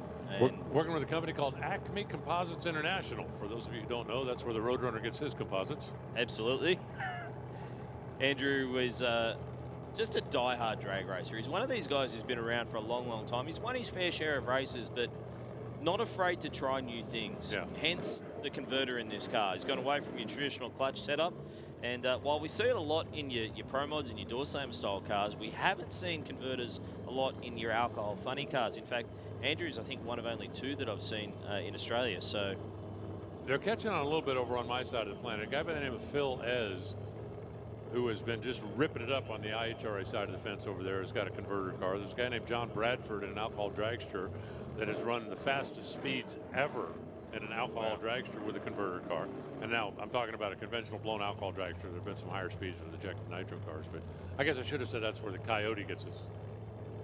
I don't think the Roadrunner ever went shopping, did he? The Coyote was always the guy getting the Amazon packages from Acme. No, in the Roadrunner, he was probably the guy running the shop. E-commerce, you never know who you're dealing with. Chris Hargrave in the Aeroflow lane, the Mustang down there, Royal Lubricants. CTR Truck Sales on board with them for the first time this weekend. It quit again.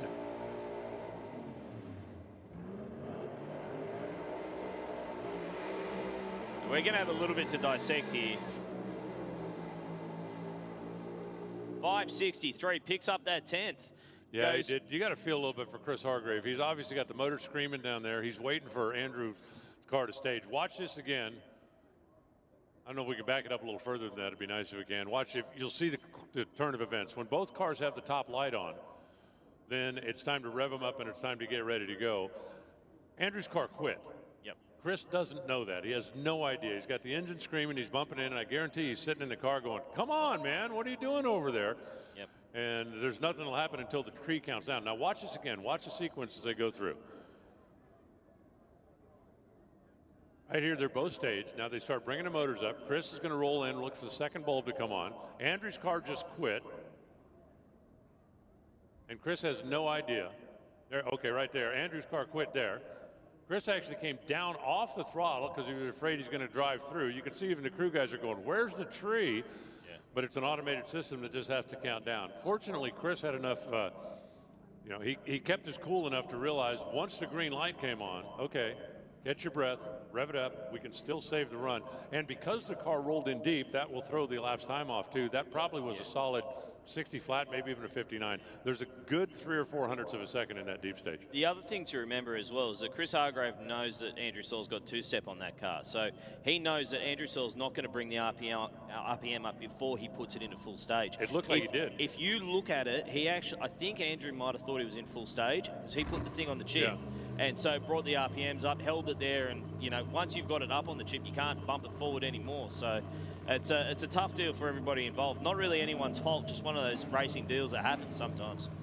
Well, that Mustang down there, Andrew's car twice has come up here, done the burnout, backed up, and died before he got it staged. Yeah. So if they put him on the sheet tomorrow, which I'm assuming they will, those guys are going to be spending the evening trying to figure out what we got to do to keep a blower belt on this thing when we try to rev it up. Which is a pretty...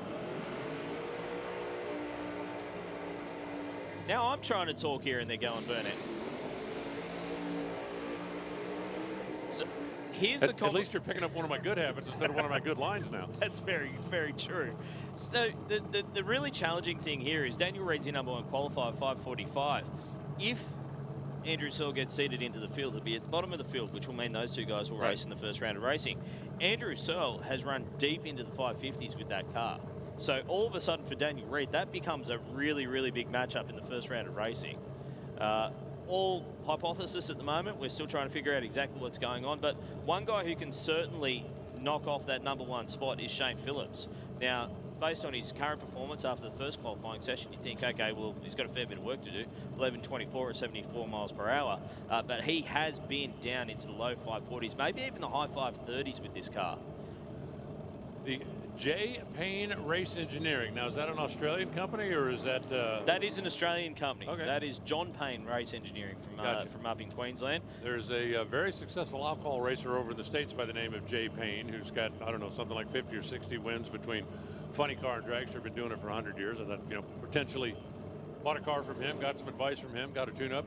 But we'll give the credit where the credit is due. John Payne Race Engineering. That's right. And the family also happens to have the world's quickest blown alcohol altered in the family as well. Oh, really? That his dad drives. Got down, I think, 549, 548, somewhere around there. Might have even been a 50 flat, but either way, it was wild trying to keep the front end on the ground with that car. Yeah, those things are pretty wild with, zero aerodynamics. So, Steve Carpenter, we haven't really spoken about him. Still yet to make a start when it comes to pro alcohol competition. Did not get the car down in the first session, so. Yeah, and got rained out at his first attempt as well up in Queensland. So this could be a big weekend for him. That's quick. 5:47, really close to the wall down there for Shane Phillips. I don't think he got it, but definitely kicked up a bit of dust. 5:47, that's enough to slot him into the number 2 spot and over 270 miles an hour for the first time this weekend in pro alcohol. And Carpenter, you heard him when he staged it up, brought that thing up on the 2-step. When he cut it loose, it jumped up on the tire, smacked the wheelie bar, unloaded, and then he just kind of idled to a stop down there at looks like 742 feet 6 1/4 inches. It's very precise. You have a calibrated eye. Well, these are rangefinders. Ah, gotcha. Yeah. Let's see how good you are. That's why they're so expensive. So he's going to require a little bit of assistance down there to clear off the racetrack, Steve Carpenter. And not quite the weekend he would have been hoping for. A 7001 currently has him in the number 6 qualifying spot. But realistically, qualifying is great, but it doesn't mean much when you roll into race day. Race day, qualifying just sets who you race in the first round of racing. After that, it's all up to you. So that does round out pro alcohol competition here this afternoon. We've got still plenty more racing left to come tonight with some of the Aeroflow Sportsman Championship coming your way. Their early rounds of eliminations and a couple of categories already pretty deep into eliminations as well. Looks like Supercomp's going to be coming up next. We're going to take a very quick break and we'll be back with that with Bushy and John Sommeranch after the break.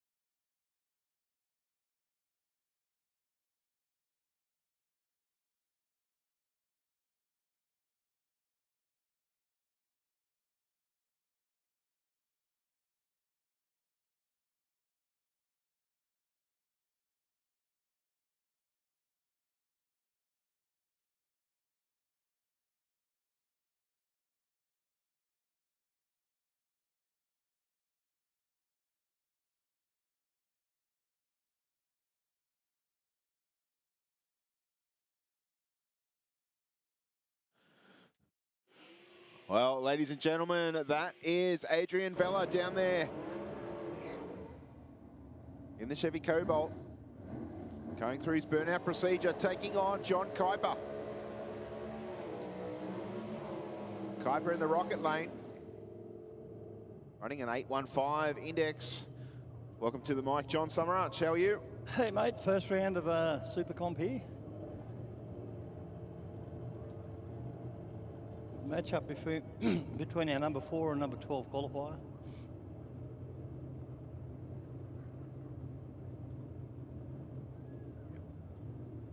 Yeah, second round of eliminations for Supercomp.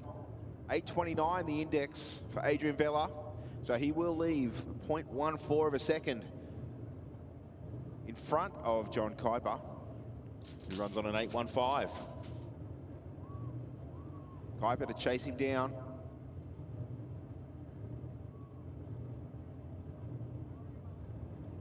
The air very still outside, John. We're just looking at the tyre smoke in the lights here. It's creating a little bit of a haze in front of the commentary box window here. I'm sure those outside can see that too. Adrian Vella in C-Gas Automatic and John Kuiper in D-Gas.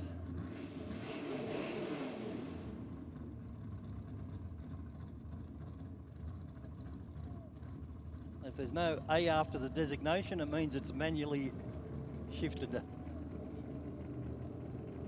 And so we've got automatic in the airflow lane. 4:23 light for Adrian, giving John plenty of a chance. He has, but he's still out in front, so I'm guessing he's going to go under the index. Yep. Under the index by 1/10 of a second. 8:12 with a 9, John, on an 8:29. Kuiper went slow, 8:39 with a 1 on an 8:15. Yep. So Vella to move into the next round. Luke Cartledge in his C-altered automatic in the airflow lane and Mitchell Oxley in the B Dragster automatic. B Dragster automatic index is 7.15 and C altered automatic is 7.76. So both cars running the small block Chev power plant. Luke qualified number 14 and Mitchell number 11. Interesting there, both cars, plenty of RPM in the burnout, but not a lot of tyre smoke. The wheels were definitely spinning.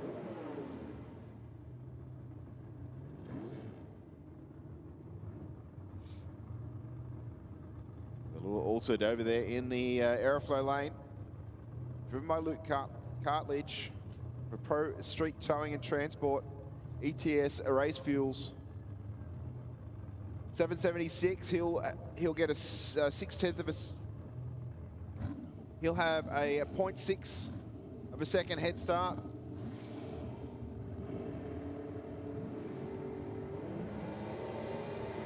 Oh, Luke's car got loose as there.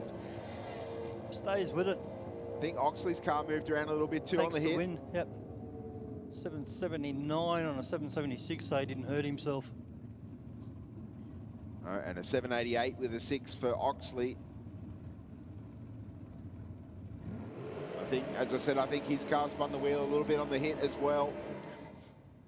Our next car out will be Warren Allen in the aeroflow lane. The Summit Racing Products, Light Vehicle Solutions, Pro Trans Performance Automatics. Again, the 715 index. And Jai Schluter, DMP. Again, that means no automatic transmission. 863 index for Jai and 715 for Warren Allen.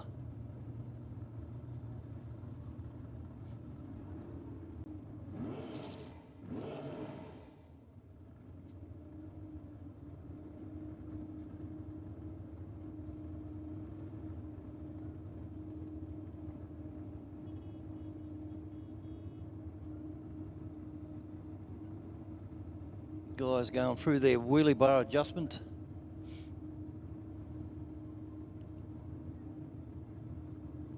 And not only do the wheelie bars stop the car from doing a big wheel stand, but they also help with the stability of the car off the start line. If it hits the wheelie bar too hard, it'll unload the tyre and then therefore put it into wheel spin.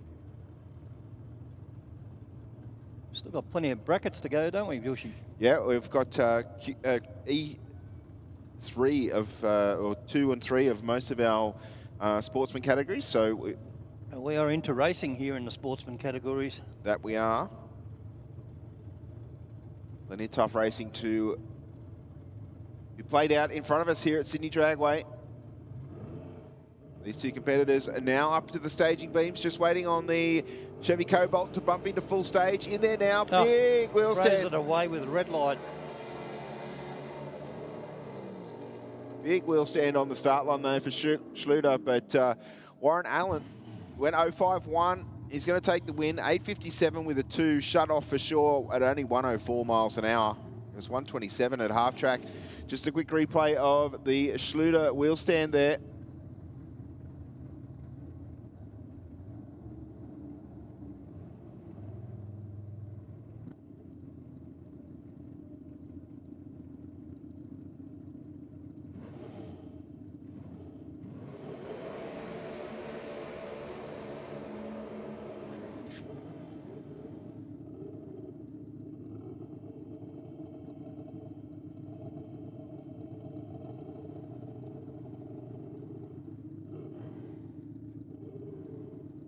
All right, our next pair going through their burnout procedure. Another Dragster versus sedan battle, John. We've got Craig Geddes down there in the aeroflow lane. On board the Summit Racing Equipment rear engine Dragster. Pete Mamone in the Mustang, sponsored by Corona Brothers Restos. Pete with a 347 Ford on board. Despite this completely different car and engine combinations there, we've got only 285 cubic inches of small block on board for Craig Geddes. The index is not too much difference in terms of time. We've got a 743 there for the Dragster and a 738 for the Mustang in the rocket lane, meaning that the Dragster will leave first and the sedan car will have to chase him down. 0.05 of a second, the head start going to the car in the aeroflow lane. Both cars with manual transmissions on board.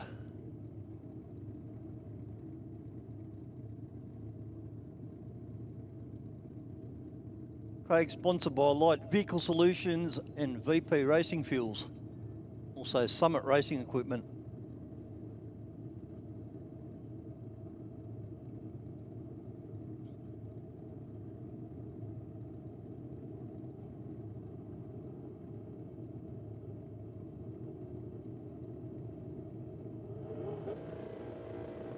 Plenty of RPM for both cars on the launch. 0.48 on the tree for Geddes. 0.99 for Mamone. The Dragster looks to be out in front and gets there by a 0.12 of a second. The Dragster to take the win. 7.35 with a 4. Goes a tenth and a bit under the index. 7.35 on a 7.43 to take the win. Mamone went under as well, but I think just gave away a little bit too much on the start line there. And that concludes round number 2 of Super Comp. John, we're going to move into performance bike, two-wheeled equivalent. Yep. Of what we just saw. We've got Edge Malice down there in the aeroflow lane. Up from Essendon in Victoria. Edge is our #1 qualifier in performance bike. Yeah, he's not had a trouble-free weekend, though. I think the run that he's done 2 qualifying runs. Obviously did the first round of racing, but has had some issues with the bike shifting gear and leaving the start line the best way that he can. Well, at least he's on a solo, so if he has a problem, not going to matter so much. You can just roll the line. That's right. Now, Edge Malice's machine, the Kawasaki H2R, running for the Sim Wellness Centre at Armidale. Rock's performance out of the USA. This machine, no doubt, fast. He was 4/10 under the Australian record in qualifying. 1,000 cc's of Kawasaki on board.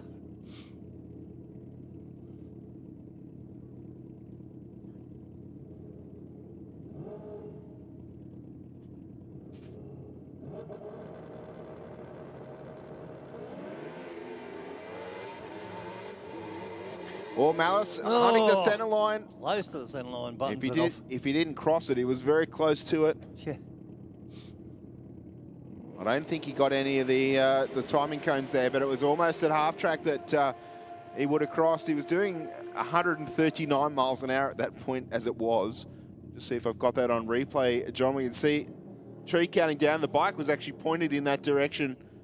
Ooh, and very close. Got out of the throttle and rolled on through the finish line. Our next pair will be Cheryl Beddoes and Vanessa Rodman. Cheryl aboard the HDV rod and Vanessa aboard the Suzuki Hayabusa.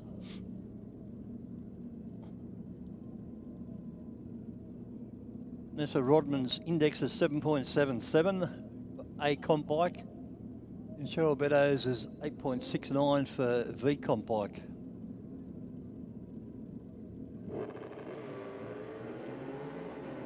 Cheryl leaves with a 084 green. Vanessa a little bit behind with a 0.170. And Vanessa takes the win. He gets there by about 1/10 of a second, John. 789 with an 8, 168 miles an hour. And a 9.0 for Beto. So she went a little bit off the index there.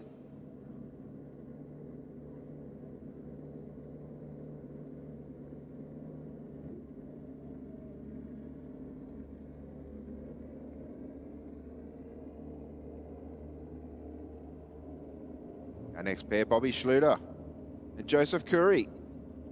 869 at the index for the bike in the airflow lane. For 477 Garage, SL Fabrications, Light Vehicle Solutions, and 2 Bob Racing. And 869 for Joseph Curry, index as well. This will be heads up. 2 completely different motorcycles down there on the start line, but the same index. Bobby gets the start line by a bunch. Yeah, I think Joe's going to struggle to get past her at that point. And Bobby Schluter takes the win. Goes a 905 with a 7, 150 miles an hour. Got there quite comfortably in the end, over 3.5 tenths of a second. Next up, we'll see Ken Collin in the aeroflow lane for Rascal Race Engines. 762, the index for Collin in the aeroflow lane. 8.80 for Jason Clarkin in the rocket lane. Jason Clarkin aboard a Suzuki Hayabusa. And Ken Collin aboard a Hayabusa as well.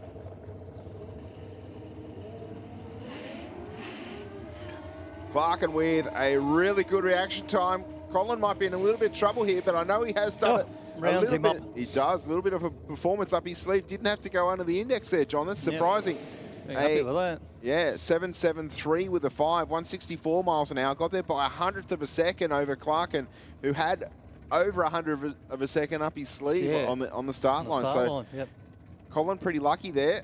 All right, that brings us now into second round of modified, Steve. Yes.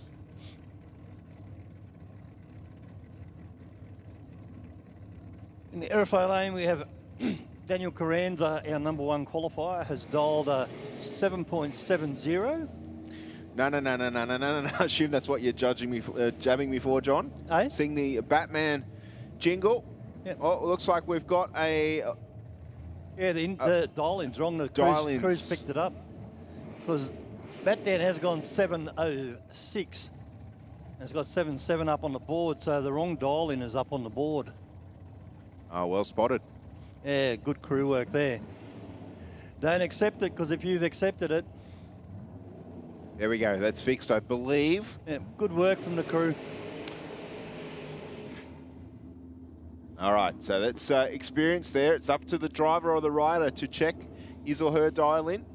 And Ash Carslake in the Rocket Industries lane. And his sponsor is Go Park Yourself Truck Parking, as well as Walker's Turf Supplies. Daniel, sponsored by Penrod Oil. Yeah, we've seen Walker's Turf Supplies on a couple of cars here this weekend. To see they're throwing some money into the sportsman categories and also our professional categories. Carranza to do the chasing by almost 1 second, which meaning that Carslake will nearly be at the 60-foot mark. This will be a good race.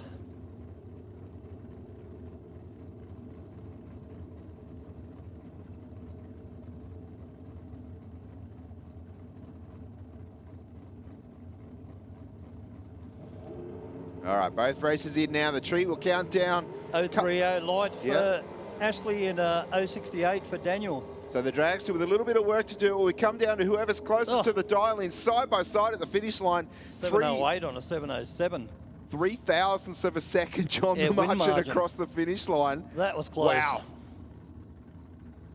3,000 is extremely close, Stephen. Exactly what modified racing is all about. They wouldn't have known who would have won that until the little green light appeared. You're looking for the win light on the wall, aren't you? Yep. 0.03 of a second at 180 mile an hour. Our next pair waiting in the water box, we've got Harrison Fletcher in the 27 Roadster, taking on Mark Bull in the black rear engine dragster down there. Harrison Fletcher has a 8.87 as a dial-in and Mark Bull a 7.78. So Mark Bull will have a 1 second wait. Mark Bull sponsored by Shire Automotive and Mechanical. And Harrison sponsored by Jamison Courthouse Hotel.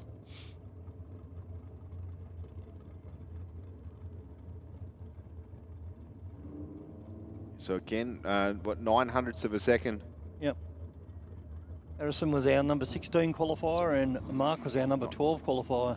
Beg your pardon, 0.9 of a second. Yeah, I knew what you meant. Yep. See the dial-ins up on the big screen at the end, or the time readout boards at the end of the racetrack.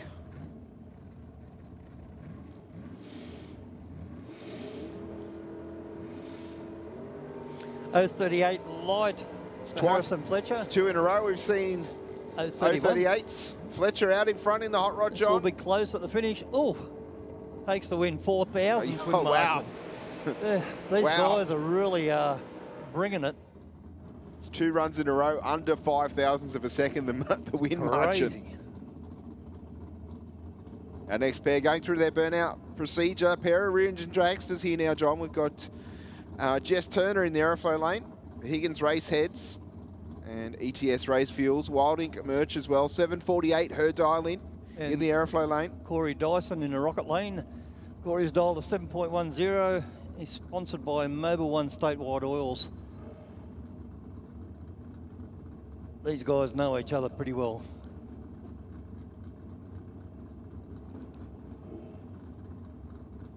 I'm expecting another close race, too. Yeah, certainly. A 2,000 this time? Yeah. Yeah, well, we can only keep going in that direction. Yeah. I know in the UK they do their reaction times to the 5th decimal spot, believe it or not. Wow. I think our system goes to 4. I'm not sure. No, only to thousands for the reaction Is it? times. Okay. 022 to an 024. There's 2,000 on the 2,000 start line. Start line. Oh, Jess's car moves around a fair bit. What will it be at the finish line? 3,000 again. Oh, my goodness. Wow. 36 10,000ths of a second. The You winner, you picked it, Steve. Corey Dyson. I was close. To Corey Dyson, congratulations to take the win. 7-1-6 with a 6 there. Modified races are bringing it. Right, in the airflow lane, we have Michelle Morrison, all the way over from Alexander Heights in Western Australia. She has dialed a 7.17. And in the rocket lane, we have Peter Brown from Appin. He has dialed a 7.56. Can we top 3,000, you reckon, Stu? Sure, why not? We can. Yeah. The chances of it happening. Lottery ticket. Just trying to get my phone to operate.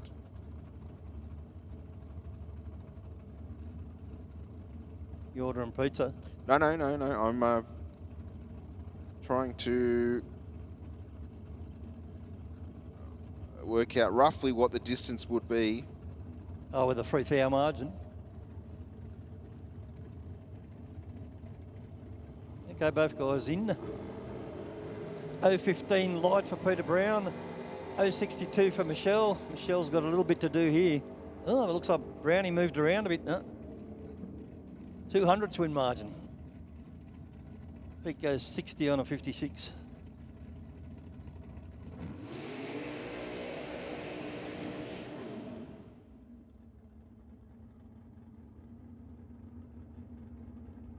It looks like Fiona Chris.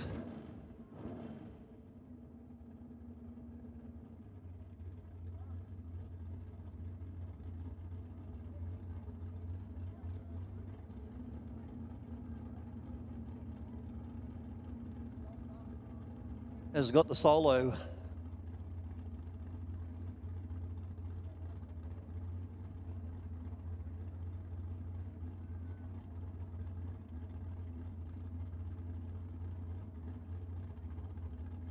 Fiona has dialed a 7.57. Gives her a good chance to test that dial in.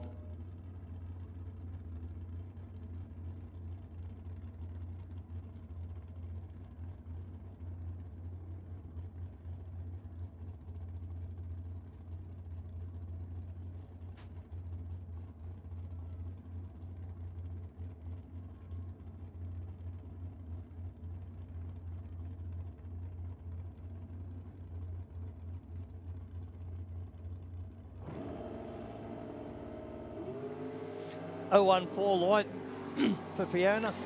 113 and a 60. Oop, buttons it off. Rolls through for 825.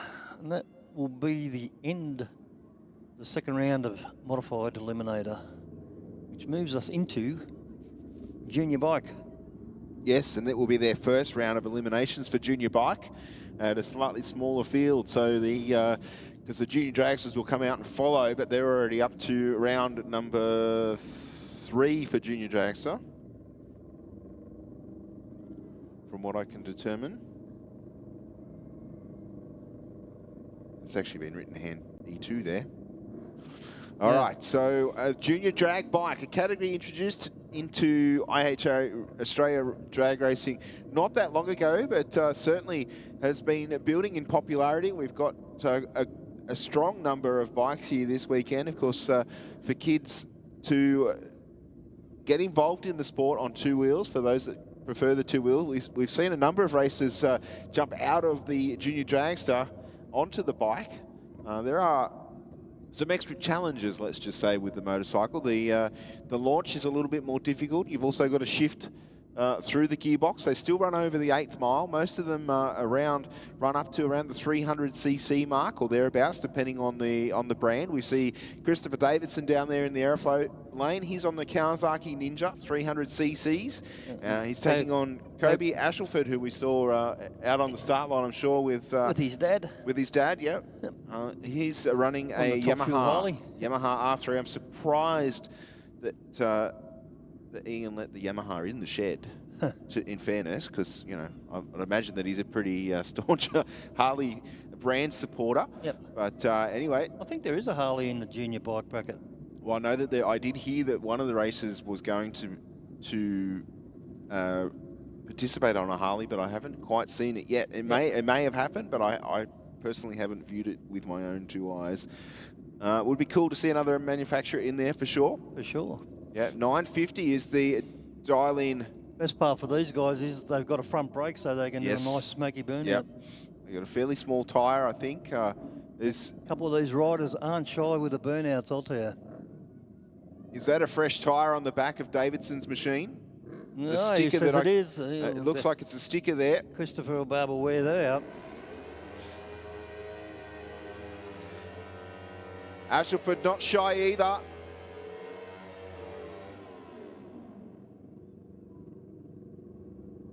Ashelford dials are 8.80 and Christopher Davidson dials are 9.50. Yeah, so a little bit of a wait on the start line for Ashelford in the rocket lane. Yeah, tricky bikes to launch with no wheelie bar.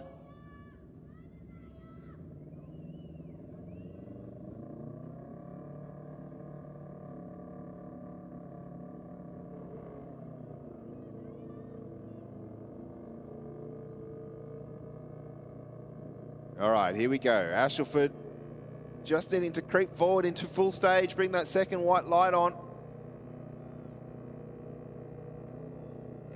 0.15 light for Christopher Davidson. Wow. Outstanding. Kobe Ashelford with a 0.186. Plenty of work to do. Come down to whoever's the closest to the dial in. Ashelford went a little bit off. 983 with an 8, too far away. Ashelford went 886 with a 3 on an 880. Yep. Made it back up. And some. Next up, we'll see Cooper Ashelford and Anastasia Lucky down there on the start line. Cooper, another one sponsored by Nanani Hot Shots. They sponsor so much stuff, don't they? They do. And Anastasia Lucky, our local racer, sponsored by Lucky Stickers and Decals and Heavy Duty Magazine. Anastasia is dialed at 9.60 and Cooper Ashelford at 8.73. 0.21 light for Anastasia. How did Cooper stay on that, John? Wow, that's right and a half there. I've got the save button on the replay. The thing bit on the start line and lifted the front end, and I think Anastasia takes the win. Caught him off guard. We got a replay, Steve? Yeah, I'll see what I got there. Just keep your eyes on the bike on the left-hand side of the racetrack. He did a super job to stay on it, right up on that back tyre. And did he not fall off that? I don't know. I would have been on the ground for sure.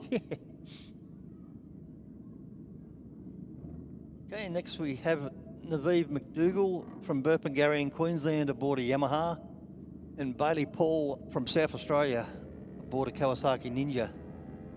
8.56 for Bailey, 9.27 for Naveed. 0.58 light for Naveed and 0.40 for Bailey. Nice and close on the start line, going right up against the wall, Bailey. McDougall had a fantastic light, but I think struggled a little bit to get the feet up on the pegs, but... both guys ran well off. Yeah, Bailey Paul took the win by 1/10 of a second, John. 8.90 with an 8. The ET recorded. Next up, we'll have Marcus McDonald and Down Lincoln from Bonwick. Queensland. Marcus down from Queensland and Lincoln just up the road at Hoxton Park. Lincoln on a 500cc Honda CBR and Marcus on a 321cc Yamaha R3. 905 for Lincoln and 865 for Marcus.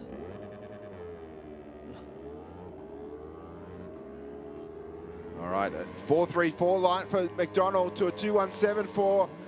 Oh, Lincoln gets the break at the end. Bonwick will take it. Nice. 900ths of a second, the margin. Yeah, 200ths up his sleeve on the start line. Yeah, and McDonald, he broke out, but he still didn't get across the finish line first. Here's the Harley I was thinking about, mate. Lawrence Rochella. Ah, that said TBA. Okay. For all the rounds that I've seen with you, John. Yep. He's sponsored by Harley Davidson Australia, so... My apologies, Gives Lawrence. Harley presence in Junior Dragway. Yeah, why not? Why not? Yep, It was him that I'd heard that was getting on board a Harley Davidson. Yeah. My Lawrence apologies. Rochella up from South Australia and racing a fellow South Australian in the first round, Eliza Harris. It's never fun. Always great when you go in a state and race someone local. Oh, Rochella unfortunately has left it on the start line, John. Went 0.68 red. Harris will take the win. Basically another test run for that team. 8.68 with a 5, 77 miles an hour. Okay, which brings us into Junior Dragster. Round 2 or 3, Steve? Looking at the schedule, someone's written E2 next to it. Okay. Well, it is racing, so it is eliminations. So.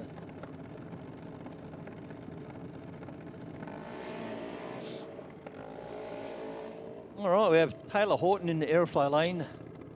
Taylor has dialed in a 7.70 and Alexis Adard has dialed 8.10. Alexis from Greystanes and Taylor up from Lethbridge in Victoria. Been some tough racing in Junior Dragster in the previous round, that's for sure.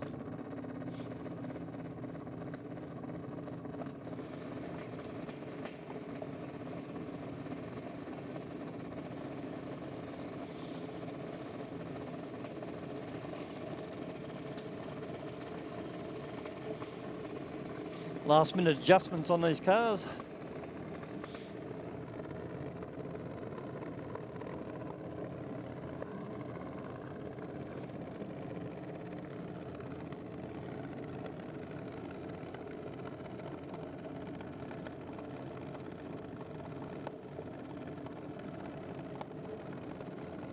Taylor in a AA Junior Dragster and Alexis in a Junior Dragster.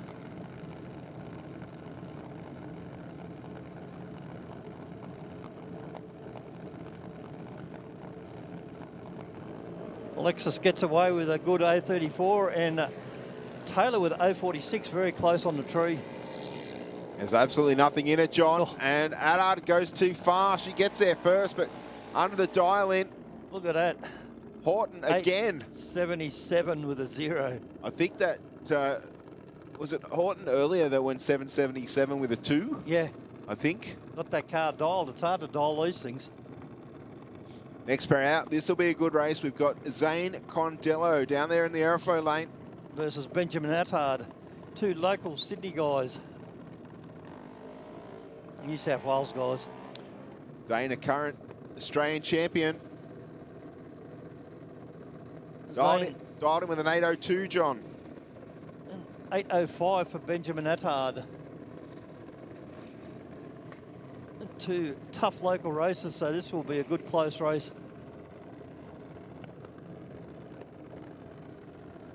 Benjamin, you can see he's rocking his car. When the track gets really sticky, these cars won't move forward. So the driver's got to rock the car side to side to ungrip the tyres from the racetrack.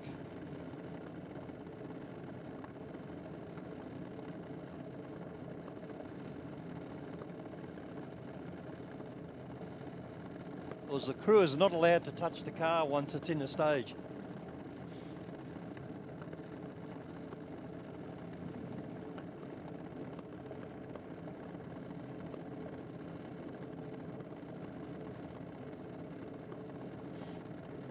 All right, let's see what Condello can do. See what Adard can do. Trees counting down, almost identical on the lights. 069, both sides of the tree. It'll be whoever is closest to the dial and at the finish line. Both racers not giving it up. Zane goes at 802.4 on 802. Benjamin goes 806 on an 805. So 68 10,000ths of a second across the finish line. Condello claims the win. What was the win margin? 6 thou? 68 10,000ths. Wow. So absolutely nothing Knew it was in going to be close. Okay, we have our current track champion, Riley Ito, in the aeroflow lane, and Ava Walker up from South Australia in the rocket lane. 776 with it for the dial-in for Ito, and an 802 for Walker in the rocket lane.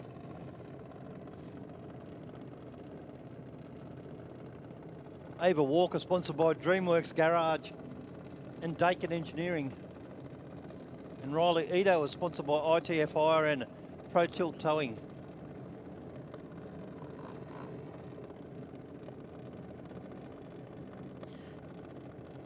This will be another crack of a race, John, I'm sure.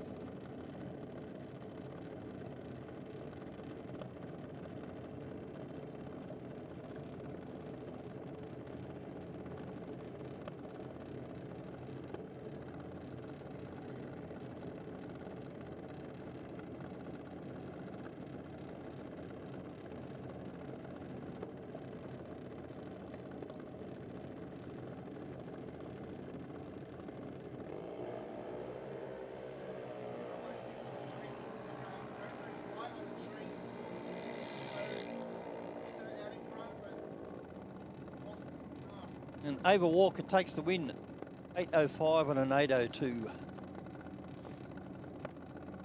006 light to go along with Ava's win.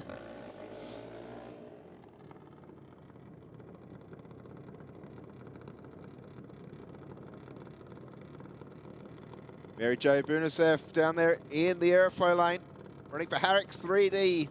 North Rocks Auto Centre dialed in with a 13.10, taking on Alex Rafalo in the rocket lane. 779 the dial in for the blue car closest to the grandstand. Mary Jo's brother Jaden down there on the start line, guiding his sister in. Now, Alex Rafalo was lucky enough to receive the solo in the first round. I think one of the car he was racing unfortunately broke. Big long wait for for Alex. Mary leads with a clean green, 096. Alex waiting for his green, 119. Close on the tree. That's a big chase. Oh, Mary breaks out. 13.01 on a 13.10. Alex Rafalo takes the win, and Alex broke out as well. 76 on a 79.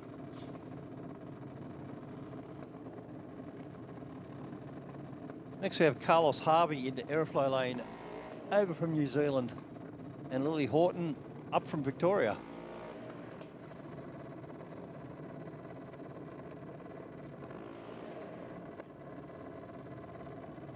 Lily is dialed at 8.87 and Carlos Harvey at 8.01.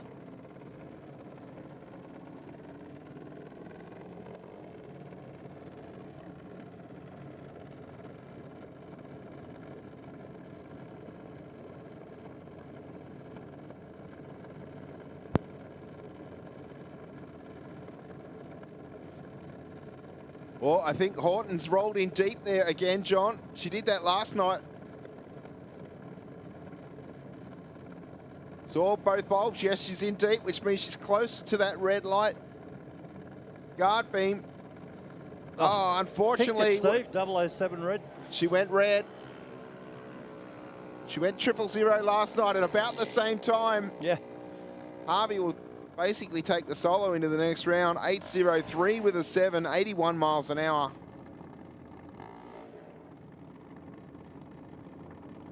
Next up, we have Georgia lifting this A Junior Dragster. Georgia has dialed a 7.96 up against Kyle Dale, down from Queensland, and Kyle has dialed a 7.72.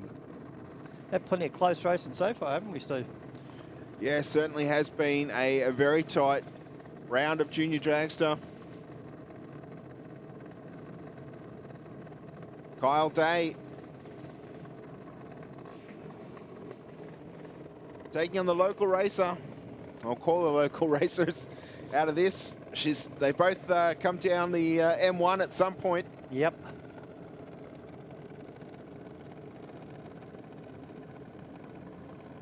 But leaving for a lot less time. She will leave first by 0.2 of a second. Car in the airflow lane will have to chase her down.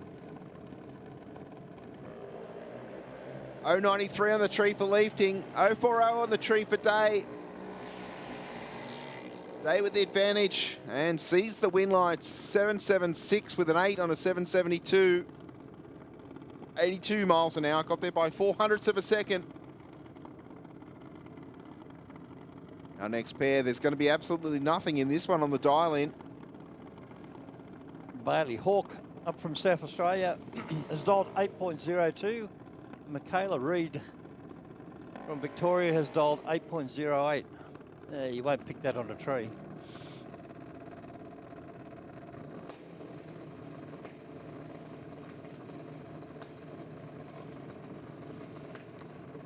Bailey Hawke, sponsored by First National Real Estate, Auto Pro Cadena. Michaela Reid, sponsored by Let's Go Industries and All Star Batteries.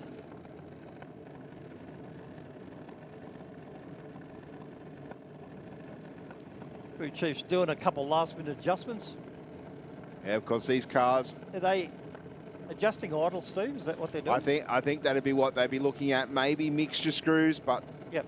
I guess the there's issue... a, like RPM dash on the head plate. Yeah, a lot of the cars don't even run a dash for the driver anymore. That's just at the back of the head, and it's just for the crew chief, if you like, to make sure the tune's right on the engine, and then the driver just does what it does. The clutch, so. Yeah. Well, all the cars pretty much now go in at idle speed. They're not up on the belt like we used to do. Yep. And by that, I mean hold your foot hard as you can on the brake and bring the RPM up and then let go of the brake. Yeah. But with these with these clutches, you don't have to do that so much because they actually almost shift gear. Yep. You hear that gets away with a good 024 light, and Bailey with an 093. Carlo takes the win. Yep, 56, 10,000, so only 5,000 in that one. 5,000 swim margin, wow. In that one across the finish line. Nice close race. Yeah, depending on the style of the clutch that these cars run, some of them you can actually hear them, they're almost like shift gear. You'll hear the engine RPM pull down and it'll ramp back up. It's all... I was talking to Emma Lifting's dad before, and he was a junior dragster driver in New Zealand, believe it or not. So Emma's a third-generation racer. Would you believe they start at 5 in New Zealand? Oh, really? Yeah.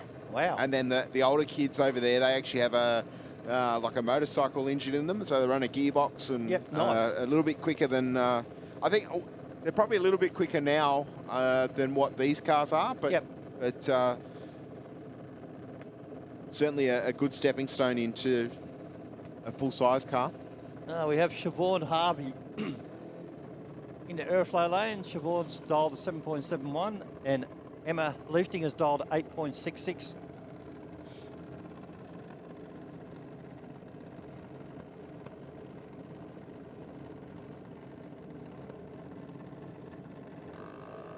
.138 light for Emma, 0.71 light for Siobhan. Siobhan doing the chasing, and Siobhan takes the win, 7.72.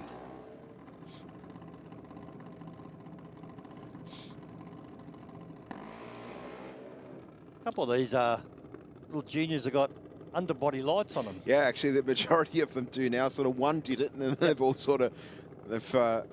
LEDs, you'd imagine. Yeah, definitely. They're pretty cool. Some of the Yeah, LEDs, different colours. Some good look at night.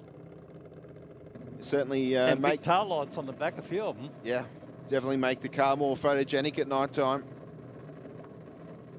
See magenta lights under the car for Kutschel in the rocket lane. Dialed in with an 812.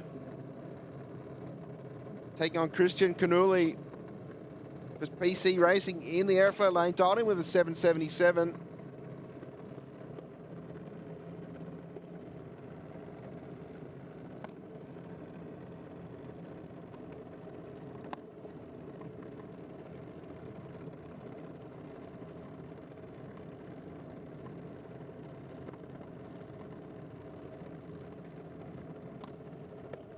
Both races into full stage now. The tree counts down. We've got an 0.52 to an 0.23. Canuli with a better light. 300s up his sleeve. Over towards the centre line at the finish line there, John. A 7.79 with a 5 to take the win at 76 miles an hour. The next pair going through their pre-run procedure. We've got Levi Knezovic down there in the Addicted Performance Junior Dragster, racing for Martini Racing Products, and Tough Streeters. 776, the dial in for Levi in the airflow lane. And beside we have Savannah Lucci, dialed in with an 872 in the rocket lane for VP Race Fuels, Lucci Civil and Naughty Boys.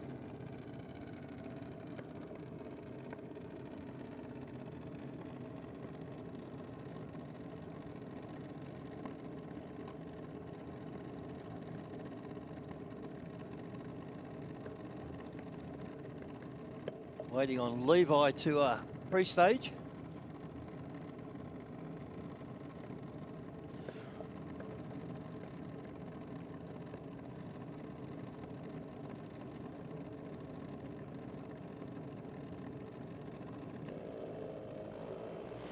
All right, both away cleanly. Absolutely nothing. Difference in the reaction times. No, nothing in it there at all, John. Only 0.02 of a second. Levi got there first, but went under the dial-in. 774 with a 6 on a 776. Handed the win back to Savannah, who ran an 873 with a 2. So she was smack on the dial-in as well. Yep. Next we have Savannah Pondello in the airflow lane and Liam O'Neill in the rocket lane.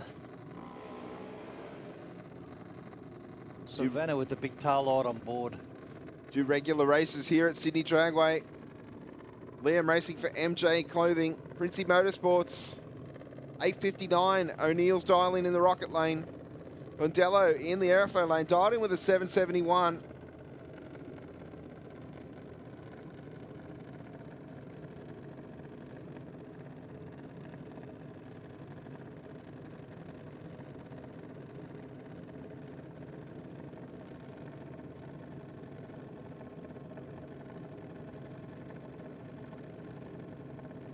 We see 2 Gonzalo cars through to the next round. Unfortunately not. Savannah 018 red light. Liam an 012 green. He's got the win. A nice reaction time for him. That's a great light out of Liam. Goes to 6.30 on a 5.90. Moving to the next round.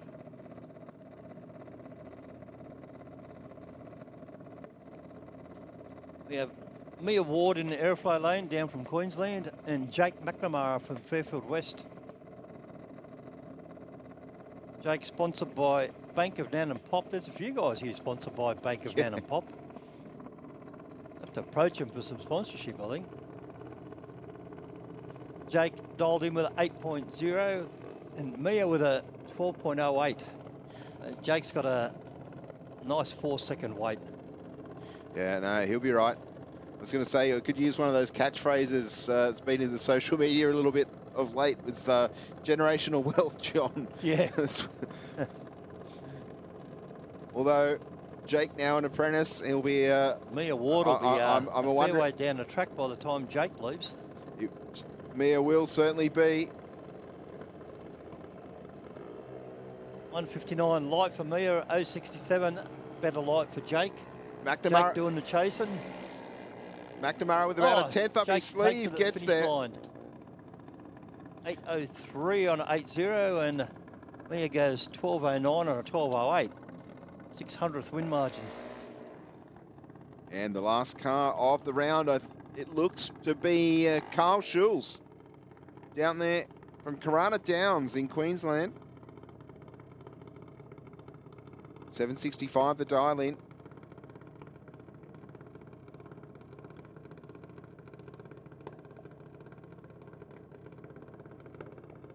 An uneven field here.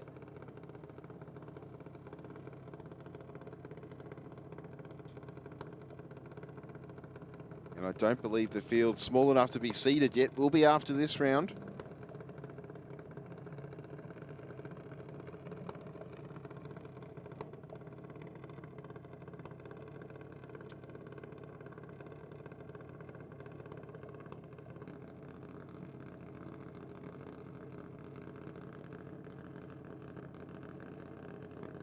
Should be our last pass in Junior Dragster, and then we're into Top Sportsman. Schulz pushing the light, went 003 red. On a solo, it doesn't matter. We'll still take the win. And breaks out for good measure. 64 and a 65.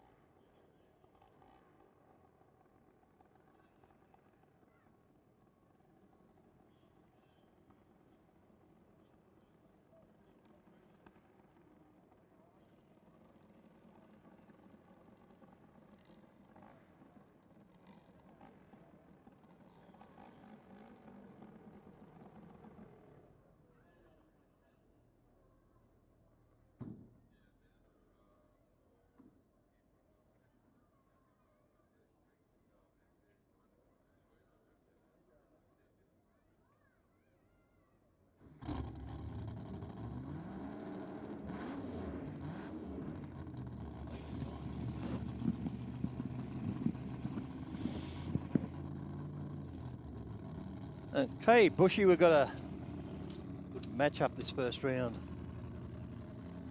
Second round. Second round?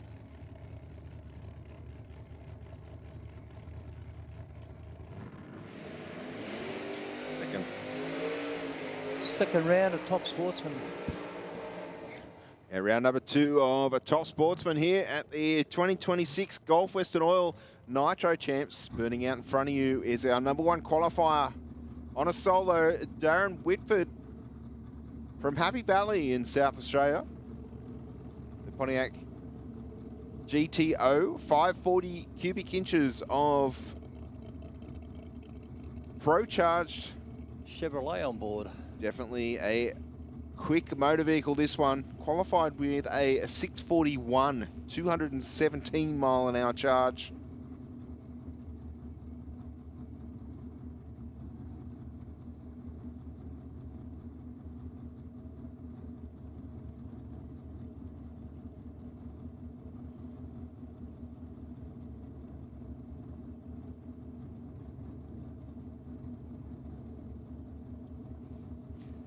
And lucky enough to receive the solo here. Racing for the power of property, APD carburetors, BK Race Engines, the Outlaw Speed Shop, and a Race Max Direct. Darren up from Happy Valley in South Australia. Would be a Happy Valley having a 6-second car, wouldn't it? Yeah. Yeah, no, and it seems Wouldn't to do bother me. seems to do everything right. Yeah, it goes down the track beautiful, doesn't it? Hope I haven't cursed it.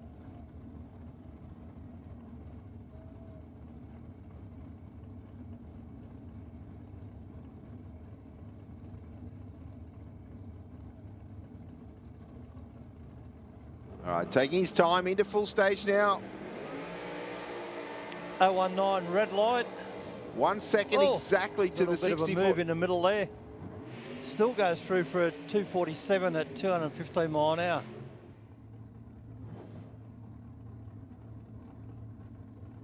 Okay, next we have Greg Fowler in the aeroflow lane.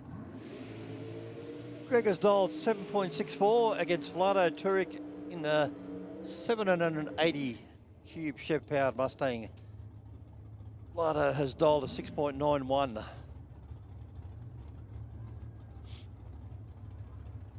Vlado, our number 2 qualifier. Nearly 1,400 and nearly 1,500 cubic inches on the start line, John. Start line, yep.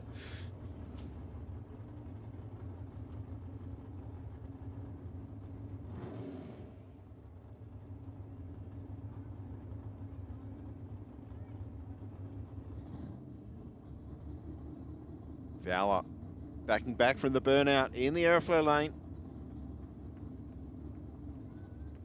Dialed in with a 764.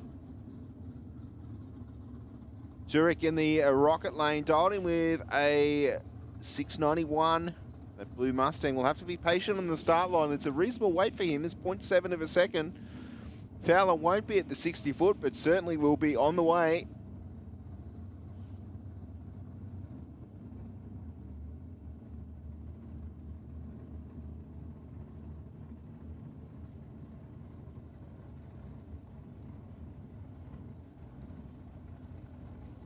Waiting on both races to stage.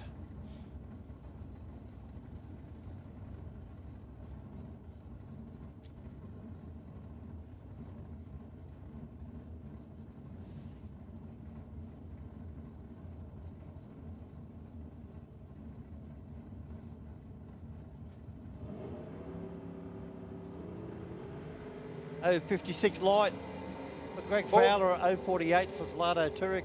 Turek moving around a little bit on the head of the throttle. Oh, close at the finish line. Very much so. Just over a hundredth of a second at the finish line, John. Turek will take the win. 692 with a 4. Big burnouts from both competitors down there on the start line. Next we have Daniel Moit in the airflow lane and Steve Fowler, Greg's son, in the rocket lane. Greg in the GXP and Daniel Moit in the Capri. Daniel Moit has dialed 8.37 and Steve Fowler 688. Daniel's car's got a bit of nitrous on board. There's the purge there. There's the purge, yep.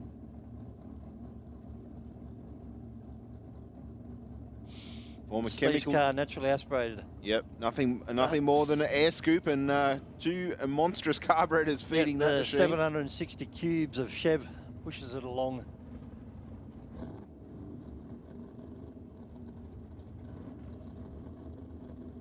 The little Capri, probably one of the most street-appearing cars that we have in the class. Yeah, in the bracket, yeah. Definitely not a massive tyre under the back of it, that's for sure. Yeah, majority of the cars in Top Sportsman are tube-framed.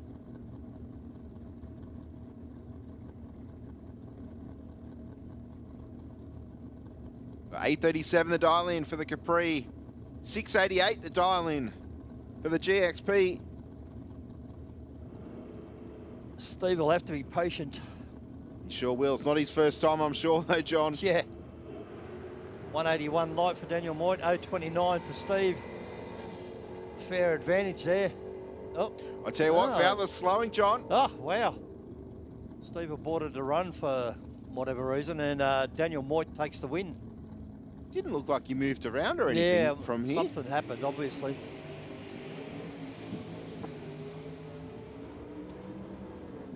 Next we have 2 Queenslanders on the racetrack. Matthew Barron in the airflow lane in a Chevy Beretta and Simon Isherwood in a Oldsmobile Cutlass.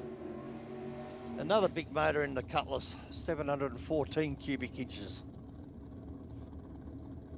Makes the 580 cube one look small. It does. In the airflow lane.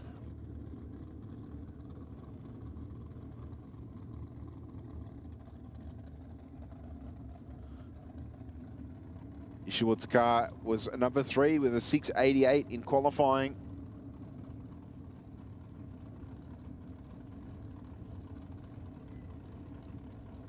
So Barron to lead first, 8:34 his dial in to a 6:96 for the car closest to the burnout pad here at Sydney Dragway, right of screen for those watching at home.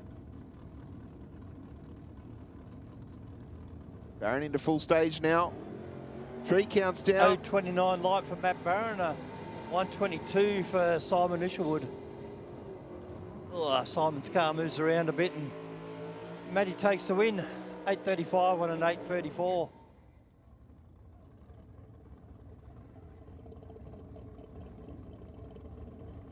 Next we have Brett O'Connor in the Chevy Camaro, 636 cubic inches against Anthony Panetta in the Holden Calibra with the small block Chev. Anthony normally a super gas racer, but that bracket didn't happen this weekend, so he's entered in Top Sportsman and he's going okay so far. That he is. He's doing well. Had to make some adjustments, obviously, to the driving style. Yep. Although I'm guessing if he's leaving on the button, he'd be reacting to the first the first flash anyway. Yep. He's only got one to react to. Yeah. So from that point of view, it's only that the tree counts down. You can see Brett with the nitrous purges there, so obviously blue bottle on board. Brett O'Connor's dialed 7.17 and Anthony Panetta has dialed 8.47.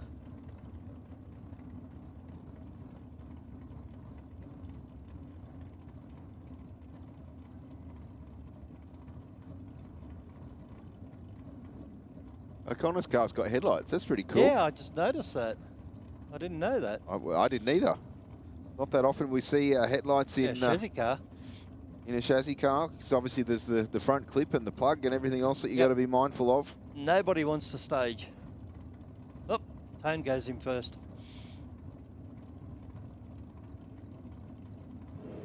All right, RPMs rise. The Calibra to lead first. 0.21 on the tree. Light for Tony, 0.71 for Brett. Brett's car moving around a little bit. Oh, Tone takes the win. Brett breaks out. Yeah, an 8.53 with a 6 to take the win at 158 miles an hour for the Calibra. Big burnout there out of Josh Boscovich. I think he only knows how to do one side, doesn't he?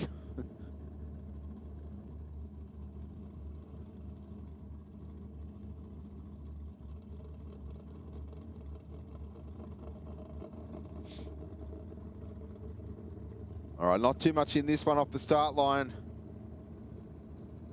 The Chev will have to wait around 0.3 of a second.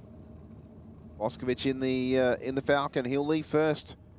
A 790 dial in for him in the aeroflow lane. Watch for the nitrous purge on Josh's car.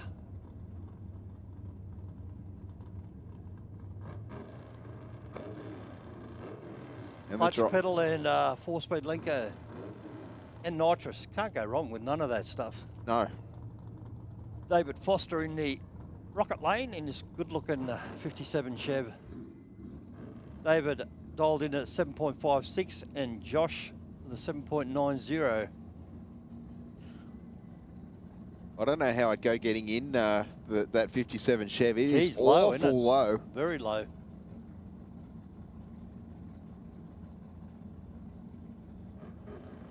Either that or the crew guy down there is super tall. Yeah, tall crew. It wouldn't be very graceful, that's for sure. Maybe I'd have to roll out of it. Yeah. Oh, Boscovich away with a nice 0.18. 0.18 light for, gets close to the centre line, Josh. Stayed in the throttle, I think, but that Chevy, close. Yeah, 76 10,000ths of a second. The Bosco crew jumped for joy there. He was lucky because that Chevy was chasing him down. There wasn't much of a gap across the finish line.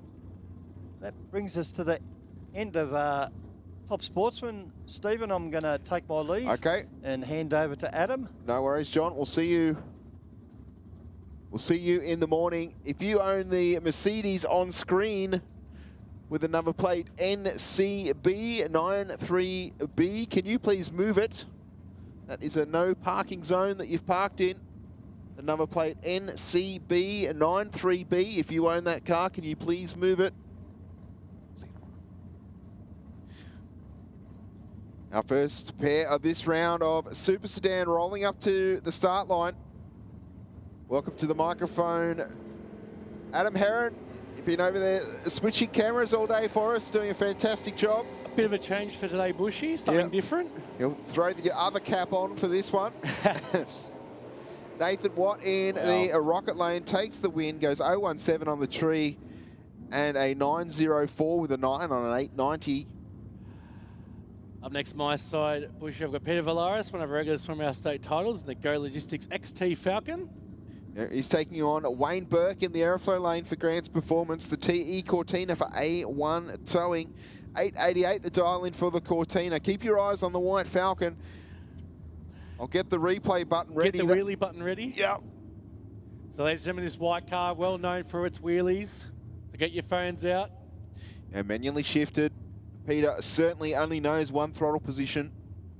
And that's a wide open, and the clutch pedal, there's no such thing as sliding it. It's just sidestep it. Here we go. Oh. Something happened there with the tree. Both cars were in stage. Burke didn't hold on the start line. VLRs just rolled out of the throttle, but... Commentator's curse, Bushy. Yeah, I told everyone to get their phones out, get ready for a wheelie, and what happens? Yeah, that's right. We wound it all up. Unfortunate there for Peter. Interesting to see what's going to happen there with that race, whether they rerun it at a later time. I'm not sure, because the tree never came down in from what I saw. But that's not my decision. Hopefully come to some sort of rectification here. It looked like he staged and then deep staged and then came back out, so I don't know how he actually did that, but... So, unfortunate news there for Peter, it looks like. Yeah, well, we'll soon find out. As I said, it's not our decision up here in the commentary box. We're just two humble commentators calling what we see.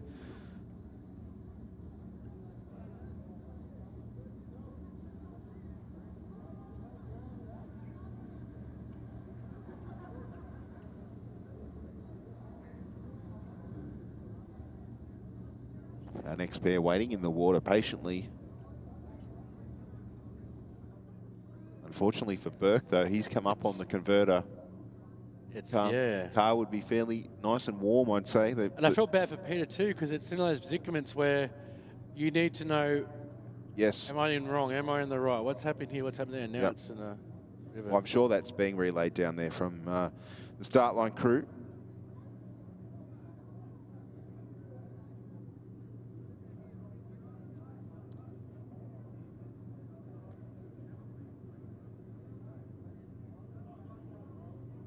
We'll sort it out. I said, oh, jump on the mic. Tell people to watch out for this white car, and so far, just pure disappointment. Your commentator's curse 101 there. All right. Well, on a note, let's have a look at the next two pairs. A very clean VK sitting down there, I think, with a turbocharged LS on board. And a very, very clean VL down there in the rocket lane. They're about to start their burnout procedure.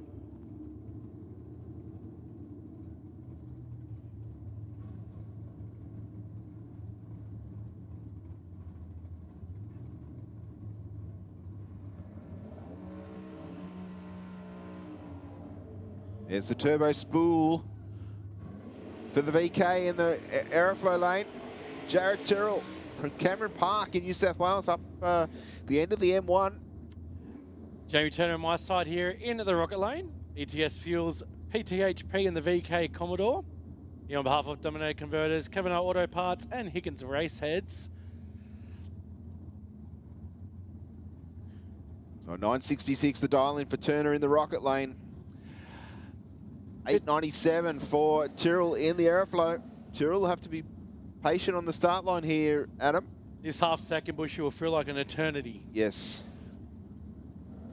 It will be. He'll be up on the converter, holding that turbo LS back. Bumped into stage, very shallow. All right, off goes Jamie. 028 on the tree for Turner to a 251 for Tyrrell. I think Turner should have this one in the bag. And he gets there. 977 with a 3 at 129 on my side, Bushy. And a 906 with a 153 miles an hour in the airflow lane. The win fairly convincing by 0.2 of a second for Turner. I think that's pretty much the gap on the start line there was the telltale at the finish line. So neither racer, the car's not changing from the nominated times. Our next pair, Haley Vella in the Ford Capri for M&K trailer. BG Engines, 893 the dial in for the Capri. And Victor Sattler-Giannis in the red LH Tirana. Dialed in with a 950. So Victor did get the half a second gap here, but it looks like Haley's coming around.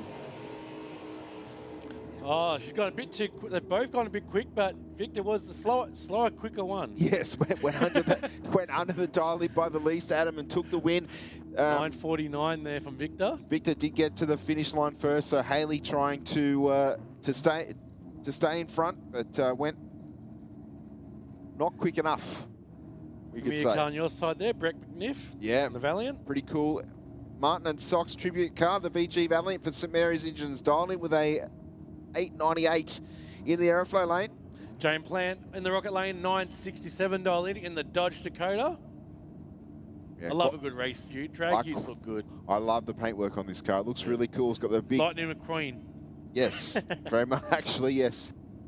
It's not my generation of movie, but certainly you would have seen it because you've got two young kids, but...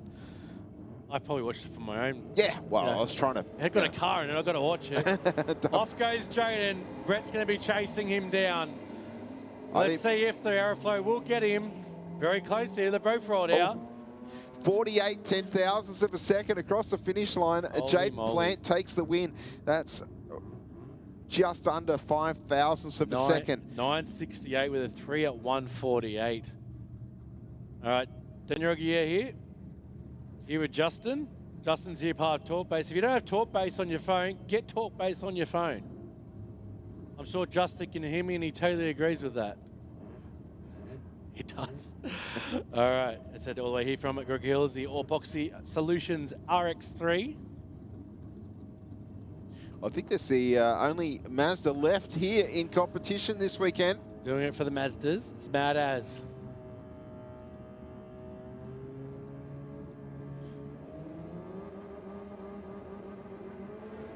Oh, 1-2 on the tree for the RX3. How good. 072 for the Camaro. Who will it Daniel, be? this is going to be close. He's well timed. 859 with a 3. The Rugier family down here. Very happy. Claims one for the Rotary fans. I think this will be another rip of a race too, Adam. We got Simon Bonello in the XW Falcon.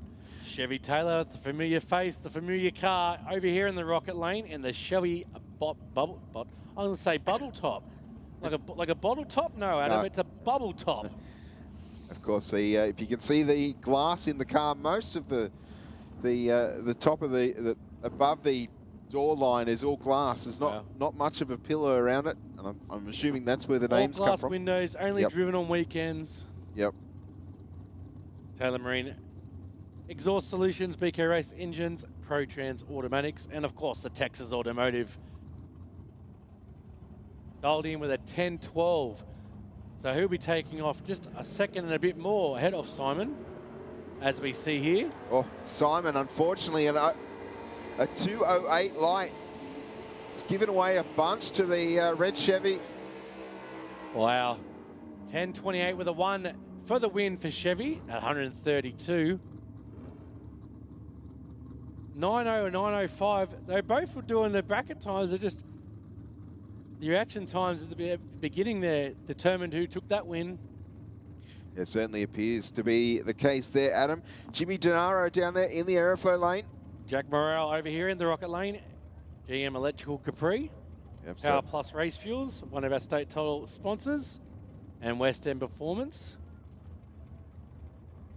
Dialed in with an 883, so he'll be chasing Jim because Jim has a 926. So just give or take half a second here. Oh, mate, Jack's car took out like a hole. Look at this one.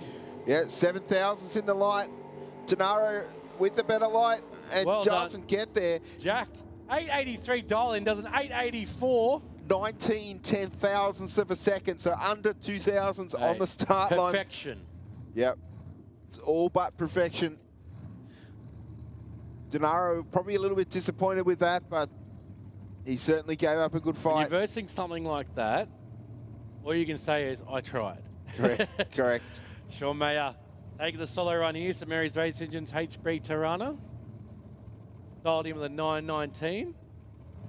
So let's see how close he can get to these dial-in. A bit of research and development going on here, but also he also needs to make sure his averages are good too. So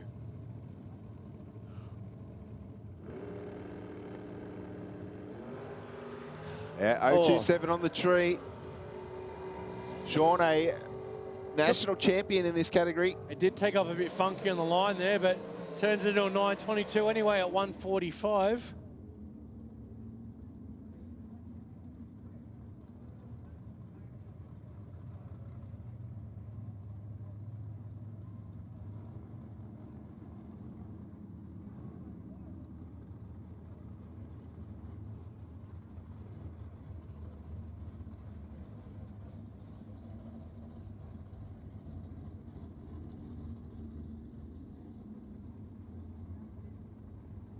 All right, Darren Edwards down there for Addicted Performance.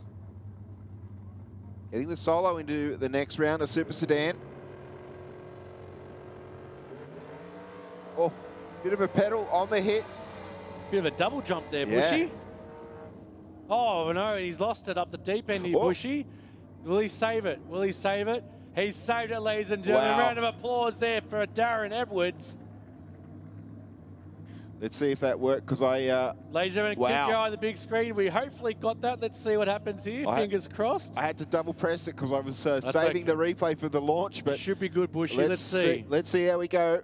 We did it. Look at this, that. ladies and gentlemen. Big move at around half track, half spun the other way. Oh, That's wow. how it's done. Do not try this at home. Definitely not, and I suggest not putting a heart rate monitor on on Edwards right now. He'd be sucking in the deep breaths, I reckon. Thumbs up there from the officials. 2 thumbs Wow. up means it's really good. Just go check the seat, make sure there's no marks or anything. Yeah, to be honest, I wouldn't blame him if there was. He won't say, though. No, of course not. Don't tell your friends, you know. He's got the GoPro in the middle of the roof there. That's going to make some pretty... I'm going to go down there and see if I can get a copy of this. That's going to make some pretty awesome footage for the Put Facebook that on your page. Instagram, eh?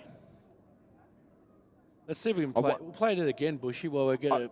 I'm wondering, look at the tyre marks left on the track. They're actually crossing over each other. Quick look up the big screen again for that replay. Right on half track. It looks like something's happened on the left-hand side. We'll play it, hit the button again. Watch it go to the left straight, like, see, like it's like mist or something. So the crew already had their hands on their head watching on the replay. It's heart-wrenching. Wow. And then the applause when he didn't hit the wall, because you know, that would have been expensive. Concrete always wins, but definitely Adam, that good drive job and probably a little bit of luck in there as well. 100% Bushy, I just said. Do not try this at home. Hold my beer, watch this. He didn't go out of his lane either. That's what I was saying. It was a perfect pirouette. I'll give it about an 8.5 for the rotation. Yeah, I think if that was me, it definitely would have been taking the deep breaths before I got out of the car.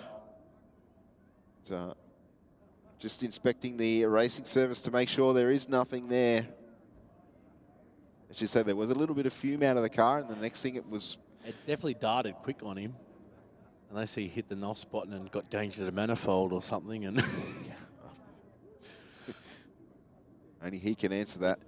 Yeah, he doesn't have that. I just wanted to add that in. He still did 11. He did 11.16 though.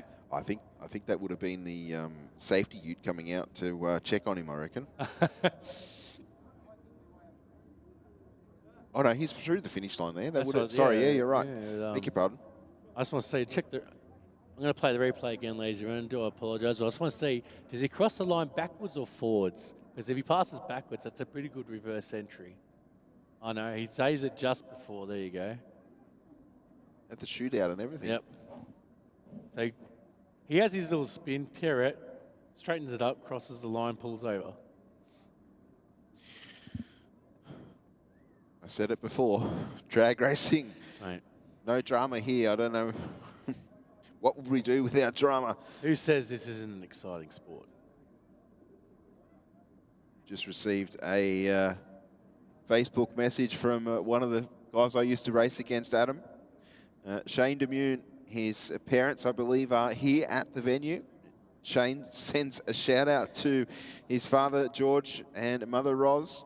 Good to have you here at Sydney Dragway. He's also sent a photo of a newspaper clipping that was 30 years ago in June. So, yeah, reminiscing at home, I'm sure. And those kids at home here watching, a newspaper is a piece of paper that had printed information on it.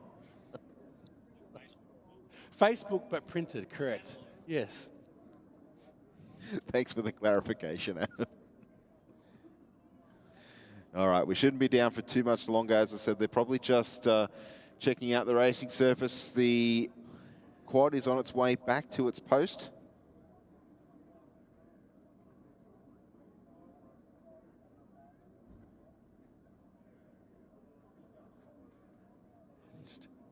Our co-commentator here, Rusty, was just saying how perfect it was. They missed all the locks. I said, perfect pirouette, doesn't touch the wall, straightens up, crosses line, does 11.16.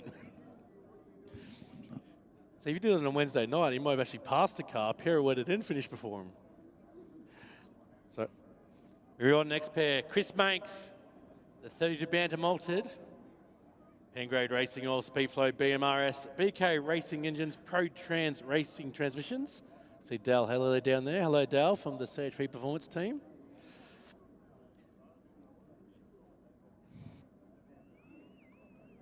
We're moving into Supercharged Outlaws here, Adam. We love the Supercharged Outlaws, mate. Put anything on anything, put some wheels on it, and we'll see you down the track. Yes, that's it. Dial your own. We've got a supercharged small block rear engine dragster in the aeroflow lane for Josh Fletcher. He's taking on Chris Manx, who's in a single turbocharged 32 Bantam altered. Now, when you say single, it's the size of a human baby. Okay? Yeah, it is. It is. It's do not stand too close when this thing's at full throttle, because you might disappear. Well, I mentioned I saw that on social media. There was a turbo car in the dyno, and they had something sitting on the intercooler, which, because they had the front clip off, whatever was on the intercooler, in through the turbo. After finding it, there might have been B2R or one of those Nissan GTR tuning companies had spark plugs sitting on the rad support. Well, that's not good. And then there wasn't spark plugs sitting on the rad support. Well, that's expensive. Yeah. With ceramic and metal and ceramic and metal and ceramic don't, you know. No, definitely at the RPM the turbochargers are doing. So Chris Manx dialed in a 6 flat once again. We've seen some enormous potential out of this car. It's just a matter of getting it all to work together. Obviously, the dyno numbers definitely are going to be kept a secret. I don't know what they are. I'd imagine they'd be fairly decent. And we've seen this car sub 1 second to the 60 foot. There's rumble in the jungle down below. Josh Fletcher fires up. Here we go. Chris Manx already up, started, ready to go.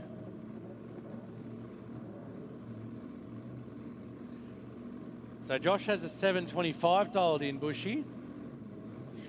Yeah, he's going to get a 1.2 second head start here on Manx.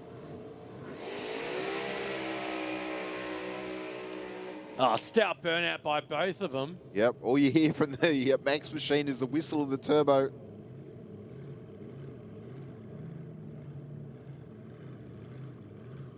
Backing back. And the big burnout. Fletcher in the aeroflow lane for the Bolt King and Styrofan, Styromax, Gulf Western Oils. qualified 9th in the field. Manx doing it for Motorsport Connections. Grade Racing Oil. Speedflow. BMRS. BK Race Engines. ProTrans Racing Transmissions. Certainly a large number of top shelf suppliers there. When your tuner has the world record for summer nats on the dyno comp, yep, working in your corner. That's what it's all about. Surrounding yourself with the right people.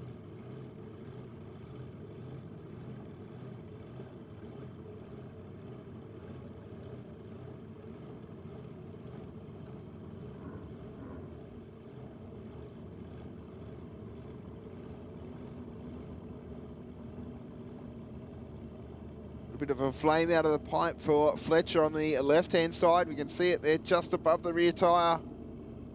Methanol cars sometimes do that with the overlap. The RPM up for Fletcher, 0.42 on the tree. Manx, 2/10 of a second behind him. Will Chris do it? He's coming in hot. Oh my God. Wow, so close. Look at the time, 6:05. Mate. 234 miles an hour. Chris couldn't have done any different there. It was just perfection versus perfection there. That was amazing. Congratulations to the Fletcher team. They're going to move into the next round. But Manx picked the dial in. He just didn't get the light quite as good as he wanted. He was on the chase, that big closing speed there.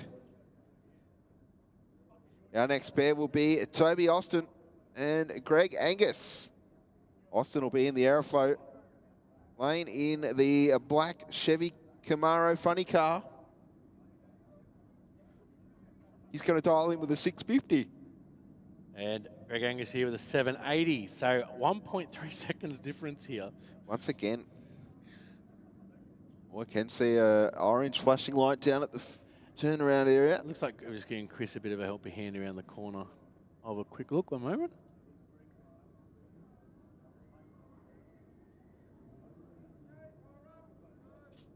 Oh, there we go. I heard the firearm up on the track mic downstairs coming through the headset.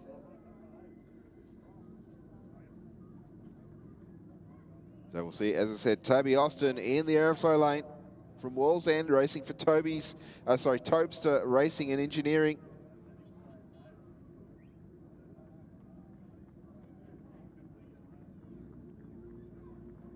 Brad Anderson Engineering, a powered funny car. 650 the dial in. Angus with the small block Chevy. For Greg Angus, Motor Traders. So with a 1.3 second difference here, this is a really good opportunity to point out why we have the separators on our tree, because you're going to see some lights 1.3 seconds before you wanted to.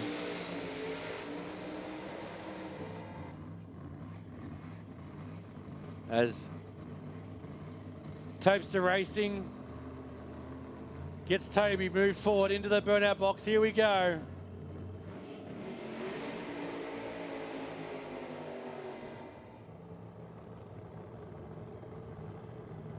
Short burnout for Toby. I'm not sure if people heard me over the cards before, but we're saying with a 1.3 second difference here, this is why we have the dividings on our Christmas tree here, because if you see some lights 1.3 seconds before you're meant to go, it'd be very embarrassing. Well, that's exactly right. That's one of the reasons, Adam, but the other is so that the other driver can't see and gauge whether the competitor has cut a good light or not. A lot of strategy in drag racing. One of the reasons why you'll see that the timing boards at the other end of the racetrack do not show the driver's reaction time during competition. They do during elimination, during qualifying, but not during eliminations.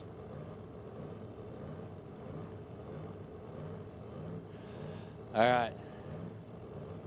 So, red car will go first. Black car will be following.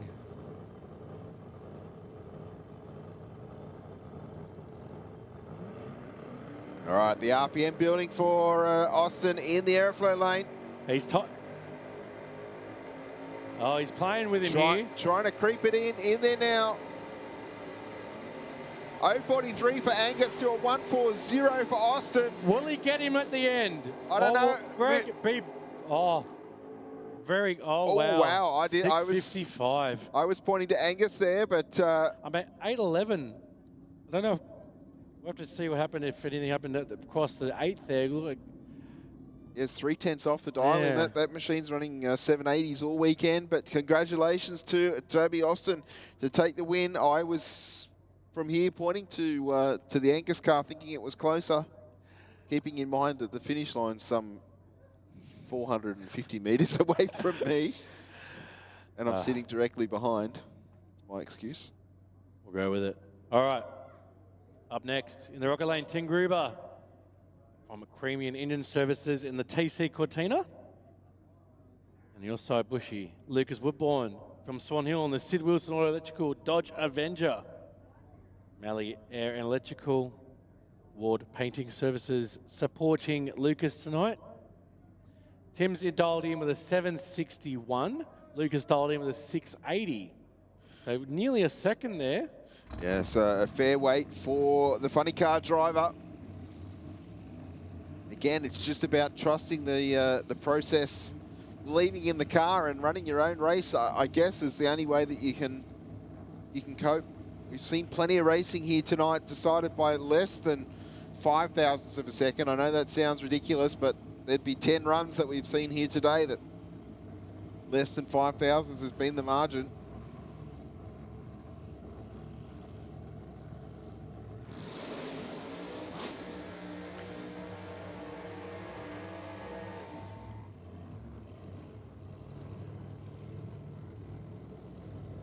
All right, Gruber going through his burnout procedure. Woodburn now completing his as well.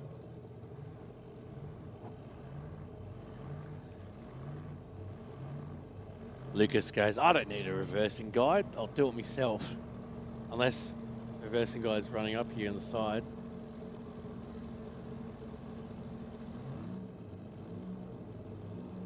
Well, he is. Just he's not fast enough to get down there in time. Left, the other left. Same left.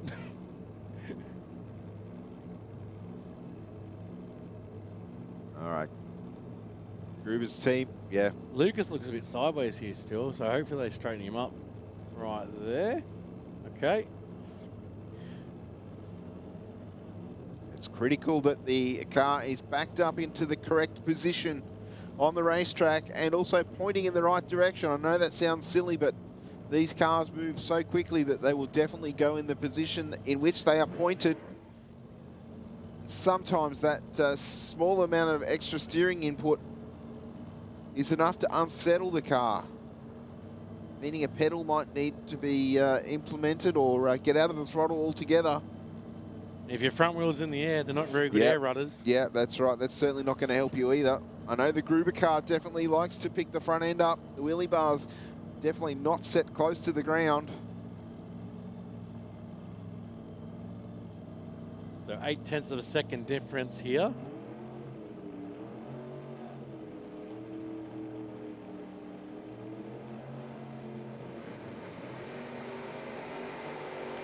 .473 on the tree for the funny car. Oh, what a one reaction time from my side, though. So Tim might be able to secure this. He does. 774 with a 2, Bushy. That's right, and a 732 with a 6, 181 miles an hour for the funny car. It's a little bit too far away from the dial in there for Woodburn. So 4/10 is not really the best reaction time. No, gave away a little bit on the start line as well. But the Creamian Engine Services machine will be back for the next round. And it looks like Jeremy Boscovich, I think as Rusty pointed out earlier today, the winner of that last round for him was going to see a buy run here in this round. And that is exactly what Jeremy's going to get.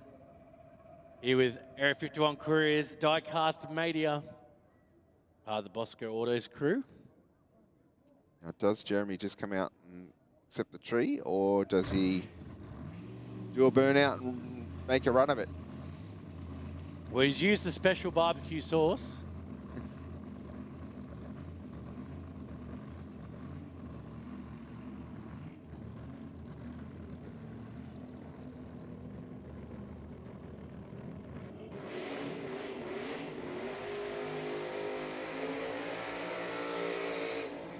Well, the I mean, I don't think he's going to be doing just a hit. No, the burnout tells me he's going to make a run of it.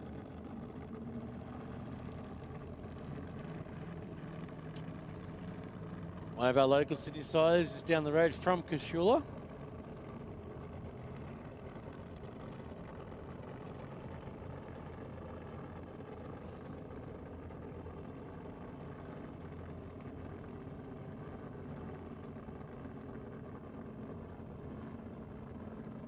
Jeremy, at least a second-generation racer.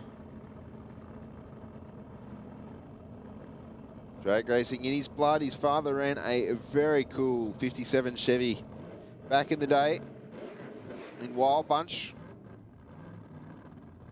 Fairly similar combination to what's in the Falcon in front of us. So he's dialed in with 735. I said no one's competing against him right now, but it'd be good for him just to see where that 735 lands with his run.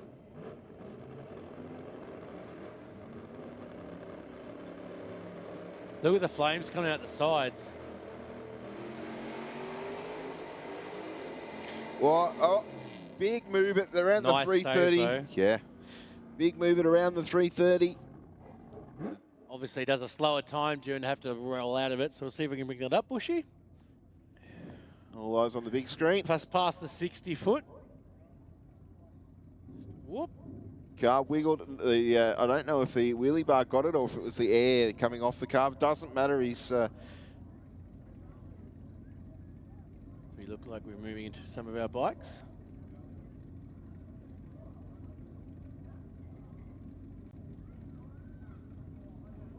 Yeah, it will be the the first round of modified bike.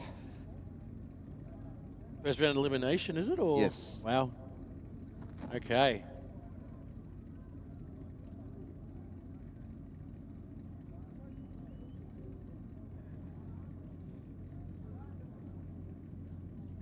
Hope you're enjoying the coverage. The 2026 Gulf Western Oil Nitro Champs here at Sydney Dragway.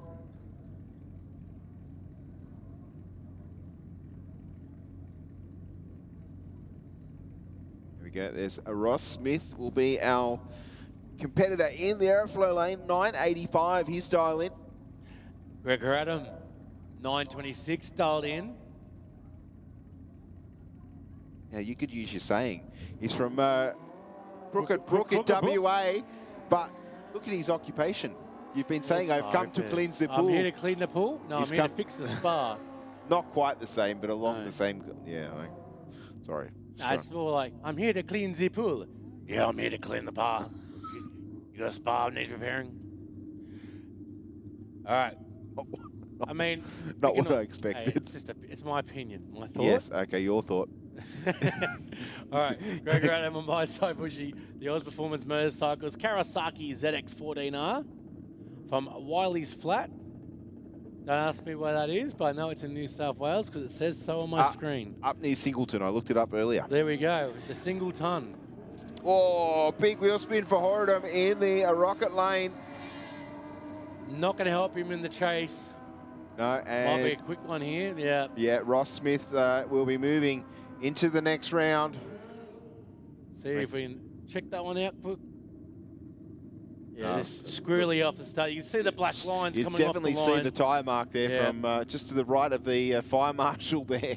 Spun the wheel big time all the way past the 60 foot. Nothing like fishtailing a bike. Yes, until it high sides you.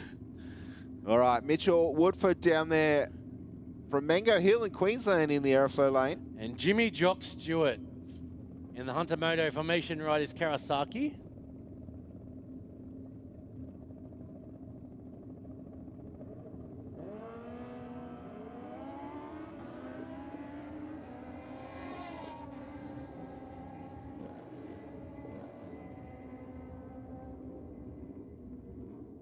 And the winner there will be Jimmy Jock Stewart. Goes 8.97 with a 5, 148 miles an hour. And an 8.97 with a 5, 148. I think you just said that, and I said it again. Just so people did. Should reiterate it. Yes. Nice pass there from Jimmy Jock. Next up, we'll see Albie Davidson in the aeroflow lane. Matthew Jones in the rocket lane on the V-Rod. That pop, pop, pop, pop, pop sound coming from the Harley. So a 10.20 to a 9.45. So 8/10 again. There's 2 lights on the Christmas tree. Davidson on board a borrowed motorcycle. Been borrowing it for quite some time. I mean, Gareth Wilcox at home. Is that like possession is 9/10? Well, I'm sure that Gareth Wilcox doesn't think so. Hopefully Gareth is watching. He's been watching some of the streams lately.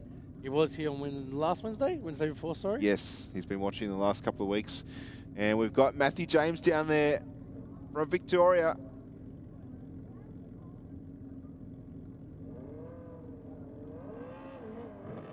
.003 on the tree for Davidson. Look at the crew, the anticipation there. They're willing their rider on to the finish line. Might be going too quick here. No, he wasn't. They got out of the throttle, went 9.60 with an 8 on a 9.45, Adam. Davidson, unfortunately, slowing, had a fantastic reaction time. Up next, Sean Ricketts, Heavy Duty Magazine. The Kawasaki ZX12R. Shout out to Mike Withers down there on the start line.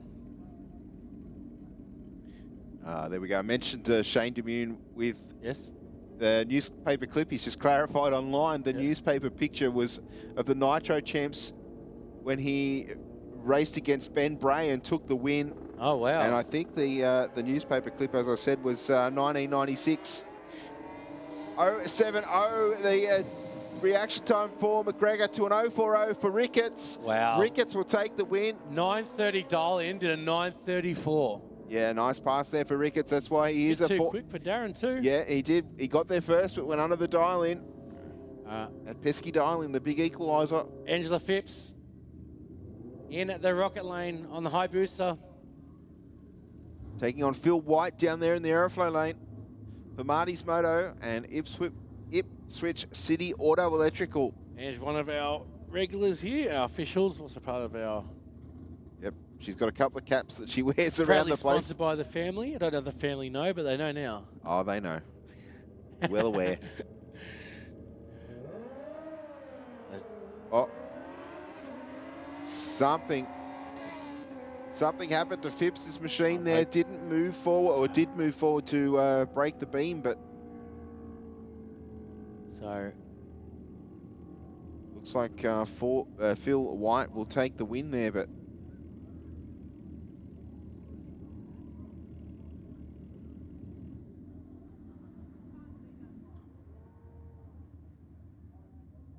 Not quite sure what happened for Phipps there. Went 3.59 on the reaction time, but that's as far as it went.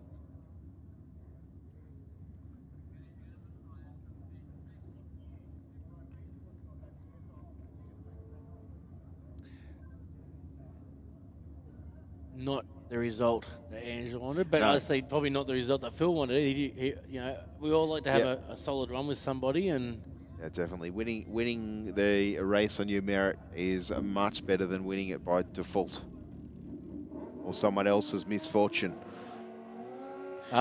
Jesse Barnes, the ProTune Cycles GSXR Suzuki, taking on Christopher Shaper. Down there, Christopher on board an unusual motorcycle in mod bike, but we have seen a number of these here at Sydney Dragway. Each, though. Yeah, a BMW S1000RR. Now this machine, out of the factory, a very quick motorcycle, 976 with a 953 is the qualifying time. It's dialed in a 975 here. It's a Pirate's favourite bike, the RR.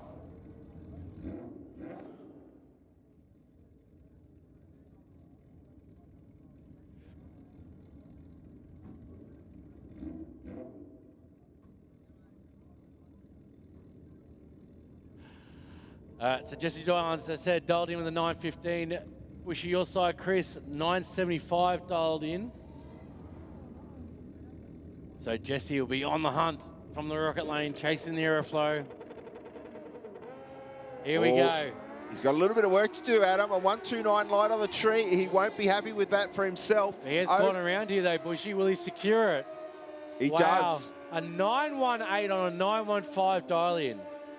Jesse Barnes moves on. I tell you what, 400ths of a second across the finish line to take the win. Chris kept it honest, though. Nice and close. Very much so did he keep it honest.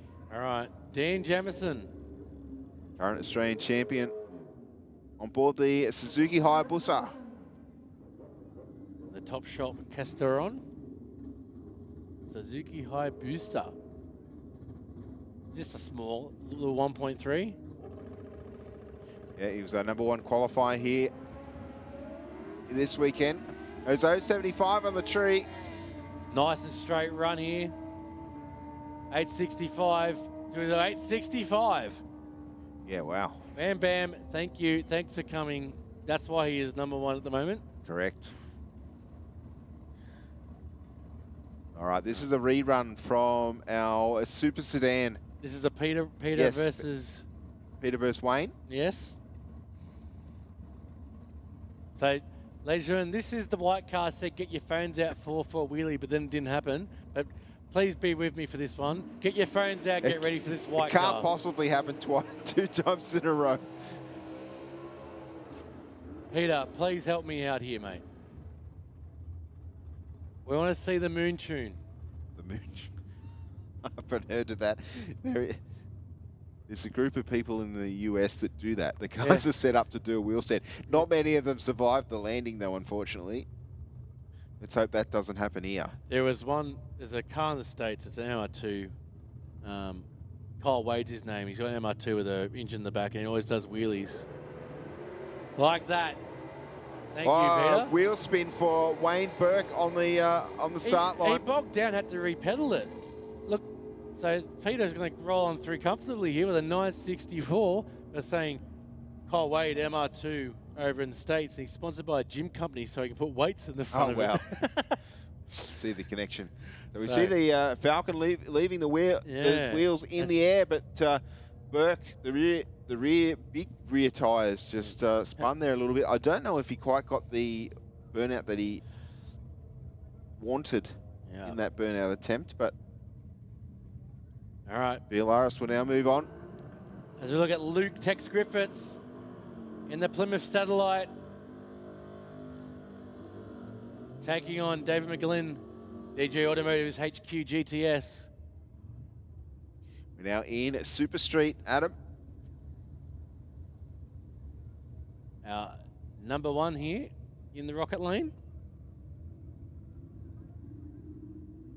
Here on behalf of Faber Vineyard and Winery. David McGlynn here on behalf of Failer Freight Management. Tex dialed in with a 1037, David with a 1064, so only 3 tenths difference here. Literally a human reaction if you're not on the ball. It's not the first time these two have raced each other, that's for sure. No. Maybe not elsewhere around the country, but they've definitely faced off plenty of times here at Sydney Dragway. Here we go. Oh, wait, 046, 027. The action times here on pinpoint. Who will take the win? Oh. And it will be Luke Tex Griffiths by 0.02 of a second.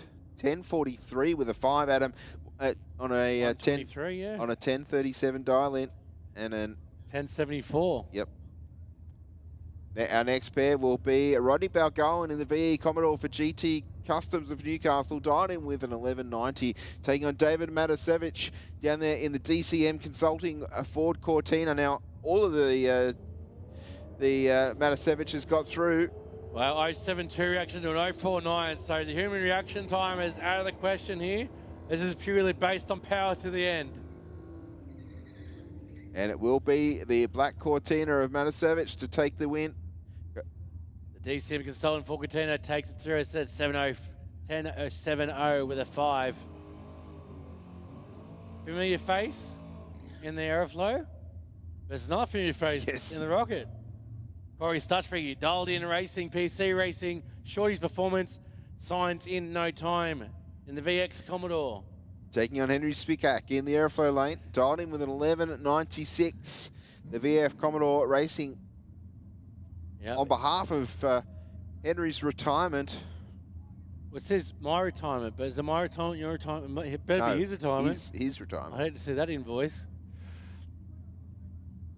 So if it's mine, I want to share. Yeah, 11.96 to a 10.53 Bushy. So as I said, another one that's going to feel like an eternity. No, it won't matter. It won't matter though. Corey will go through here. Yeah, Henry leaving the red light on the start line, goes 0.54. Let's see how close to 10.53 he gets though. 10.55. Yeah, Solid run. Nice pass there for Stutchbury. He went red as well, but Spikak had already left it on the start line. Nice result there for the dialed-in racing crew. Jack Matasefik up next. The XT Falcon, here on behalf of Modern Style Kitchens, dialed in with 11.34. And an 11.81 on the tree for John Riley. He's racing for the kids' inheritance. HQ 1 tonner leaves with an 0.17. Matasevich with a little bit of work to do, went 1.03 on the tree. He is coming in though. He is, but he's not going to get there unless the ute goes too quick. And the ute goes too fast at him. 11.78 with an 8 on an 11.81, handing the win back to the Red Falcon. Not by a lot though, no. 1/10. If he rolled out of that, he might have just had it too. So up next, another Matasevic of the Richard variety. Modern Style Kitchens and the XY Falcon ute. Taking on Blaine Bull. Shy Automotive Mechanical, Shy Performance Engines and Machining. Dial him 11.15 to 10.56. Yeah, so Bull's XD Falcon will get a small advantage on the start line. Throws it away with an 0.72 red light. Matasevich went 1.71, so not sure if he saw the red and relaxed a little bit, but he's normally a little bit sharper on the tree than that. 10.56 and ends up with a 10.61. Moving on through.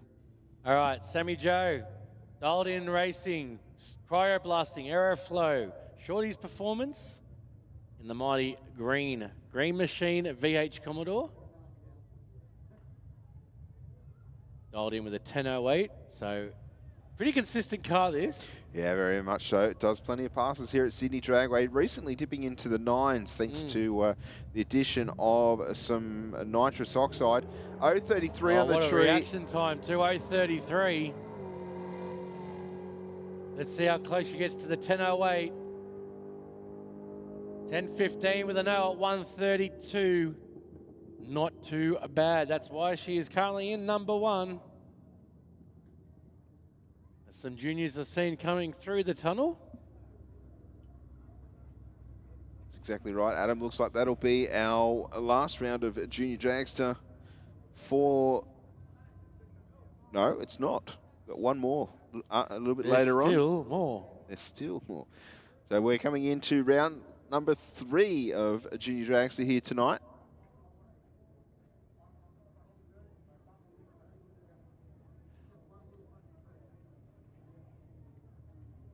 So it looks like we do have an extra round of eliminations for the junior drags. This is probably because there's an umpteenth of them. Yes, that was the biggest field by far here this weekend. I think there was like 48 qualifiers from yesterday.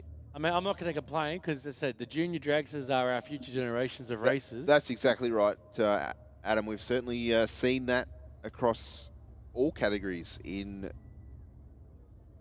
drag racing in Australia. Since the inception of Junior Dragster, many of our racers have gone on to become national champions in whatever category they choose to race in. Look at Kelly Betts in Top Fuel. 100%, good point. Luke Crowley in Pro Bike. He's gone to race around the world, as has Fiona Crisp, and I'm sorry if I forget anybody, I'm working off memory here. Fiona Crisp, racer in Modifieds, raced over in the US, as is Shane Tucker, who's not here this weekend, but he spent quite a bit of time over in the US racing his pro stock cars. And, you know, definitely a good grounding. The Brays also, they've run Benny Bray. Dakota now the third generation? Another generation of the Bray family. The Reeds down here, I think there's at least one of the Reed girls. Yep, Michaela. Michaela rolling through the tunnel, taking Exhibit A right in front of us. Right in front of us. 812 the dial in for Michaela. All right. So Michaela Reed, here on behalf of Belgravia Apparel, Let's Go Industries, All-Star Batteries, Kitting Transport. She dialed in with an 812 bushy. That's it, and she's racing against Taylor Horton from Lethbridge in Victoria, so both races converging on Sydney Dragway here this weekend. Horton racing for Moto Works, United Signage, ProStar Motorsport, and Sparkle and Shine Housekeepers. Riding with a 775. She will have to wait on the start line.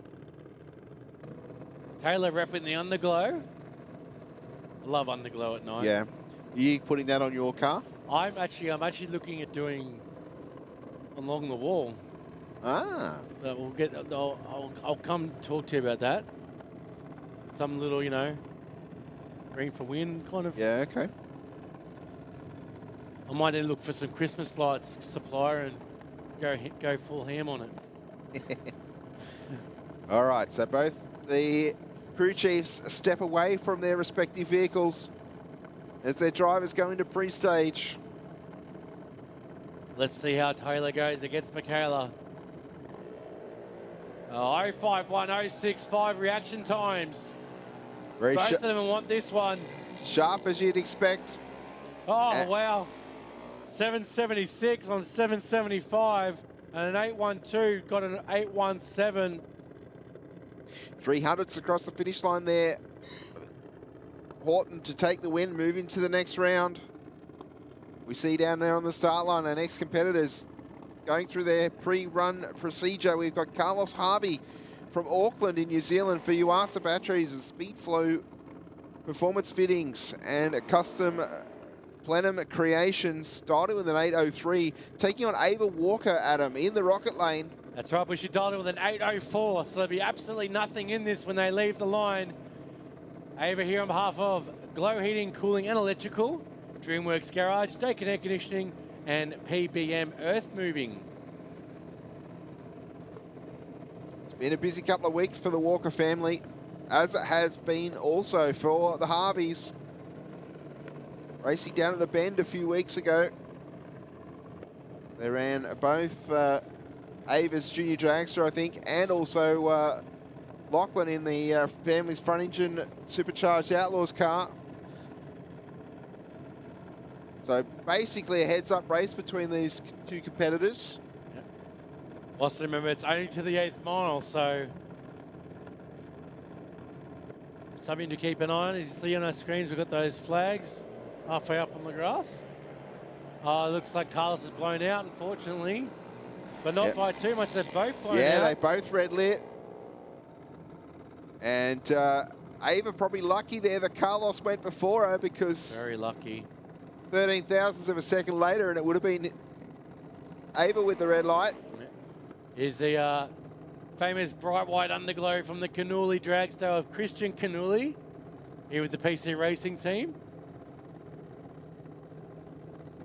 Kyle Day over here in the rocket lane. The RLC engine reconditioning. 773 versus 775. So these pairings have been really good that they've paired them together so close. This isn't random. No, so this is actually a seat. We're in seated racing now. So Canuli from Luddenham in New South Wales. Day from Victoria Point in Queensland.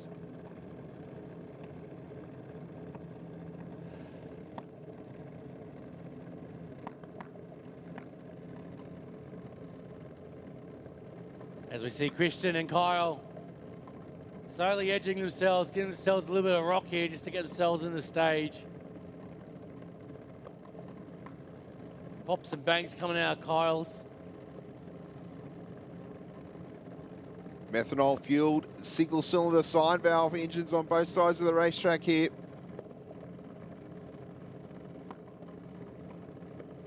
Bit of a staging duel. I don't know how much fuel these cars hold these days. Are we about to find out, Bushy? Maybe. All right, both locked in. Here we go. 005 to an 010. I got excitement 010. You got a 005. Canuli with a 5 thou gap on the start line. Converts it to a win. 775 with a 7 on a 775. Both at 83. A 12 thou package for Canuli to take the win. Half your luck. All right, let's see how Savannah goes up against Liam. Savannah Lucy here, behalf of Lucy Civil, Naughty Boys, and VP Race Fuels. Take on Liam O'Neill in the rocket lane for MJ Clothing and Princey Motorsports. He's dialed in with an 862. So not too much in this one either. Only 0.09 of a second.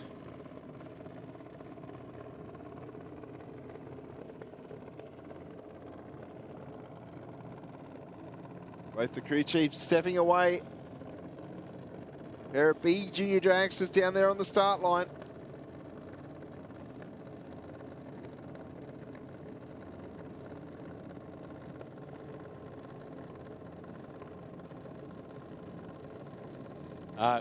Here we go. Savannah gets ready to come in. Locks in, here we go. Oh, 4-3 extra time here from Liam. O'Neill with a big advantage, heading towards the finish line. We'll come down to which car runs closest to the dial in. O'Neill an 865 with a 9 on an 862 dial in. 73 to 75 miles per hour from the pair. O'Neill to take the win. All right, here's one we've seen before. Jake McNamara, but he's in Chloe Rico's car. Yes. Had a bit of an incident there where pistons and rods met blocks and... Yes, it was a bit messy, we'll put it that way. They all entered the restricted area. All right, so McNamara in the aerofo lane. Carl Schultz looking for a sponsor. Everyone wants to sponsor Carl in the yellow and black. Wonder who I know that has yellow and black. Oh, we can think of a few people, I'm sure. I've got Sammy Joe Johnson pointing out that the bins here are the same colour as the car, so that's funny, isn't it? Jake McNamara dialed in with an 802. Schulz in the rocket lane dialed in with a 764. 4/10 difference here, Bushy, so it'll feel like a lifetime when you're sitting down there at the tree. Oh, 015 from Carl. Yeah, McNamara a little bit slow by his liking, I'm sure. A 158 on the tree. Jake might have it though. Oh, no, wow. No. Carl goes through 769 at 82. Jake going through 805 with a 1 at 81. I think Schulz was had a little bit up his sleeve there, just rolled out of the throttle. Our next pair will be Siobhan Harvey and Alex Rafalo. Lots of sevens down there in the dial-in. 770, the dial-in for the New Zealand racer in the aeroflow lane. Alex Rafalo said here behalf of Sydney Warscapes. Dialed in with a 777.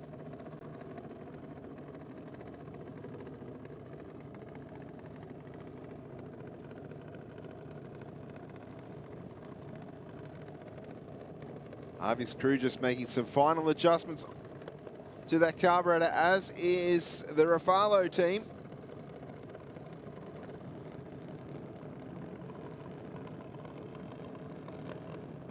All right, both crew chiefs walk away, leaving it up to their drivers now.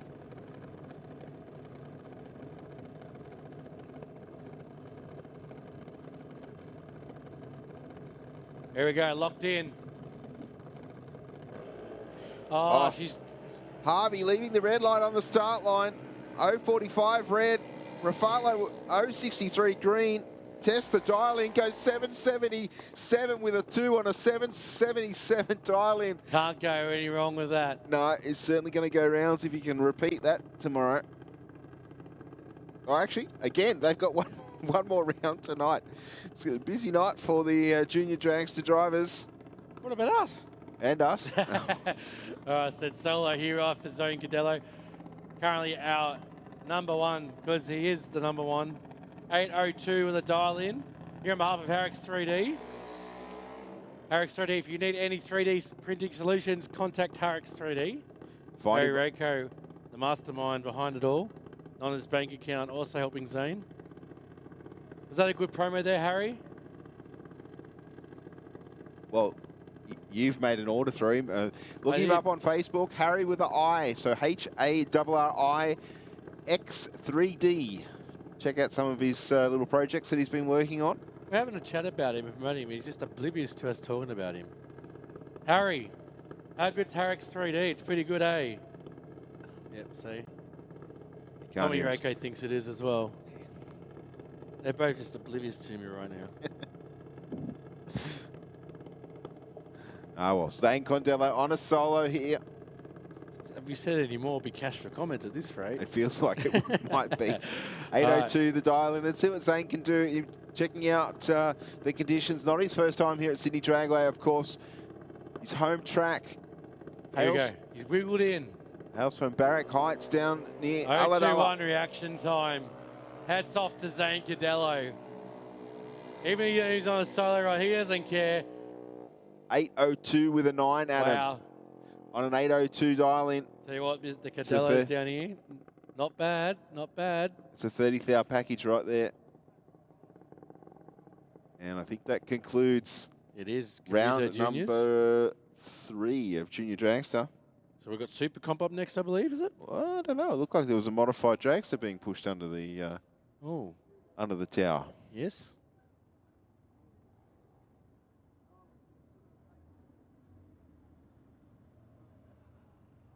See Top Sportsman in the lanes.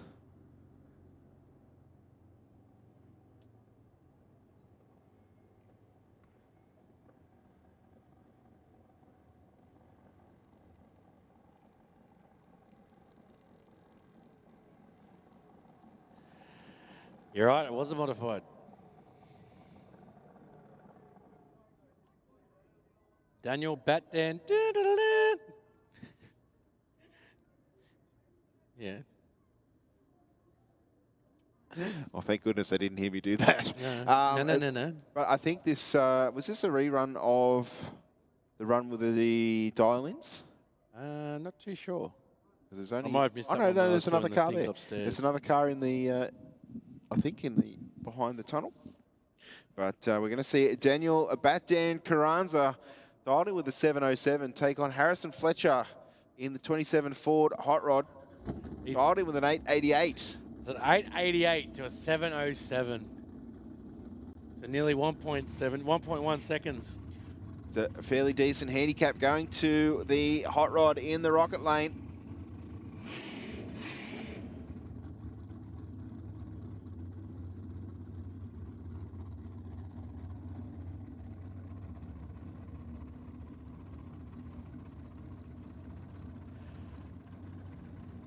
Harrison here, Mansfield Apartments, Jemison Courthouse Hotel, Bolton Plumbing and Civil.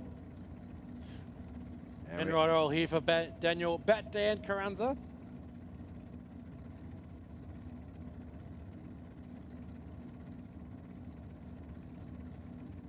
All the way from South Morang in Victoria. They've been doing quite a lot with this car in terms of car shows and displays leading up to the Western Oil Nitro Champs.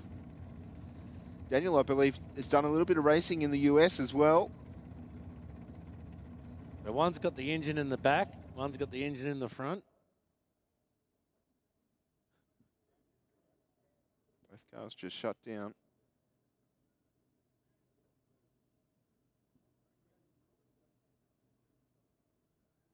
Not quite sure the reasoning.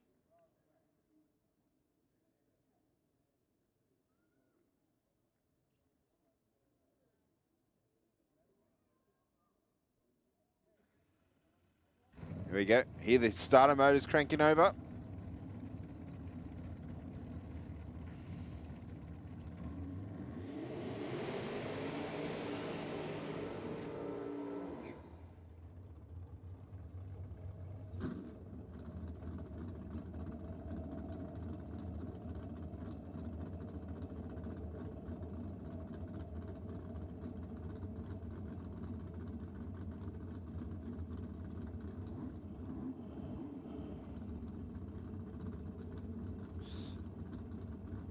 So Harrison in the orange, 27 Roadster Bushy, he'll be taken off 1.1 seconds before Daniel.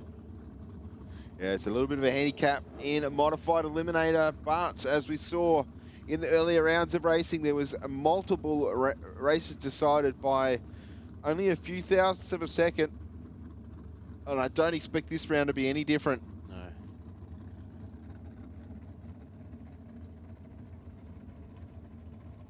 Fletcher, I would say, fairly new to the seat of this hot rod down there, but we've certainly seen him race very well.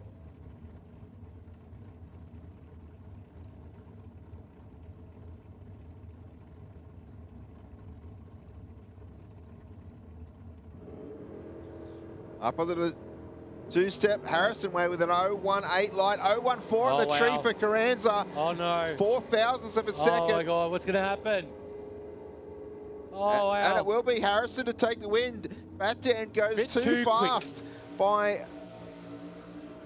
4 thousandths. 11th hour goes 7:05 with a 9 on a 7:07, handing the win back to Fletcher.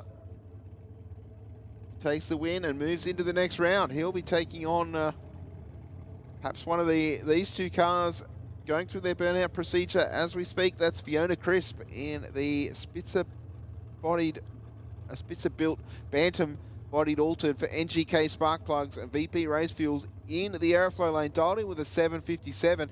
Taking on Peter Brown in the rocket lane, he's dialed in with a 758. So basically a heads-up race between these two competitors. Brown racing for BK Race Engines, Pro Trans Automatics, and Race Max Direct. They were 10th and 9th qualifier, respectively.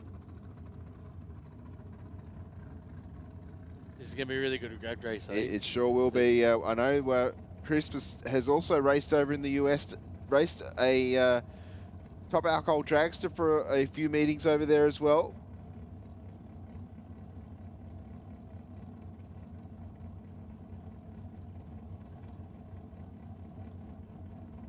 It'll come down to reaction times here, Adam, to see who will move into the next round. Up onto the two-step. 022-043. Oh, wow. What are they doing to us? They're stressing you out. That's exactly what they're doing. Look at this finish. Wow. And it will be Peter Brown. Gets there by 500ths across the finish line. A 7.60 with a 7 on a 7.58 to take the win. Crisp, a 7.63 with a 4. That was absolutely nothing in that at all. As we move on to the solo run here from Corey Dyson from Kilmore, Victoria. Here on behalf of Mobile One, Statewide Oils. Glass protection. I know it'd be a double writing there. That's the way I would read that. But the Mully's Dragster? Mully's, sorry. This is... I'm making up names. This is for a spot in the semi-final. I think there might be a solo. 5-3, so there'll be a bye there somewhere. Yeah, there will be a bye into the final round tomorrow.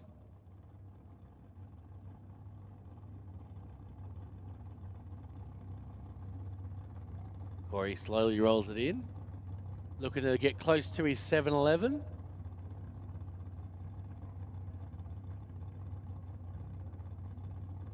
Was she looking at me like I said 6-7 when I said 7-11? No, not at all. 0-1-3 on the tree for Dyson. And went a bit sideways though when he took off there, Bushy. So let's see how close he gets to the finish. Still does a 7-11 with a 7 though.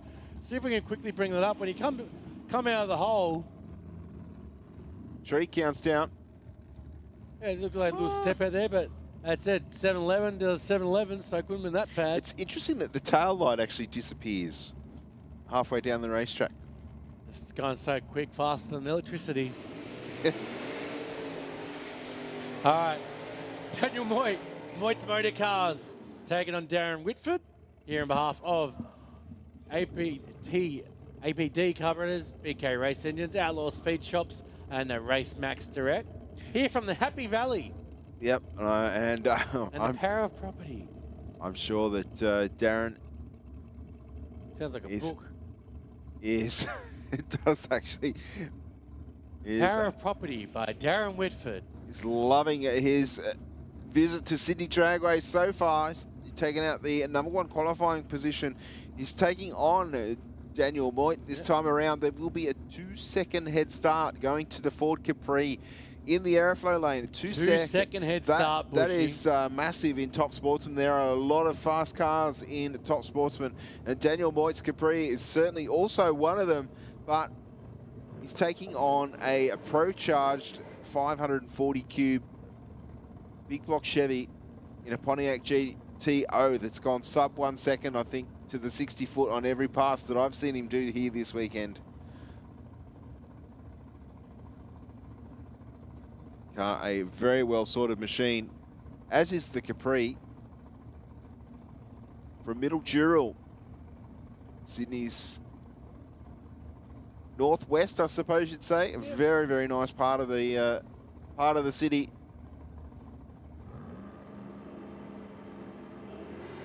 .063 on the tree for the Capri.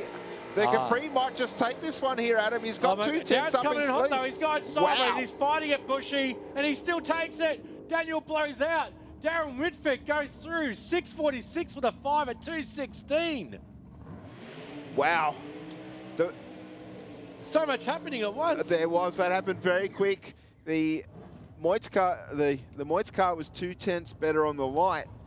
Got to the finish line 2 tenths before Whitford, but went too fast, handing the win back to that the GTO. Moit struggled to get that win, as I said, fighting it left and right towards the line. This isn't boring at all, Bushy. No, whoever said it? I never said it was. I heard stories, people saying it. But Anthony Panetta and the mighty Holden Calibra, Lotto Toric, THR Developments, and the mighty Mustang. 691 and it's 848. So a second and a half here nearly. Yes. Another big handicap going to Anthony Panetta in the Holden Calibra. Usually races in Supergas with a 990 fixed index. I don't think that delayed throttle might be getting a bit of action. No, it's probably feeling a little bit left out here this weekend.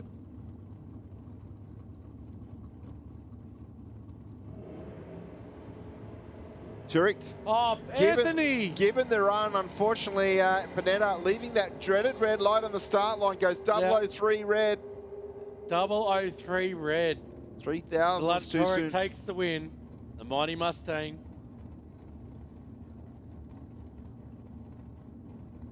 I'm not going to make him. I'm not going to let him forget that. All right. Josh Boscovich, sorry, and the familiar XA Coupe. Yeah, we could see the shift light there blazing away through the back window, screaming, "Change me, change me!" What's in this? Not Leyland. What's the link? Shifter?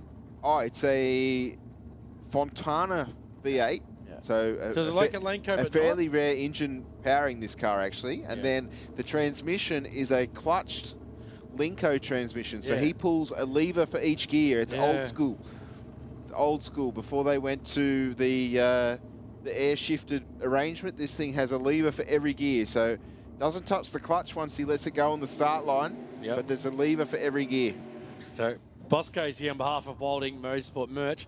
Wilding Motorsport Merch. If you want your merch, if they're still open at the back here at the spectator entry, go down there, grab some merch. They're here supporting a whole Nitro weekend here. Matthew Barron's here on behalf of Aussie Diffs, TSR Racing Products, RCE and Aerospec. The mighty Chevy Beretta. Something not familiar to us here in Sydney, but a beautiful car. Bosco dialed in with a 790. Matthews dialed in with an 834. If you've got your phones out, get rid of the phone. This one, Josh is known to put those front wheels up to the moon.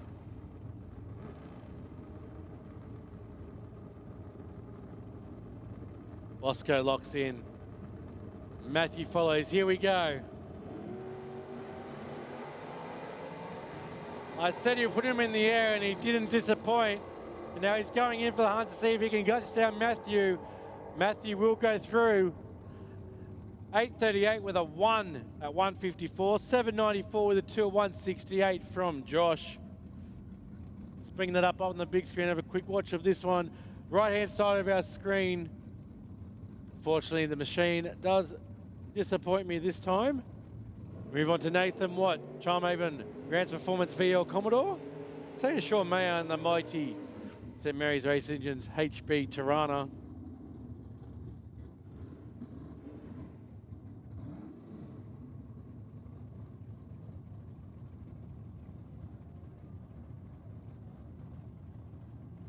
Sean Mayer's dialed in with a 921.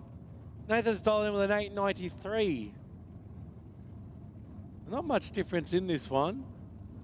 So we will see Sean taking off first in the aeroflow lane.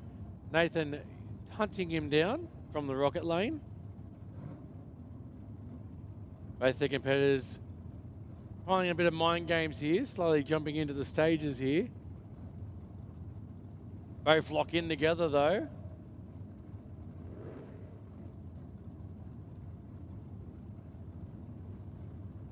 Holden versus Holden, Toronto versus Commodore. 019 reaction time from Sean, 025 reaction time from Nathan. You can tell they're professionals. Nathan's a bit too quick there. Only by 3 thousandths he missed out on the win. Sean Mayer does go through, 923 with a 0. As we move on to Peter Villaris, the Go Logistics XT Falcon, taking on Jaden Plant, the EFI Logic Dodge Dakota. Said before, Jaden's car does remind me a bit of the Light McQueen theme with the flames. Peter Villaris in the aeroflow lane. Get your phones ready for the left lane. There you go. Now he hunts down Jaden. Will Jaden take the win? He will. 970 with a 5 at 129 to a 934 with a 1 at 145 from Peter. Jaden moving on through. Up next, we've got the Commodore taking on the Capri. Jamie Turner from ETS Race Fuels, Dominator Converters, Kevin R Auto Parts, and Riggins Raceheads. Jake Morrell here on behalf of GM Electrical, Power Plus Race Fuels, and West End Performance. Jake's dialed in with an 882. So he'll be chasing down Jamie in the Commodore, who's dialed in with a 967. Half a second difference here. 020 reaction time to an 014. Will he chase him down? Or will Jamie be victorious? Jake takes the win, 883 with a 0 at 149. Jamie with a 968 with a 7 at 137. All right, Chevy Taylor, Gillies Motorsports and the Chevy Bubble Top taking on Daniel Ruggier, All Epoxy Solutions, Mazda RX-3 on behalf of any door and gates and Talkbase. Don't forget to check out the Talkbase app. Chevy's here from Taylor Marine Solutions, BK Race Engines, ProTrans and Tex Automotive as they both slowly move in to stage. Say it again, hopefully I listen. Move into stage, there we go. Daniel building up the boost in the RX-3. Oh, 057 reaction time from Daniel. The Talkbase RX-3 goes across the line. Will he take the win on behalf of Epoxy Solutions? He will. 906. Chevy went through with a 10-2. As Victor and the mighty LH Tirana, K&A Race Engines, Pro 10 Performance Automatics, got him with a 949, but it is a solo pass. So we'll see how close he gets to that 949 that he has dialed in.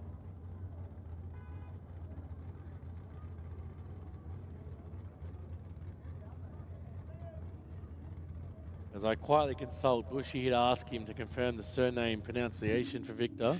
Sattler Giannis. Thank you very much there. An 049 reaction time from Victor. See how close he gets to this 949. A 949. Can't go wrong. With a 0, actually. Wow. Can't get better than that, can you, ladies and gentlemen? Fantastic pass That's for Victor. That's how it's done, mate. As we move on to the bikes.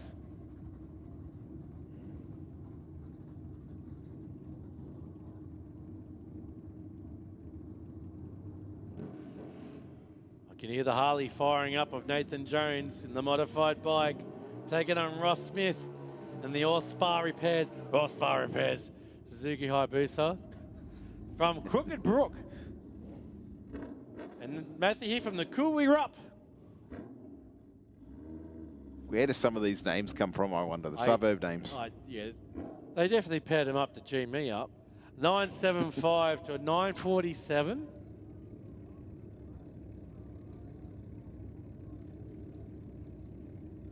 Yeah, Smith will be leaving the start line first. Jones will be chasing him down in the rocket lane. Only 3/10 difference in this one off the line.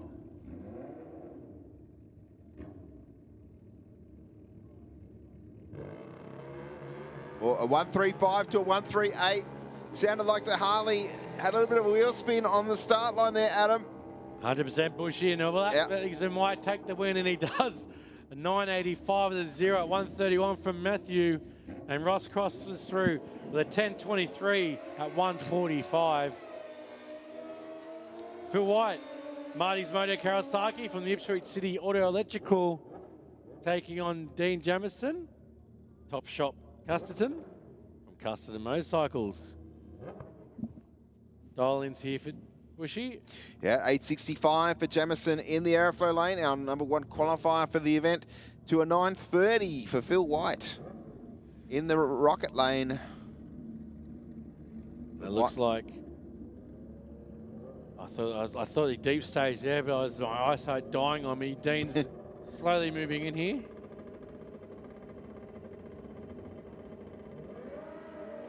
Oh, 60 on the tree for Phil White. It might help Phil get secure the win here. Let's see if Dean, he is #1, but will he continue to be? He will, because Phil White blows it out. 922. So 867 with a 9, 153 secures Dean the win. Yeah, we'll be moving into the next round of eliminations. Sean Ricketts, Heavy Duty Magazine. A local battle about to unfold. Sean Ricketts down there on the start line on board his Kawasaki, dialed in with a 933 in the airflow lane, taking on Jesse Barnes for Pro Team Motorcycles on board his Suzuki GSXR 1000. Quick shout out to DeWood Interiors supporting Jesse. So 914 and 933.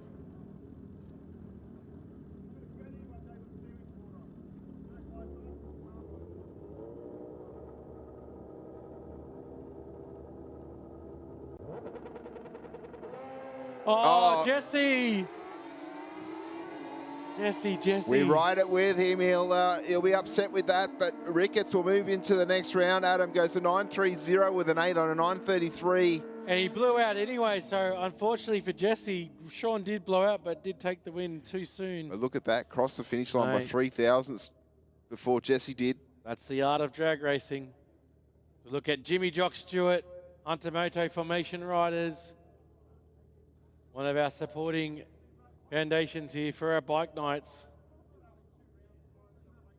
889 on the dial-in. On a solo, so he can either accept the tree or he can make a run out of it if he likes. Deciding to make a run out of it.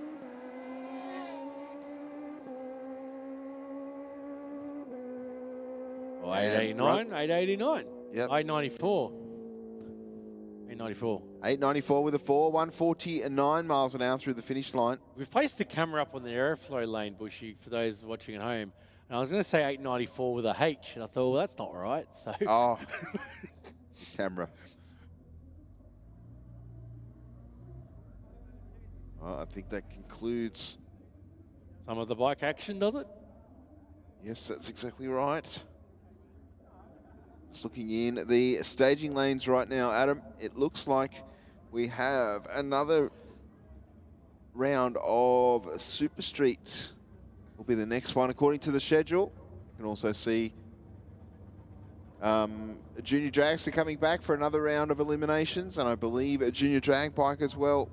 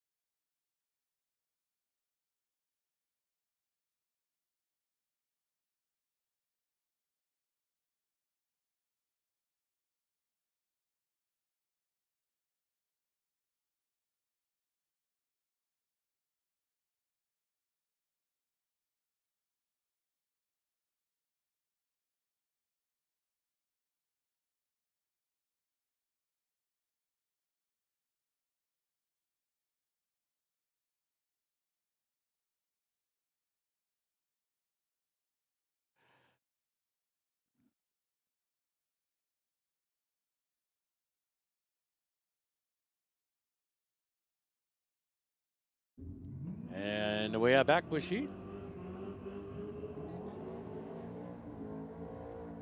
As we see Jack Matasevic taking on the mighty Green Machine, Sammy Joe Johnson.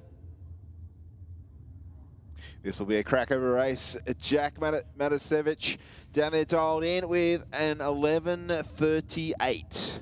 Sammy Joe in the rocket lane in the Green Machine dialed in with a 10:15. Two very tough races down there on the start line. As I say, the nitrous coming out the front of the Sammy Joe vehicle. Putting 3 to an 0:30 on the tree for Sammy Joe. Will Jack take the win? Oh my God. Oh my God. No, 10-15 with a 6 with a 10-15 dial in. Yes. Wham bam, thanks for coming. Have a good one. Yeah, 36 thousandths on the tree. And we're going to see Richard Matasevic now taking on Corey Stutchbury. So two races Some we're going would to see. say, Bushy, that's pretty dialed in. Yes, exactly. That's exactly what you would say. Well picked up. Love what you did there. See, nice work. They say my dad jokes aren't funny. No, I laughed. It's good. So we've got another race with the Matasevic taking on a dialed-in race car. Will Richard be able to claim back some family pride here? So what, Matasevic, Stutchbury's. Richard in the utility dialed in with a 1061. Corey dialed in with a 1054 Bushy, so yep, not much in it at all. Not even worth. Yeah. Oh, 015 reaction time at 096 from Richard. Utility with a fraction of work to do at the top end of the racetrack. It'll come down to who's closest to the dial in. It will be Stutchbury. Dialed in racing going for the double here. 1054 does a 1064. Richard went a little bit too quick. Had a 1061, did a 1060. Oh, man. Oh, wow. How good is Super Street? It's certainly putting on a show in terms of running very close to the dial-ins with very good reaction times. So it's all about what Dial Your Own Racing is all about. We're going to see David Matasevic now in the Aeroflow lane, dialed in with a 1061, exactly the same as what his brother Richard just dialed in at, taking on Luke Tex Griffiths down there in the rocket lane for Texas Automotive. Dialed in with a 1040 Bushy here on behalf of Texas Automotive, as you said, and Faber Vineyard and Winery. North Curl, God's country, some would say. Matasevic with the advantage here. Tell you what, Luke got up a bit in the air here. I don't know if that might hinder or help. I think the Cortina's in front. There was a bit of brake light insurance there for Tex. 68 10,000ths of a second. Matasevic broke out by 4th hour across the finish line. He did a least bad breakout. Yes, that's exactly right. So that's my technical analogy of that. Looking, we're going to some quick little bike action here. So Matasevic will move into the next round.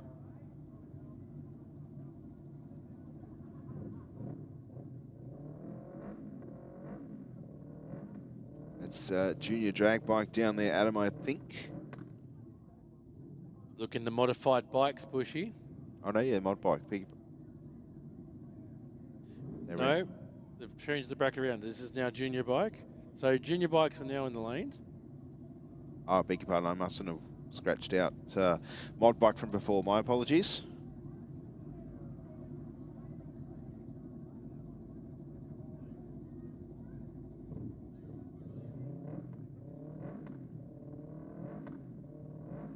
So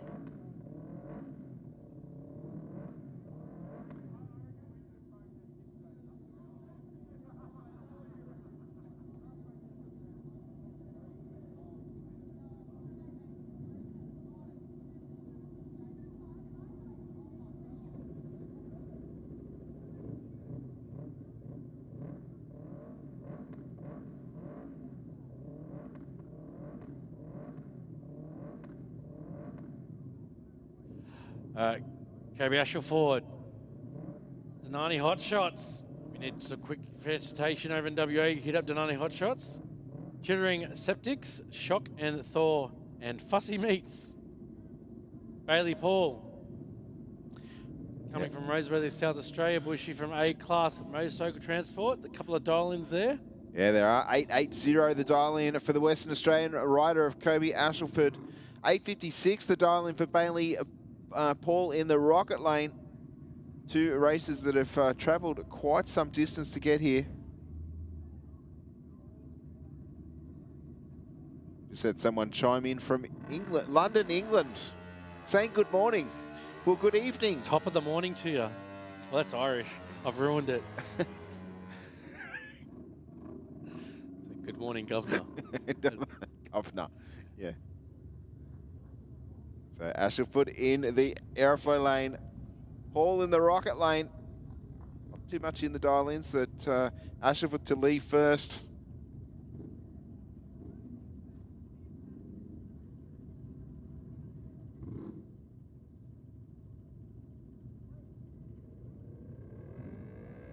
Beaufort Juniors locked in here. Pre-stage locked, stage is locked. Red light here from Kobe. Bailey also red lit as well, but didn't write, double red, but Kobe the worst of the red, if that's... First or worst, and Kobe was first. Adding the win to Bailey Paul. Moving to the next round, 871 with a 0 to take the win. It's hard to see, unfortunately. Next up, we're going to see Anastasia Lucky in the airflow lane. Heavy Duty Magazine. And also 666 Raceton Custom. Lucky stickers and decals. Dialed in with a 975 in the airflow lane. Taking on Eliza Harris from Seaford Meadows in South Australia. The Art of Attitude supporting her. Shaw's Mowing Services, FCR, HB Racing, a Pro Coat Queensland, protective coatings, piece of shirt clothing, and Uncle Norm's. What'd you just call me?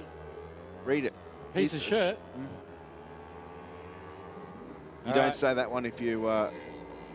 Here we go. Oh no, Liza, what's happened here? She's broken out, but She's it looks like gone for Anastasia had a red lit on the start line, Adam, and Eliza taking the opportunity to test the dial-in. Lincoln Bomwick on his new bike. From LA Cycles, Preston Civil, Apollo Batteries, Bomwick and Atozia Racing. He's picked up a few sponsors. He's been on the... Bison, LM Therapy. Mate, with a bike like that, you're going to need smaller font to fit them all on the side of it. Yes. He has got the wheelie bar at least to clad that in some signage as well. A nice reaction time here. So Lincoln on a solo in the airflow lane.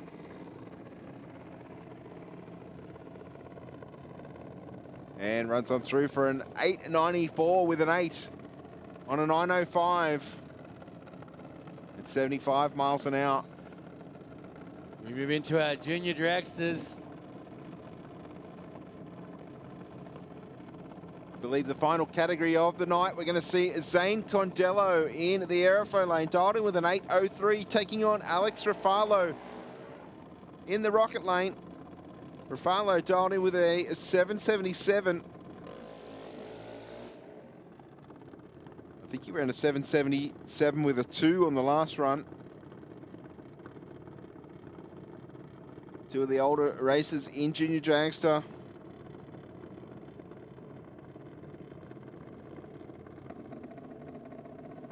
Across the category, age restricted.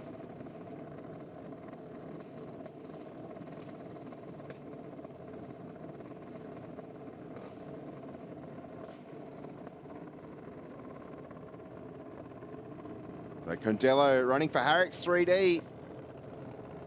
And with the support of his family, has done unknown number of kilometres up and down the East Coast, chasing both the Andra and the IHRA Championship.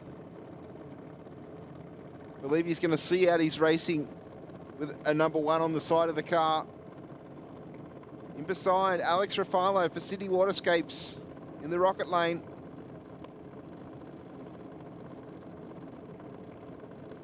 Another one of our tight-knit racing families down there.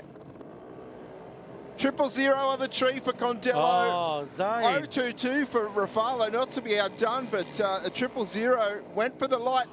Wow, Condello went too fast. 8:02 with a 4. Your hands up on your shoulders. Well, I don't know what to say. Rafalo's gone too fast they've as both well. gone too quick. There's red lights flashing everywhere, but Condello under by the least. He'll take the win. Move into the next round. Wow, there was flashing lights and everything up on our screen up here. Wow, that's...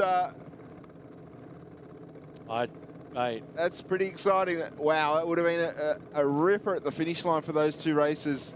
These juniors keep us too excited, mate. Yeah. They keep us on our toes.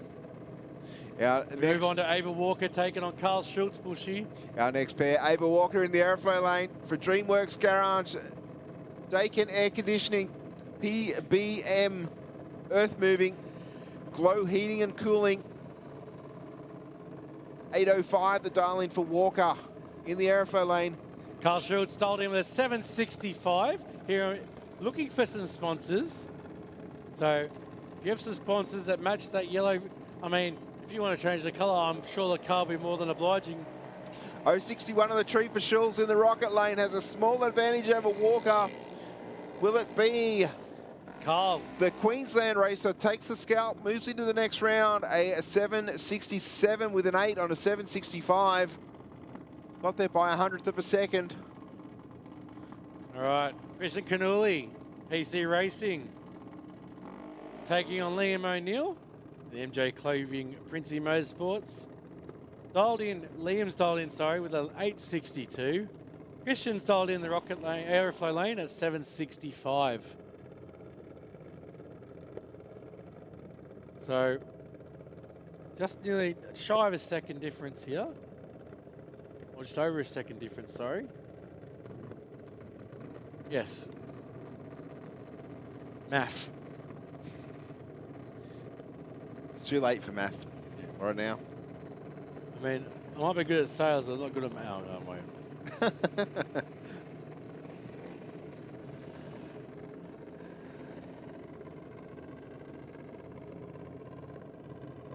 All right, pair of, I'll say local, even though O'Neill's out of Singleton Heights. This is his local racetrack.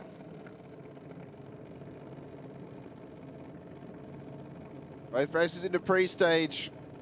Will it be the B Junior Dragster driver or the AA Junior Dragster driver? Ganuli in the airflow lane. O'Neill in the rocket. 004 on the tree for O'Neill. He's got 800s up his sleeve as he makes his way to the finish line. Canuli chasing him down as best he can.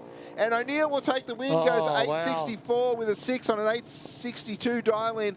Takes the win by a 0.07 of a second.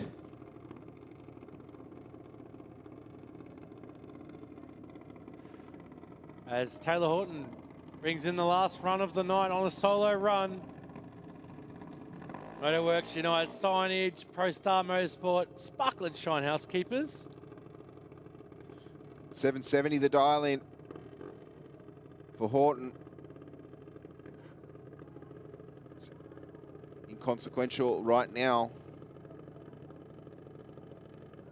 Other than an opportunity to test for data.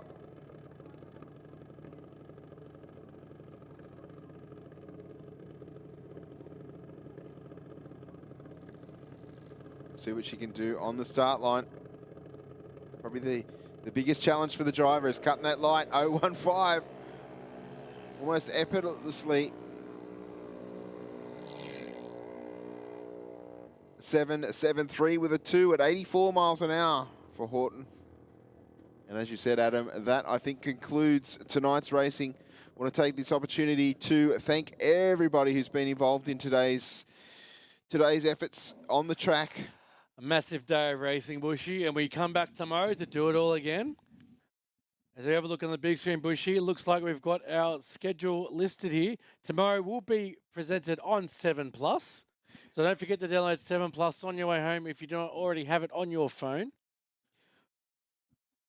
So it's Sunday, 9 o'clock. Tomorrow morning, we start off with some Sportsman semi-finals, and we move into our opening ceremony following through. So, yeah, you can see there from around 10 a.m. we will be pretty much everything professional series there that we've got Pro Stock Bike, Pro Stock car, Pro Mod, Top Fuel motorcycle, Top Door Slammer, Pro Alcohol, Top Fuel, and of course Nitro Funny Car. Rinse and repeat 3 times round, and then we have the Aeroflow Sportsman finals towards the end of the night.